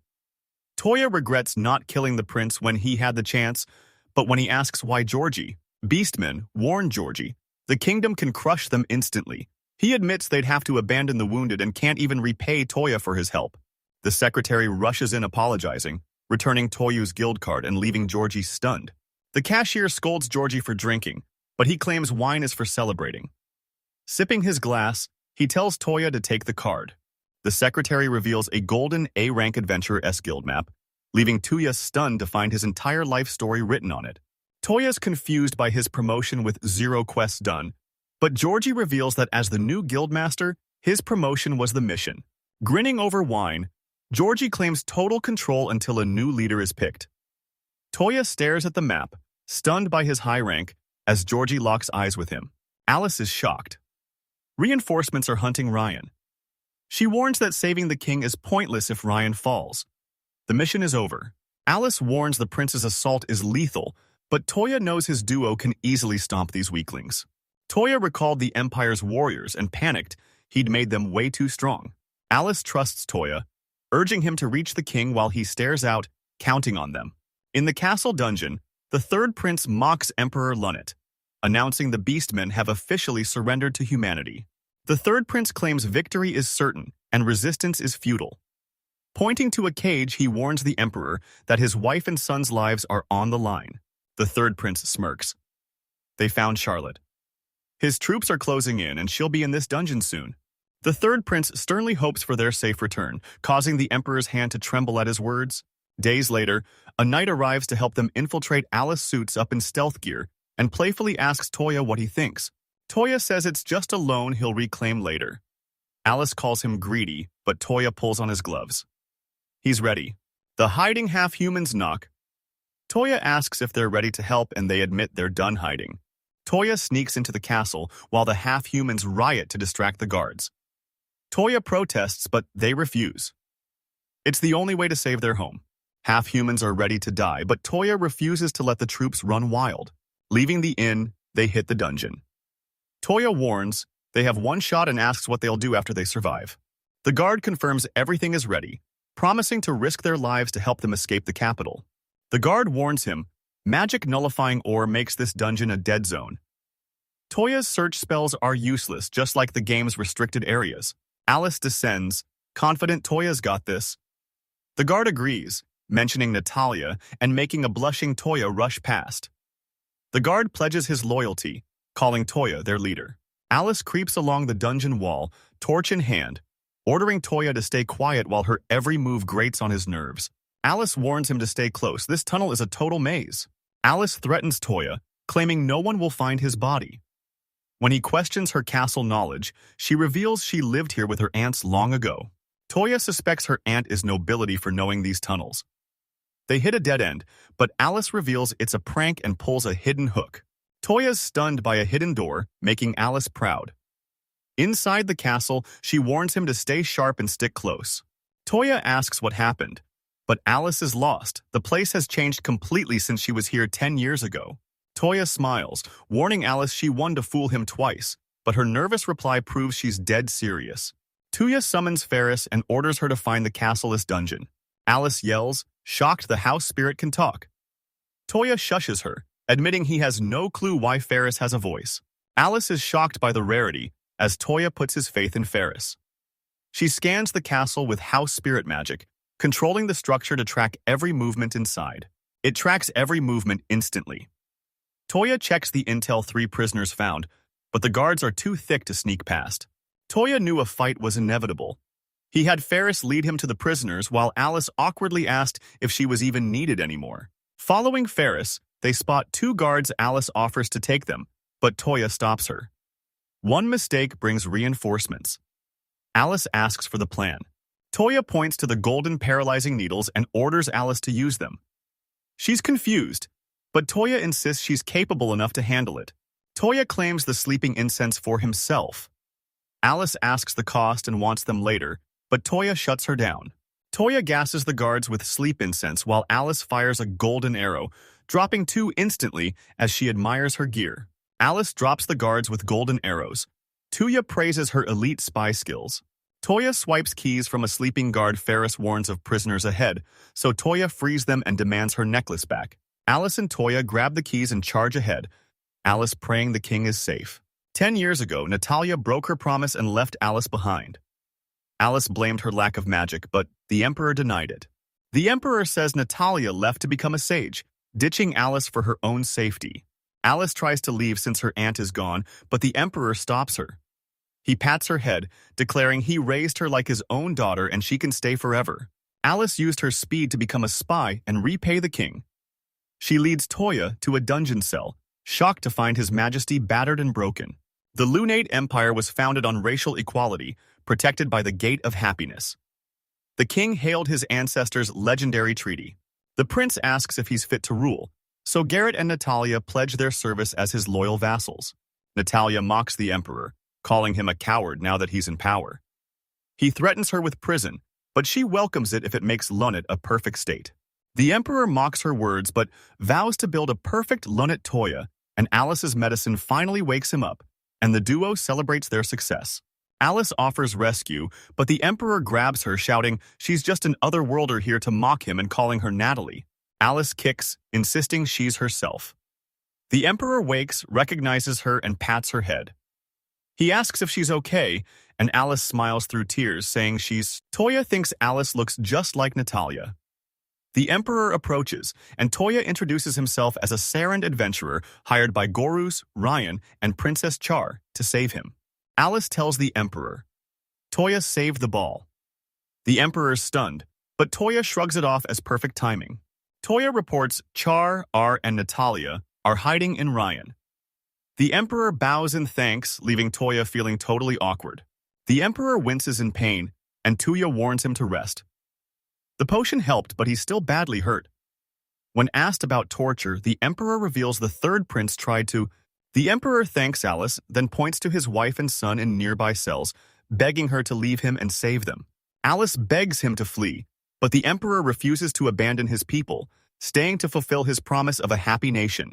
Toya knew the emperor's iron will wouldn't break under torture, but warned his foolish pride would only make his people suffer. The emperor and Alice are stunned as Toya reveals he witnessed the beastman's post-war suffering with his own eyes. Toya warns Gorus is powerless while the emperor is a hostage. If he wants to move, Toya will kill him and take the corpse. The emperor spots Toya's western blade, proof of Garrus's command. Realizing his stubbornness hurt his people, the old man finally admits he's grown too old to lead. The emperor yields to the blade, granting Toya's demands. Toya lowers his weapon and admits he was shaking, leaving the emperor baffled by the strange kid. A servant answers the summons, but the third prince can't sleep. He's staring at his hand, disgusted he ever touched the emperor. Annoyed, the prince demands the princess, but the servant promises she's almost there. The servant asks why Larks isn't helping attack Ryan, but the prince snaps he's not letting a hero steal his glory. The prince vows to protect the capital and return the empire to his father personally. Suddenly, a guard bursts in. The butler scolds the intrusion, but the guard begs them to look out the window. Beastman riots explode across the city. The dungeon guards gather, confirming the plan a Beastman riot will lure Henrietta's entire army away. The guards plan to sneak the king out on a hidden boat while the enemy is distracted. They just have to trust Alice and wait. When asked about failure, the chief declares life under Henrietta is worthless. He's ready to die. Everyone roared their support, vowing to face every struggle together until the very end. The Emperor's group escapes underground, where Toya uses magic to shatter the ruler's shackles. Shocked, the Emperor and Alice demand to know his magic, but Toya calls it simple. Alice snaps, never having heard of it, and vows to stop being surprised by him. Toya's confused. Natalia's diary holds unlocking magic only he can read, but this magic shouldn't exist in this world. The Emperor ponders Toya's identity while Lunate and her son offer their thanks. Lunate teases a blushing Alice about her growth over the last decade, proving to Toya that the royals. The Empress claims Alice is turning into Aunt Natalia. Toya's stunned, but Alice promises to explain everything once they escape. Alice grabs the torch and rushes ahead. The Emperor tells Toya to wait for Alice's explanation, while Toya reels from her family's secrets. They reach the stairs. Alice points to backup waiting above, and the Emperor thanks them for the rescue. Toya rushes upstairs and pops the hatch. A supporter asks if the king is safe. Toya confirms they're below, and the guard cheers. Toya asks for the others, and the guard says they're right next door. Toya's hyped for Char's family reunion, but then Ferris suddenly pops out of the necklace. Toya's shocked. She's here, Ferris tells him to listen, then points to the next room. This house reeks of blood. Furious, Toya orders Ferris back into the necklace as guards and a gang burst in, smashing the supports. Toya wipes out the traitors in one swing, sparing only the guard. He levels his blade, accusing him of hiring the group while the terrified man begs for mercy.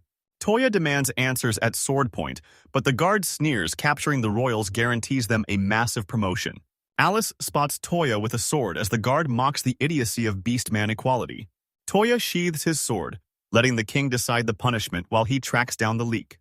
The guard aims a crossbow at Toya's back, but Elisa shuts him down with a dagger to the head. Toya turns to Alice, who quietly asks why they've come this far before breaking down and screaming the question through tears. Later, the royals emerge to find Toya covering the bodies. The emperor apologizes, never imagining his own supporters would betray him. Blaming his kidnapping for the chaos, the emperor drops to one knee and apologizes for failing everyone. Toya covers them, warning they can't trust anyone. Alice asks how they'll escape the capital now that the emperor's flight is public. Toya pitches a plan and asks for the emperor's trust. The emperor agrees, so Toya warns him, "Don't get mad, no matter what happens next." Henrietta requests adventurers to stop the city riots. Georgie's confused, but the secretary explains her soldiers are busy elsewhere. Georgie stares out the window, wondering what next year holds, confident he'll make the right call. Henrietta's troops seal the capital to trap the royals, but a thundering carriage suddenly charges toward them. Atop Kokuya, Toya orders Alice to the gate. Alice spots the army and panics, realizing Toya's plan a direct breakthrough. Toya faces the army, knowing a fight means a massacre. He summons a massive light orb, leaving the soldiers baffled as he prepares to blast through with his ultimate magic. Toya charges his deadliest spell, warns everyone to back off, and obliterates the gate. Soldiers flee the wreckage as Toya's crew blasts through. Toya orders Kokuya to floor it, launching the carriage into the sky and leaving Alice and the guards stunned. They blast through the gate and land as Toya orders Kokuya to keep pace toward Ryon, shocking the emperor with his destructive power. Escaping the capital, Toya confirms they aren't followed and apologizes to the emperor for destroying the Gate of Happiness. Alice hesitates, but the emperor cuts her off, dismissing the Gate of Happiness as a minor defense bound to fall. Toya thanks him, warning their journey isn't over. Haunted by the soldiers killed at the gate, he knows he'll have to do it again to save the imperial family. Alice nears the checkpoint, and Toya tells her to hold tight. Hearing them approach, the guards go on high alert. Oya steps up, dropping soldiers with air blades and warning the rest to back off or get hurt. Let us try. Toya steps up, dropping soldiers with air blow. Back in the capital, the third prince is reeling. The emperor has fled. He's paralyzed with shock, and his servant knows this burden is way too much for him. King Henrietta put his favorite son, Prince Lasset, in charge of the capital. If he forces the Lunat Empire to surrender, he'll gain massive power.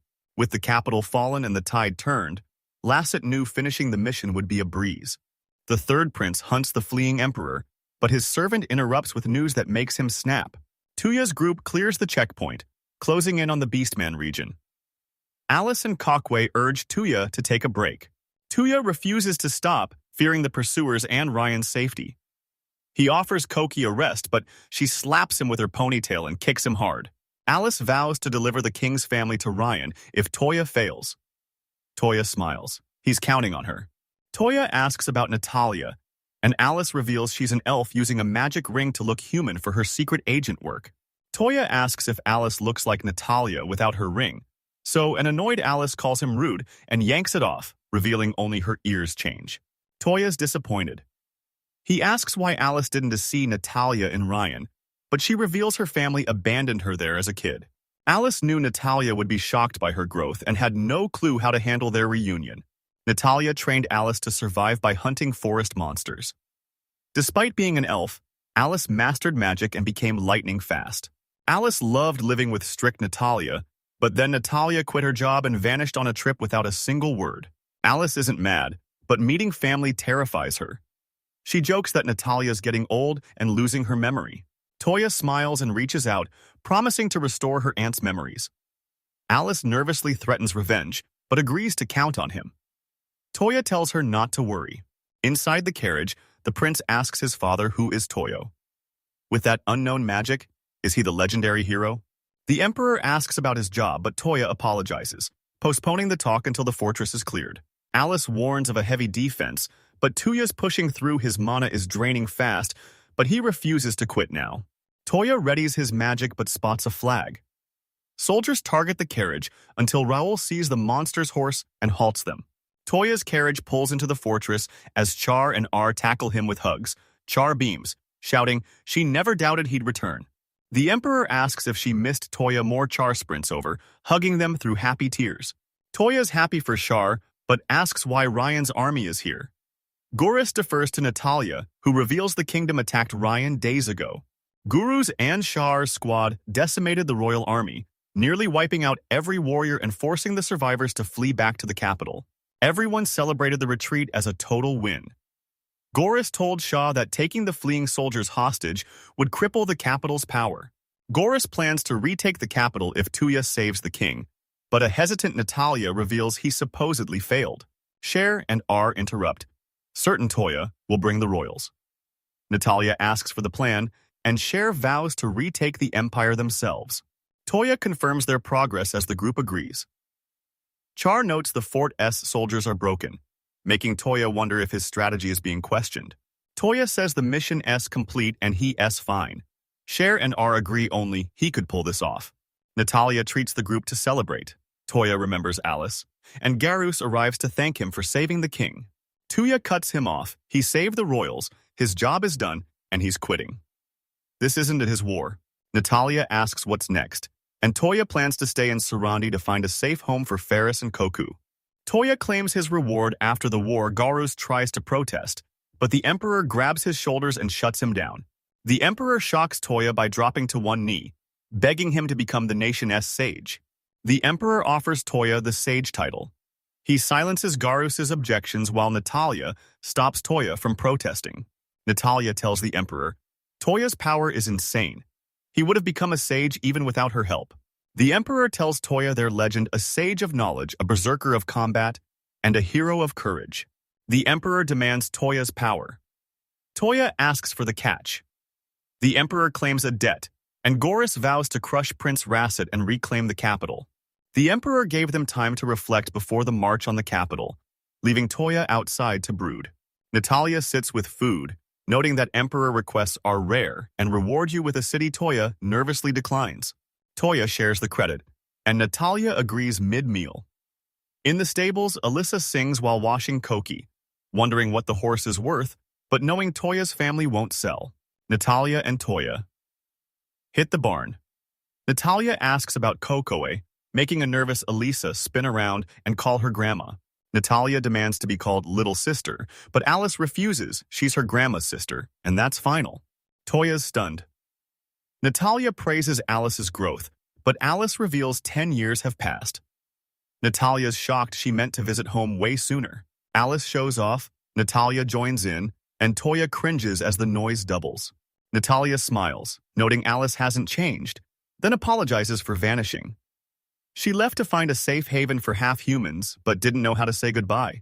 Natalia exits the barn with a quick goodbye. Toya tries to stop her, but Alice cuts him off. Toya warns. Things are grim before the meeting, but Alice reassures him. Toya smiles. That's why they're family. Alice follows Natalia, thanking Toya and inviting him back once there's room. Toya nervously cheers her on. The fortress erupts in a fiery celebration. Toya admires a dancer as Shar explains the ritual is a gift from the Beastmen.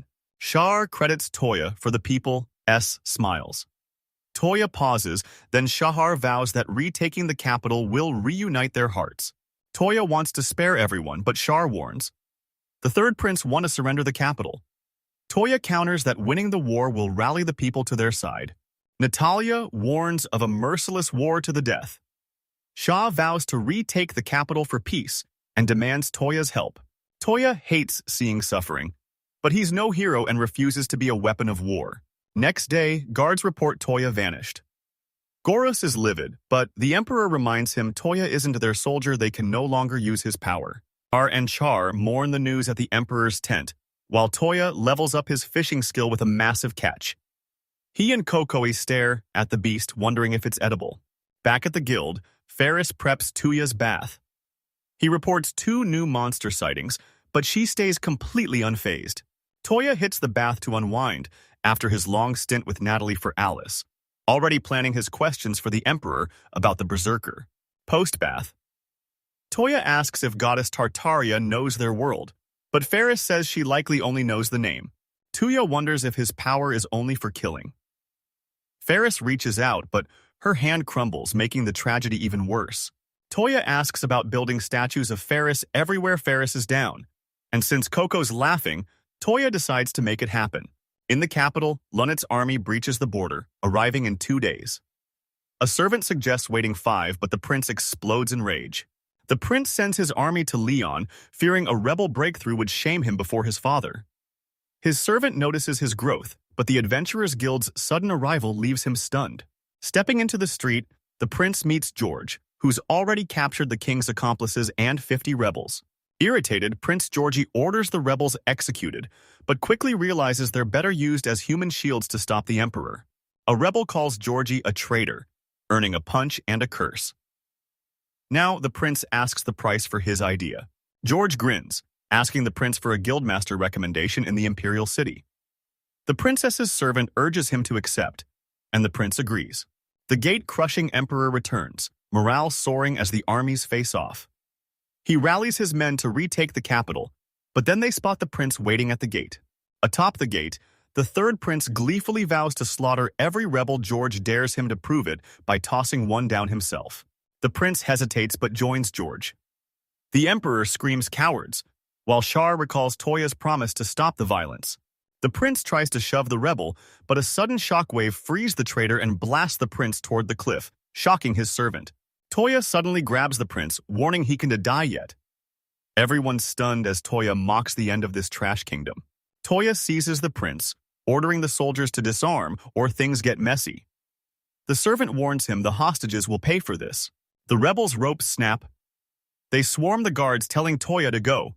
Toya thanks them, then catches Georgie faking surprise. He knows Georgie loosened the knots and sends a silent, "Days ago, Georgie was scavenging gate shards when a stone hit his head, sending him hunting for the culprit." George carts a sack to a cemetery, where Toya hops out and thanks him for smuggling him into the imperial city. George cuts the thanks, ordering Toya to fix his bloody forehead, and Toya starts healing him immediately. At the guild, Georgie nurses his wound with wine, realizing Ebron's letters hold a staggering amount of intel on Toya. Georgie sips wine and asks Toya what he wants. Toya's answer: help him end the war. Georgie downs his wine and heads for bed, but Toya tries to stop him. Georgie refuses as guild rep. Picking a side puts their other branches in lethal danger. George warns he might betray him, but Toya counters hiding half-humans already makes him Henrietta's enemy. Toya points to Ibrant's statue, baffling Georgie. Toya slams the door shut, quoting, "Mira, Ibrant only gives figures to those he trusts." Sigo with Toya trusts almost no one, but Ibrand is the exception. If Ibrand trusts Georgie, Toya has to trust him too. George smirks, shocked by the Ibrand obsession, then warns Toya about the Prince's guards and asks for his plan. Georgie's the only one who can pull this off. If it works, the war ends, and the demi-humans are ready to die for the win. Georgie asks if Toya's chasing fame or fortune, but Toya reveals he comes from a world where war is completely unknown. Toya's gained a mysterious power and realized people are dying right in front of him. He can't just stand by and watch. Georgie calls Toya naive, shocking him, trashing the store's wine. He warns the plan carries massive risks and a high price. Toya agrees, offering his ultimate weapon in. The servant panics, but George warns if the prince is harmed, everyone pays. The third prince thrashes in Toya's grip, demanding his name. Toya claims he's just an adventurer, sending the prince into a rage no commoner should ever touch. Toya lets go, dropping the prince. The prince screams in terror as his servant panics. Toya snatches Racket's collar mid-fall, cursing the prince while promising he's got him. Dangling and terrified, the prince bickers over Toya's insults as his army freezes in shock. Toya calls Racket a degenerate and demands his surrender, or he'll toss him off the wall like trash. Racket refuses to obey a thug, demanding Toya kill him to avoid a shameful homecoming. But Toya just leans in and whispers. Toya takes the fall for the gates, then offers to blast the prince's rearguard and trap Henrietta's army. Toya warns that if the prince's troops fall, it's a bloodbath. He targeted the fortress wall to capture the prince and force his cooperation. The prince is stunned. He realizes his soldiers' lives depend on him, but Toya reminds him. The prince's life is in Toya's hands, and only he decides if the pai. Toya shakes the dangling prince as Russet screams for his men to drop their weapons and surrender. The priest screams at the soldiers. Toya holds Racket's life, and the prince is worth more than all of you combined. Racket's army is stunned.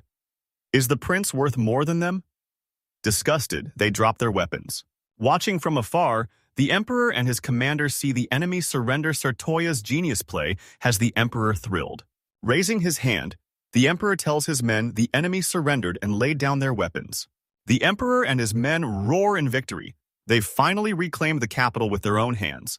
Toya releases the prince and slumps onto the wall's edge, sighing as a helmeted warrior screams in shock. Alice appears in mismatched armor, stunned. It's finished. Char and Natalia watch on, proud of the result. Char eyes the ruined gates, thanking Toya. She knows without their first meeting, they'd be dead. Reset weeps, questioning everything. Toya rests as Ferris calls from the necklace, relieved the demands are finally over. Emperor Lunitz is back in the capital, and the whole nation is celebrating. Evacuees return to the capital, and restoration hit high gear. Racket's army must retreat from Lunat and free every beastman slave, a demand Henriette struggles to accept. Henrietta's capital is on edge as the hero, Sir Larks, rages against a sudden truce, feeling his efforts were wasted and questioning the king's sanity. The princess tearfully admits the troop retreat and prisoner swap ruined them. The kingdom is broke and military funding is dead. The princess blames their humiliation on the Lunette Empire and Beastman's dirty tricks. Racket couldn't fight, losing the capital, and she's sick of this disgrace. Her father cares more about Lunette's cowards staining their honor than Henrietta losing the capital. Larks is livid. He blames Emperor Lunette and his filthy beastmen for everything. He won to forgive them, smashing a column in rage. Days later at the Lunette Adventurer Escort, Toya arrives late and apologizes. Georgie tells him to sit tight until he is free. Georgie's guild is rebuilding the capital. He's swamped with zero time for fun or profit, but he still wants to talk. Toya credits Georgie for the save, but Georgie shuts him down, claiming his guild role keeps him out of it. He asks if Toya forgot his promise. Toya pulls red and rose fertility wine from storage. It boosts dodge speed and slashes damage. Toya offers up his finest wine, guaranteeing its taste. Georgie's impressed. One look at the bottles and he knows it's top tier. Georgie knows there's more. Toya confirms it and invites him for wine. Georgie agrees he's got plenty to say. Georgie nuzzles his bottle, but he's got no time for peace. His assistant bursts in, demanding those receipts immediately. Toya reveals the emperor summoned him for a reward, so Georgie asks what the Lunat Empire's hero gets. Toya's stunned, but Georgie reveals every bar is singing his praises. Minstrels are chanting about his bravery and how he saved the nation, leaving a flustered Toya thinking George says the occupation left the people scarred, and now the empire is desperate for a hero to give them hope. Toya strolls the streets, realizing being a symbol of hope might not be so bad. Toya spots a street brawl where beastmen accuse a human of selling them to the Henrietta kingdom. Surrounded by hostile beastmen, a father and son sit on the ground as the man desperately claims he fought to survive. Aggressive beastmen hurl insults at the fallen man, leaving him and his son terrified. A bystander shouts, breaking the fight. The beastman curses and bolts, leaving Toya dejected as he recalls the symbol of hope. Toya hits the palace in his best gear, hyped to meet the emperor, who's already waiting. Following the servants, Toya hates these stiff clothes, but he's only here for the reward so he can finally bail. Emperor Lunay, Charlotte, and Arturia in full regalia greet Sir Toya, thanking him for attending. Inside the lavish Great Hall, the emperor summons the Lunette Empire's hero, Sir Toya Kisaragi. The crowd whispers as Toya passes, but he's stunned by their sheer numbers. Toya awkwardly approaches the emperor and princess. For saving the nation, the emperor offers his ultimate reward. The hall erupts in shock as Toya kneels, awaiting the emperor's proposal. A scream rings out, followed by Natalia's wild laughter. Kicking her legs at the table with Toya and Elisa, she's about to burst Toya's. Alice beams at the fitting reward, but Natalia's shocked Toya's becoming a marquis. Toya's left flustered and speechless. Alice winks at the marquis, stunned. There's a bigger prize. Toya stays silent while a confused Natalia asks what it is. Toya remembers the castle ceremony where Emperor Lunnet named him Marquis for his heroic service. Toya and the nobles are stunned. A Marquis title. He's officially nobility, but the Emperor isn't finished yet. The Emperor announces 2 engagements. Sir Toya to Royal Guard Deputy Arturia, and Princess Charlotte to Van Lennet. Toya's stunned by the Emperor's decree, and the nobles are split. Some celebrate, while others call it a joke since he's just a lowly adventurer. Gorus steps up for Toya, announcing that he and Empress Lunette are now his official protectors. Garrus insists there's a reason for the chaos, forcing the hall to accept the Emperor's decree as the crowd cries out in submissive agreement. Natalia leaps up screaming. Toya's engaged to both R and Char. If so, Natalia's already his legal wife, leaving Toya scrambling to calm her down. Toya's forced to agree, but he hates the title and the wedding. Natalia cools off, claiming she knows his reason. Natalia bites an apple and explains the truth. It was all to keep powerful people away from Toya. Alice finally realizes only 2 people outrank the Marquis Gores of Mildhouse and the independent region's Elbe head. Engaged to a princess and a duke's daughter, Toya's political power is massive. He's confused by the noble hype, but Natalia says he still doesn't realize his. Natalia warns that, as a national hero, many want to control Toya. He stays silent, knowing she's right. Toya realizes why it's so one-sided, but a hooded man suddenly enters, demanding an explanation. The cloaked man is Emperor Lunnet. The owner greets him in shock, never expecting his majesty here. Alice is shocked the Emperor arrived in person, but he reassures her Natalia knows his next move. Natalia pokes the Emperor, scolding him for manipulating Toya with force and bribes. They owe him everything, yet he's stuck in a cell. Natalia refuses to forgive the Emperor, no matter what. The Emperor thinks it over and asks Toya for a private talk. The market is buzzing, and no one notices the cloaked Emperor Lunnet. He tries a drink, hates it, and asks Toya if kids actually like this stuff. Toya's dying of awkwardness while the Emperor haggles over a drink, until the ruler's voice snaps him back to reality. The Emperor asks Toya's opinion on the country. Stunned, Toya hesitates. Toya hesitantly admits the country is solid since beastmen are treated fairly and everyone has rights. The Emperor agrees it looks that way, but he knows Sir Toya's already noticed something. Toya's face darkens, haunted by the capital's fall. The Emperor blames his own weakness for the Henrietta invasion and the resulting human-beastman rift. The truth is finally out. Staring at the shattered city gates, the Emperor claims equality is a lie that will crumble just like these ruins. The Emperor knows human supremacists are rising, and rumors say they're targeting Toya. Standing in the gate as rubble, the Emperor claims his people are too weak for war, so he's handling things personally. Toya knows he's a spark for war. Forget the Marquis title, the Emperor just needs him out of the country. The Emperor sheds his disguise and bolts, leaving Toya shouting in shock. The Emperor rolls up his sleeves and offers the rebel S-worker a hand. The man freezes, stunned to see royalty in person. The Emperor recalls Charlotte's words.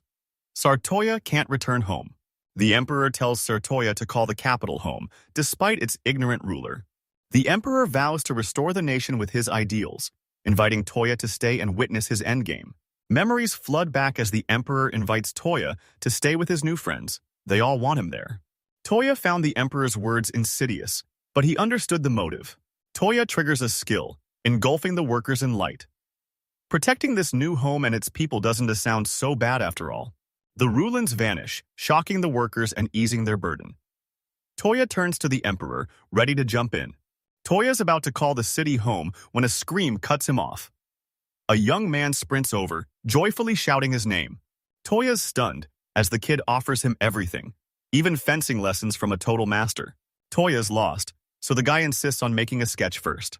He announces the symbol of their rise, a statue of Toya, hero of the Lunnet Empire. His dad sent him to help install the new attraction. Rambling about a rare bronze statue, the man freezes. Toya screams, "They've got to be joking." "I'll keep it," Toya yells. He'll leave if they build him a statue. His subordinate tells him to chill, and his life as a marquis begins. Let. Toya scores a title, a massive estate, and 12 masterless servants even though Ferris could have run the whole place solo.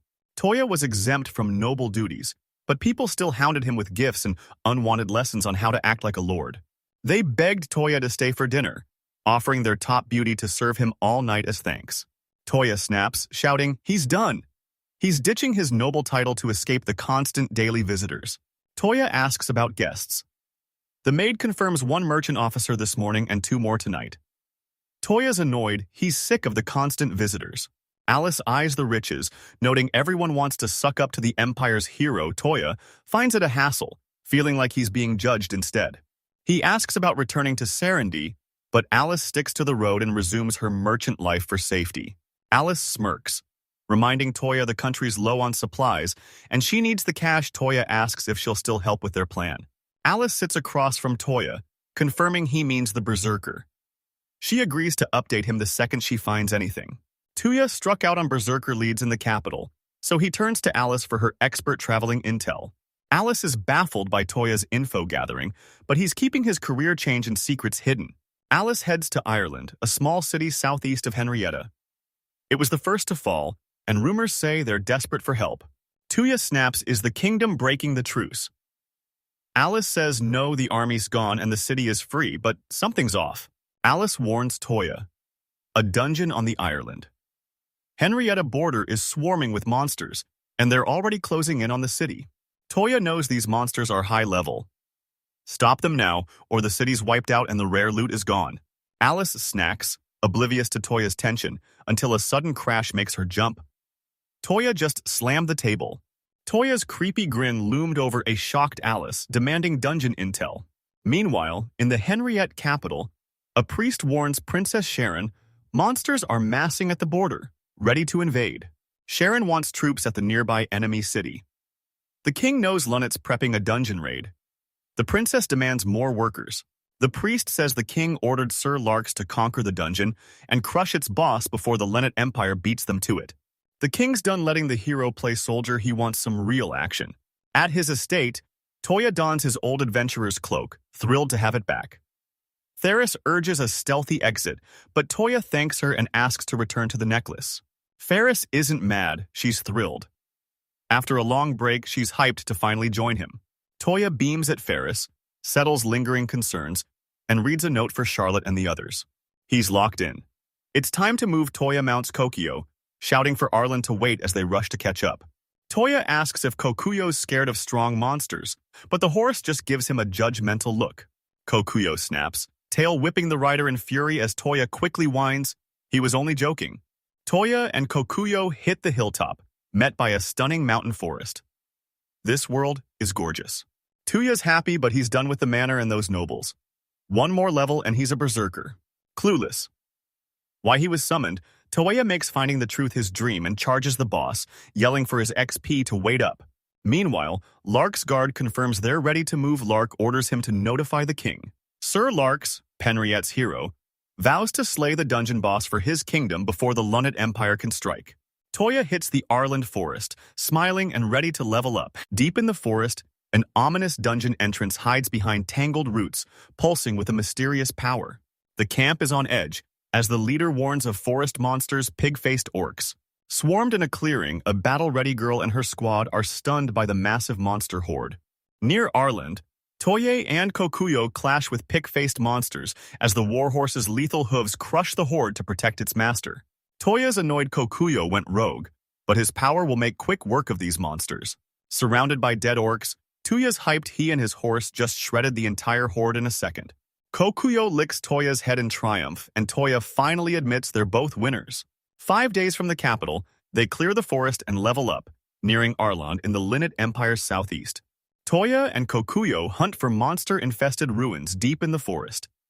If it's a dungeon, they'll finally uncover this world's secrets.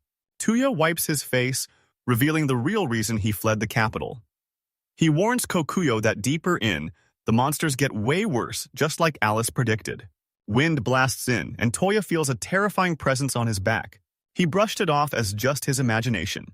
Time to head to town, but Kokuyo snags Toya's cloak, staring intently at something in the distance. Toya scans the fallen monsters for loot when something on the ground catches his eye. Toya bolts to the brush. Among the orc corpses, he finds an unconscious girl in combat gear.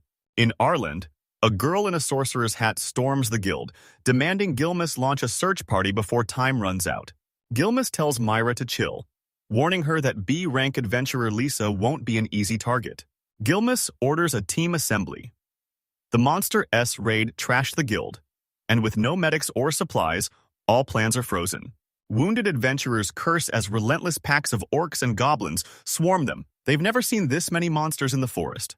Myra remembers Lisa's plan to save the expedition and stop the orc advance. Lisa battles monsters until a massive orc axes her down. Myra watches her fall as the horde swarms. An orc pack swarmed, forcing the expedition to bail immediately.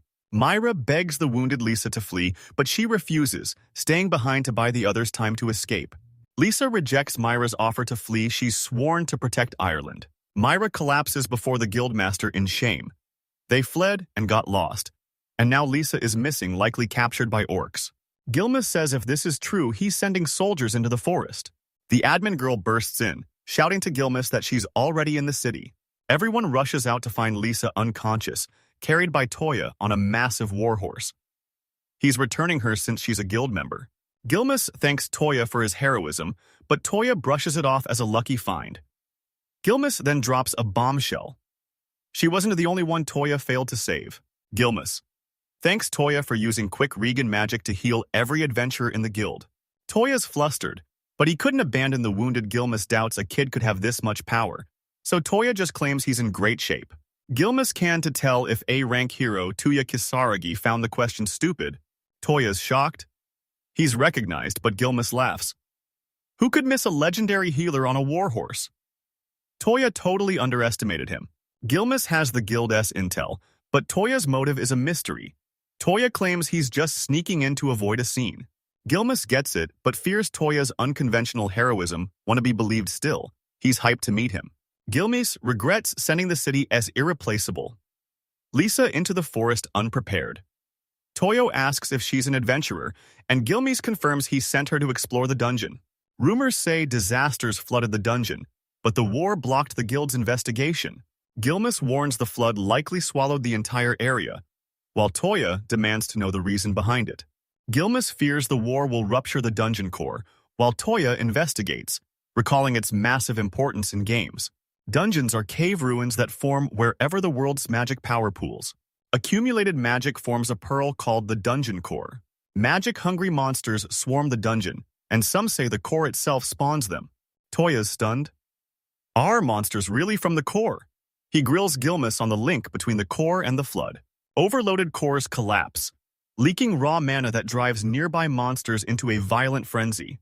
Gilmus warns Toya about the dungeon flood, where forest and cave monsters swarm the city. Kids swarm Kokuyo, while Gilmus warns that if the core goes wild, it'll level the city just as it's finally recovering.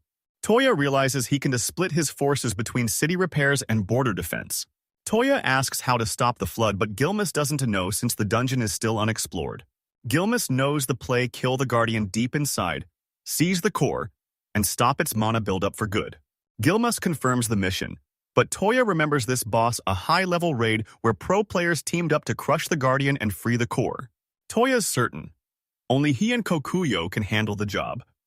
Suddenly, the girl bursts in to tell Gilmus that Lisa's finally awake. Lisa wakes up and apologizes for the scare. Gilmus checks in, but she's fine, asking if Toya saved her. Lisa collapsed on the grass, totally spent. Toya saved her life, and Myra tugs his coat, thanking him with a shaky voice. Myra tearfully thanks Toya, realizing if Lisa died, she'd never taste her cooking again. Toya's stunned. She's only worried about the meat. Lisa asks, "The guildmaster did the orc attack really kill 2 people?" Gilmus scowled, telling Lisa the orc horde was exploding. He miscalculated their strength, losing his best warriors and leading the monsters straight to the city. Gilmus takes the blame and tells Lisa to rest, but she refuses to sit idle while the city recovers from the orc attack. Lisa wakes up and demands the dungeon. Toya's shocked. She's already itching to fight. Myra screams. She knows nothing about these orcs and tells Lisa to go eat some oak-smoked meat. Gilmus gets Lisa's feelings, but with zero intel, he won't risk a move. He sends Lisa to rest while Master Gilmus eyes Toya thoughtfully. Gilmus offers Toya a private guild room, but Toya refuses, opting to sleep in the stables instead. The admin waives Toya's bill. Her parents own the hotel, and the guild is paying his tab for saving Lisa. Gilmus wants more answers, catching Toya off guard. Recalling the other guild masters, he wonders if this guy is any different. Lisa escorts Toya to his hotel, apologizing that the guild is swamped rebuilding after the attack. Lisa's hyped for Toya's powerful warhorse, but Toya insists Kokuyo is his comrade first. Myra calls the horse a genius for finding her in the woods, and Lisa agrees. Lisa stops to thank Kokuyo as Toya's group spots the ruined street, clearly devastated by the royal army's attacks. Lisa and Myra are crushed. They were out of town when the invasion hit. Toya's merchant source says the lord and his wife were executed for protecting beastmen. He asks the girls to confirm. Lisa calls the lord a good man. Myra agrees both humans and beasts respected them. Ira tells Toya the lord and his wife are dead, and their son Jay has seized control to continue their policies. Toya asks what Myra's son is like, but she gets flustered and hesitates. Myra asks if Toya's an adventurer and where he's from. He says the Imperial City. Lisa slams the brakes, asking if Toya is the rumored hero from the capital. He denies it, but he's cornered and needs a lie fast. Lisa rushes Toya, asking if he knows Sir Kisaragi. Toya admits he's seen him from afar, and Lisa is ecstatic. Lisa geeks out, recognizing him from bard songs as the capital's savior, an ogre slayer. With his massive aura on display, Toya's sure she's head. Myra drags Lisa away, apologizing for her Kisaragi obsession. Toya questions if she's legit, while a flustered Lisa finally regains her cool. Toya admits his reputation is just merchant hype, then asks why Lisa is such a Kisaragi fan. Lisa admires him for one reason: he's the hero who saved the empire. Toya stares in shock as Lisa surveys the ruins and graves, claiming a drop of Kisaragi's power could save the city. Lisa glares, flanked by Toya and Kokuyo as they all silently stare her down. At a roadside inn, locals warn of forest monsters and big bounties. He hears the danger but plans to leave the city tomorrow. Tavern gossip heats up. One guy's chasing a payday, but another calls him a fool for risking his life. Toya overhears the chatter. The city is doomed, and they've got nothing to lose. Receptionist Maya notes the adventurer's struggle. Toya asks if she's off work. She confirms, thanking him for the inn's new signature dish. Toya knows firsthand how deadly adventuring is, yet Lisa still risked her life to save the city. Maya says Lisa's different. A local whose family was slaughtered by Sir Larx's kingdom soldiers. Lisa's obsessed with the city's safety, risking her life in non-stop training. Maya's baffled how she survives every battle without a scratch. Maya says Lisa's still training. Toya's hooked and asks where. Outside the stables, Toya offers Kokuyo the inn's signature dish, and the horse devours it in a flash. Toya stares in disgust at the horse drool on his hand, then suddenly spots something. Meet Lisa. She relentlessly hammers training logs with perfect sword precision. Toya and Kokuyo watch Lisa train, Toya noting she's giving it her all. Toya meets Master Gilmus, who plans to reclaim the dungeon, but the forest is currently a death trap. The guildmaster knows Myra and Lisa will form their own high-rank squad. He's not sure why, but Lisa can't be risked. Knowing her, she'll drop everything to save the city solo. Toya reveals the guildmaster ordered him to join Lisa's party. Beside Kokuyo, Toya admits he never expected to play hero, but if an uncontrollable monster is in the dungeon, the city is doomed. Gilmus knows Toya's secret but still tasks him with escorting Lisa. She's a top-tier pro and a massive Toya fangirl, making things pretty awkward for him. Toya tells Kokuyo their vacation is over, and the warhorse stamps its hoof in agreement. Days after Toya leaves Lynette, Char finds his letter and fumes. He left without warning, even though she'd have dropped everything to follow the note's reveal. Toya. Shahar demands a carriage, but the servants remind her the princess has a meeting. R bursts in. Char snaps about Toya's gift, but R cuts her off. The king wants her now. She just met the king, and he's dying to see Shah. Shah is shocked. Back in Ireland, Toya and Gilmus talk mission. The guildmaster thanks Toya for guarding Lisa. Gilmus buys Toya's gear to prep him for the expedition.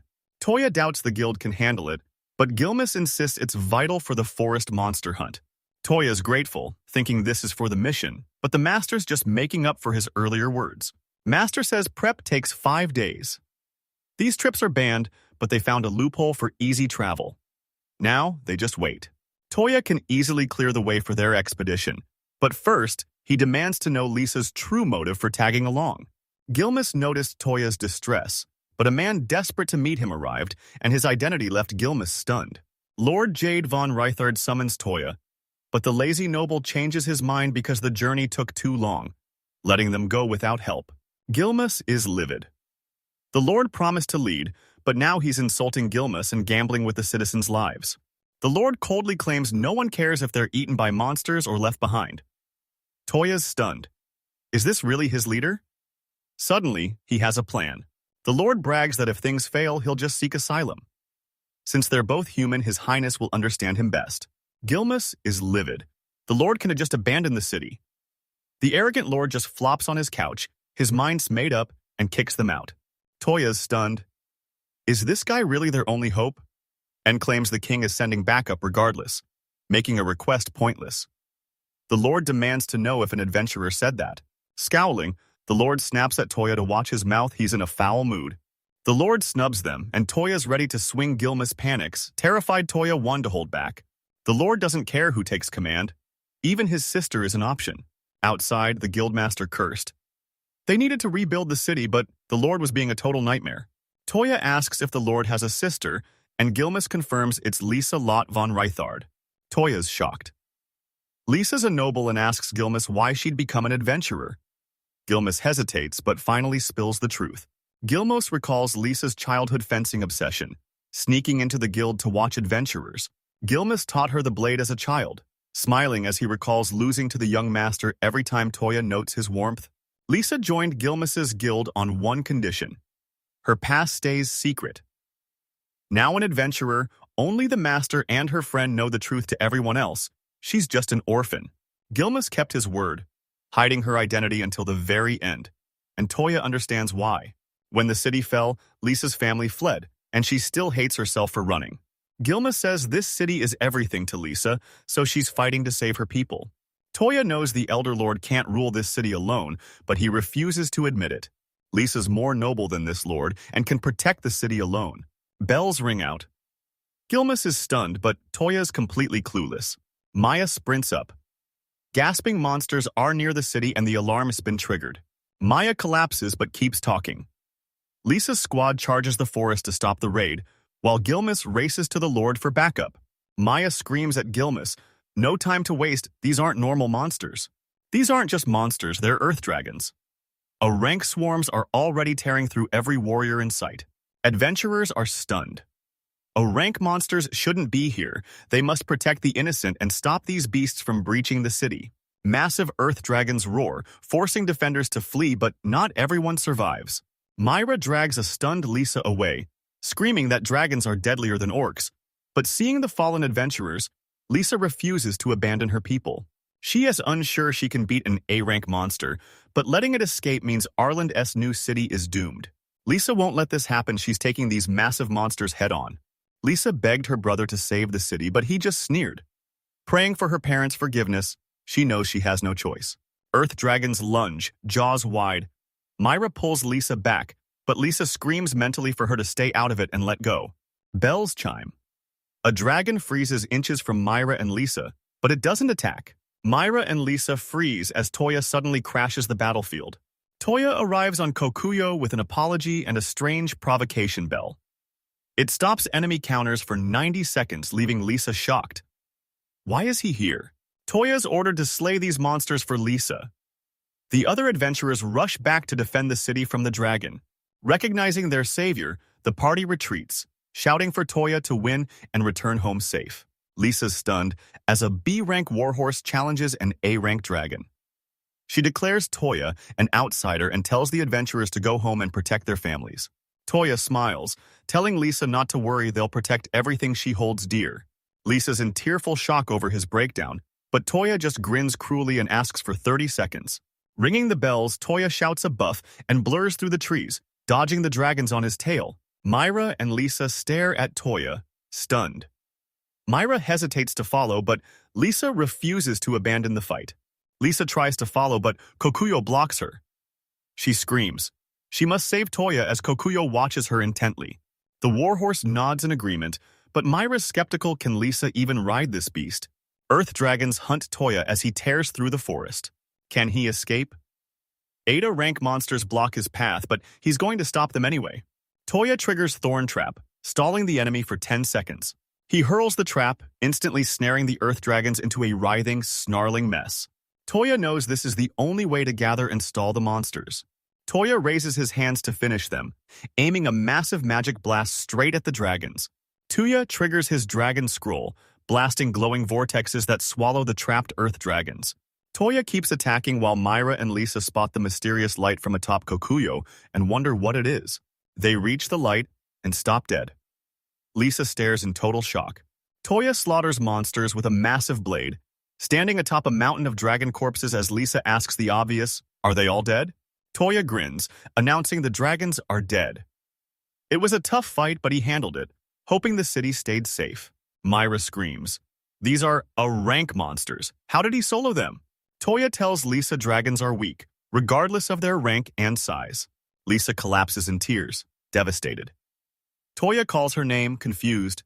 She watched monsters tear her friend's limb from limb, paralyzed. She swore to protect the city. So why did she fail? Toya tried to backtrack his monster comment, but Kokio's tail smacked him across the face right in front of Lisa. Toya thanks Lisa, admitting the dragons would have leveled the city without her help. Lisa hates her weakness, but doesn't blame Toya. Myra's crushed, and Toya steps in to comfort her. Toya, Lisa, and Myra snap toward a sudden noise as Lisa asks if they can hear the monstrous roar. Toya's dead serious, dragon blood spilling as he warns them to stop, but a sudden offer of help leaves him gasping in shock. Princess Charlotte and her elite warriors vow to stop every monster from reaching Ireland.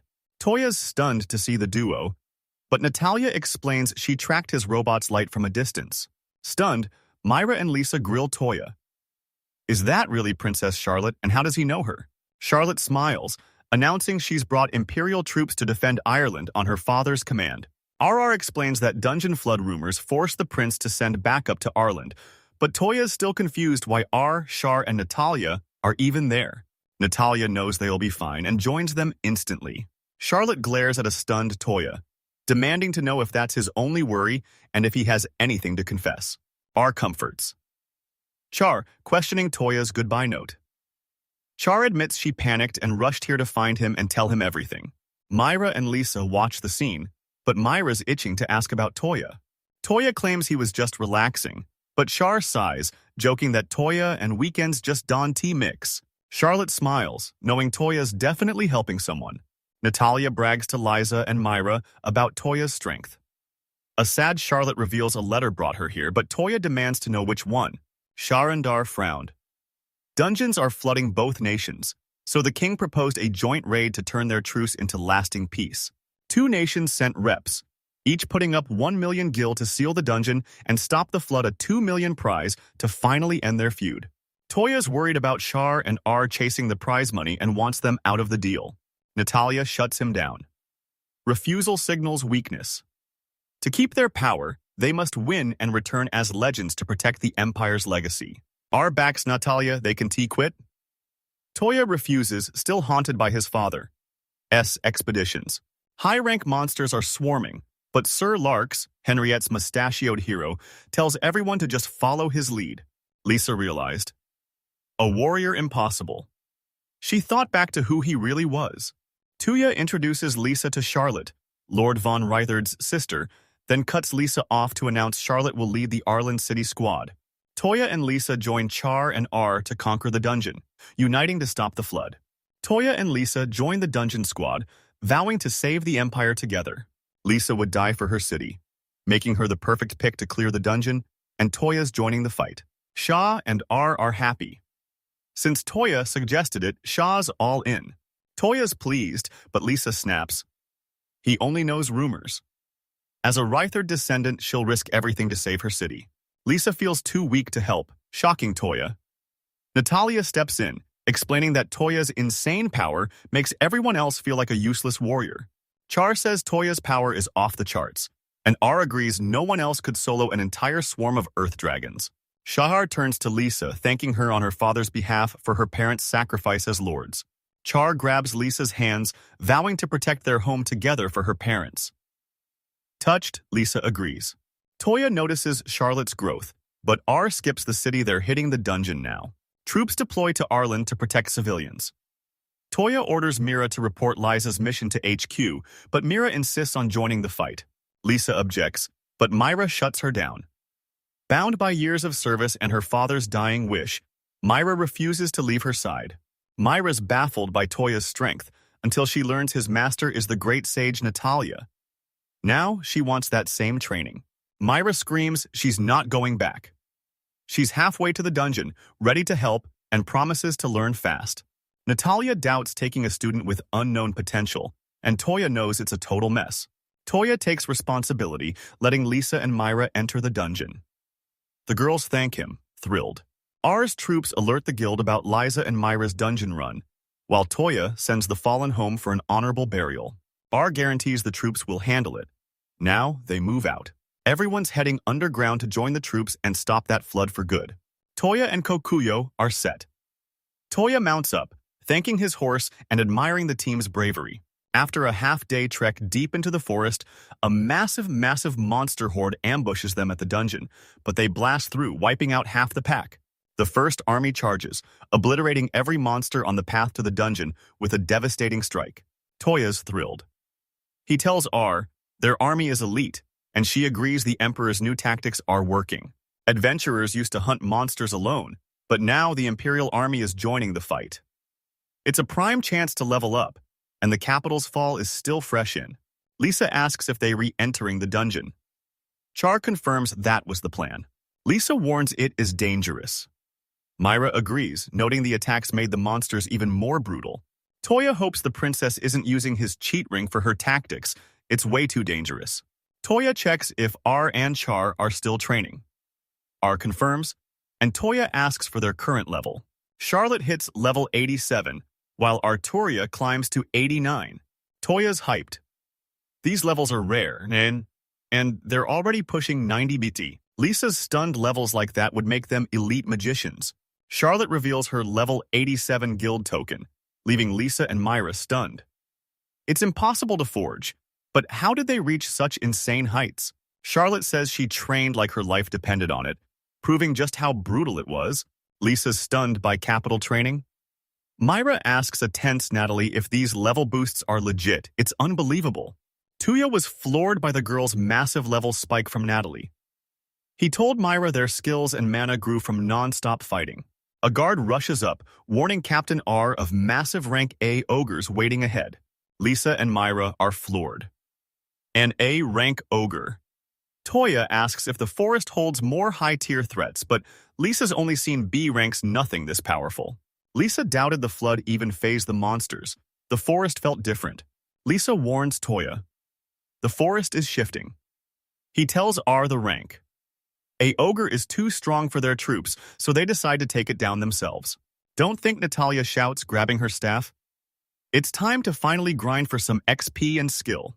Level 90. Natalia launches her spell at the A-rank ogre. Lisa and Myra reel at Natalia's level 90, but Toya's hyped as she charges with her staff. She snipes the ogre with precision magic. Charlotte's army is stunned, and even the beast is rattled. Natalia's strikes land all over, sending the steaming ogre crashing into the forest before the stunned crowd. Liza's stunned by Natalia's easy ogre kill, while a hyped Myra celebrates. Even Toya's impressed by the tiny girl's power. Natalie ignores the forest, focusing every strike on the ogre. The crowd roars as she takes it down. Natalia basks in the praise for her elite magic control, exactly what you'd expect from the legendary Great Sage. Charlotte demands to know how Natalia leveled up so fast. Arturia agrees, thinking she's done nothing but eat and sleep in the castle. Natalia gloats. She wasn't slacking. While they hunted monsters, she was secretly grinding levels. Lisa asks his level, and Toya reveals he's 52. Flashing his guild token, he knows he's reached a massive rank. Lisa admires Toya's progress, but Myra knows he's still leagues behind Natalie and Charlotte. Charlotte says Toya outclasses the masters, and Arturia agrees his relentless drive to improve finally pushed him past the best. R insists, levels aren't enough. Humanity matters way more than a hero title. R rushes them toward the dungeon. Toya remembers her father died to strong warriors, the reason she still hates their kind. At their father's grave, Ah's brother vows revenge, while their grandfather reveals their father died a hero, refusing to beg for mercy or face shame. Grandpa reminds them, Garrett died a noble warrior. He's proud and they should be too. One day, they'll restore the family's honor. Their grandfather will fail his bid for the throne, leaving R and her brother to finish what he and Gareth started. They're ready to defend their father's honor and reclaim their family's glory. Henriette's hero. Sir Larks leads his army to face Lunnet in a clearing, both sides halting for a tense standoff. Lunnet's warriors mock their foes, calling the self-proclaimed king a traitor, but the enemy stays silent. Charlotte's crew faces their rivals. R is fuming, but Toya snaps her back to focus. Truce or not, she's winning this. Toya saw the enemy rattled Arturia, but their mutual hatred meant she'd never surrender. Toya joined Shah and R's party to confirm Henrietta and Lunnet share the same goal, conquering the dungeon. Toya's certain now, but how did they know the Lunnet Empire would be here? Is Sir Larks an otherworlder like Toya? He claims he's a veteran guild hunter, but can we trust him? What does he really know about this world? Toy had to prove he was right and expose Lark's hero, but he needed to move in total silence to keep the secret safe. Henriette's deputy knight breaks the silence, mocking the enemy for bringing women and children to a suicide mission. He knew they were desperate, but this is pathetic. He turns to Natalia on her warhorse, doubting she can handle the dungeon as Toya eyes her warily. Henrietta keeps attacking, telling the kids to go home and let the adults handle it. Kids belong on playgrounds, not monster dens. Charlotte tensed, but Natalia barked to slaughter everyone and move on. Toya apologized for her outburst. The deputy chief mocks the kid's strength, but a bystander warns him to shut up if he values his life. He has no idea what he's dealing with. A colleague whispers a rumor that Dwarf is Natalia, the Lunnet Empire's top wizard. The chief freezes. Could it really be her? Barnett von Gargan steps up, apologizing for his unit's insults and promising to discipline the offenders later. Barnett's stunned to see Charlotte and Garrett's daughter, while Larks stands behind, recognizing Garrett. Barnett offers Charlotte a truce. The forest is crawling with monsters, and they'll only survive and conquer the dungeon by joining forces. Charlotte shouts her consent. They're ready, Barnett's stunned. She agreed so fast. Barnett asks if Tuya's taking his horse underground. Toya shrugs. Kokyu follows him everywhere, so he's coming along. Gargan warns. The dungeon core could drive the horse berserk. If it attacks his men, he'll kill it, so Toya should leave it behind. Barnett insists they trust each other and kill all conflict. Toya's worried Kokuyo won't stay put and will follow him into the dungeon. Barnett's certain no one's ever cleared the dungeon. Char starts to speak, but bites her tongue. Gargan says veteran A-rankers helped them. The cave monsters are just average, but their leader is the real high-rank threat. Dungeon leaders can reach S or even SS rank, depending on age. So Gargan asks if they're ready to risk their lives. Someone yells, this isn't a field trip, but nobody's dying today. Charlotte knows high-rank monsters don't just sit around. If an SS rank dragon were here, it would have leveled the place long ago. Lisa fears the SSS rank, but Toya's hyped to meet him. Natalia asks if he caught Princess Char's every word. Toya tells Kokuyo to rest upstairs while he hits the dungeon for souvenirs. Charlotte's done waiting. She tells Barnett to shut up. He's underestimating the Lunar Empire's elite. Barnett's stuck hoping for a peaceful retirement while the others rally to seize the dungeon. They must be heroes for victory, their ruler and their land. Lark shouts it's for the glory of their homeland. The Lunnet army sulks through Lark's speech, but Natalia finds it way too arrogant. She's not seeing any heroes here. She winks, asking if he'll become a hero. Toya refuses, but realizes it's the only way he'll ever see her again. Natalia sends him in first. The entrance is buried in roots and ruins, a dark void, leaking light and sound. Toya's annoyed Natalia, asks his goal, but they gotta beat those arrogant jerks to the monster. Toya hesitates until a ball catches his eye. Toya recognizes this dungeon from a game. If it matches, he can finally prove if Sir Larks is actually him.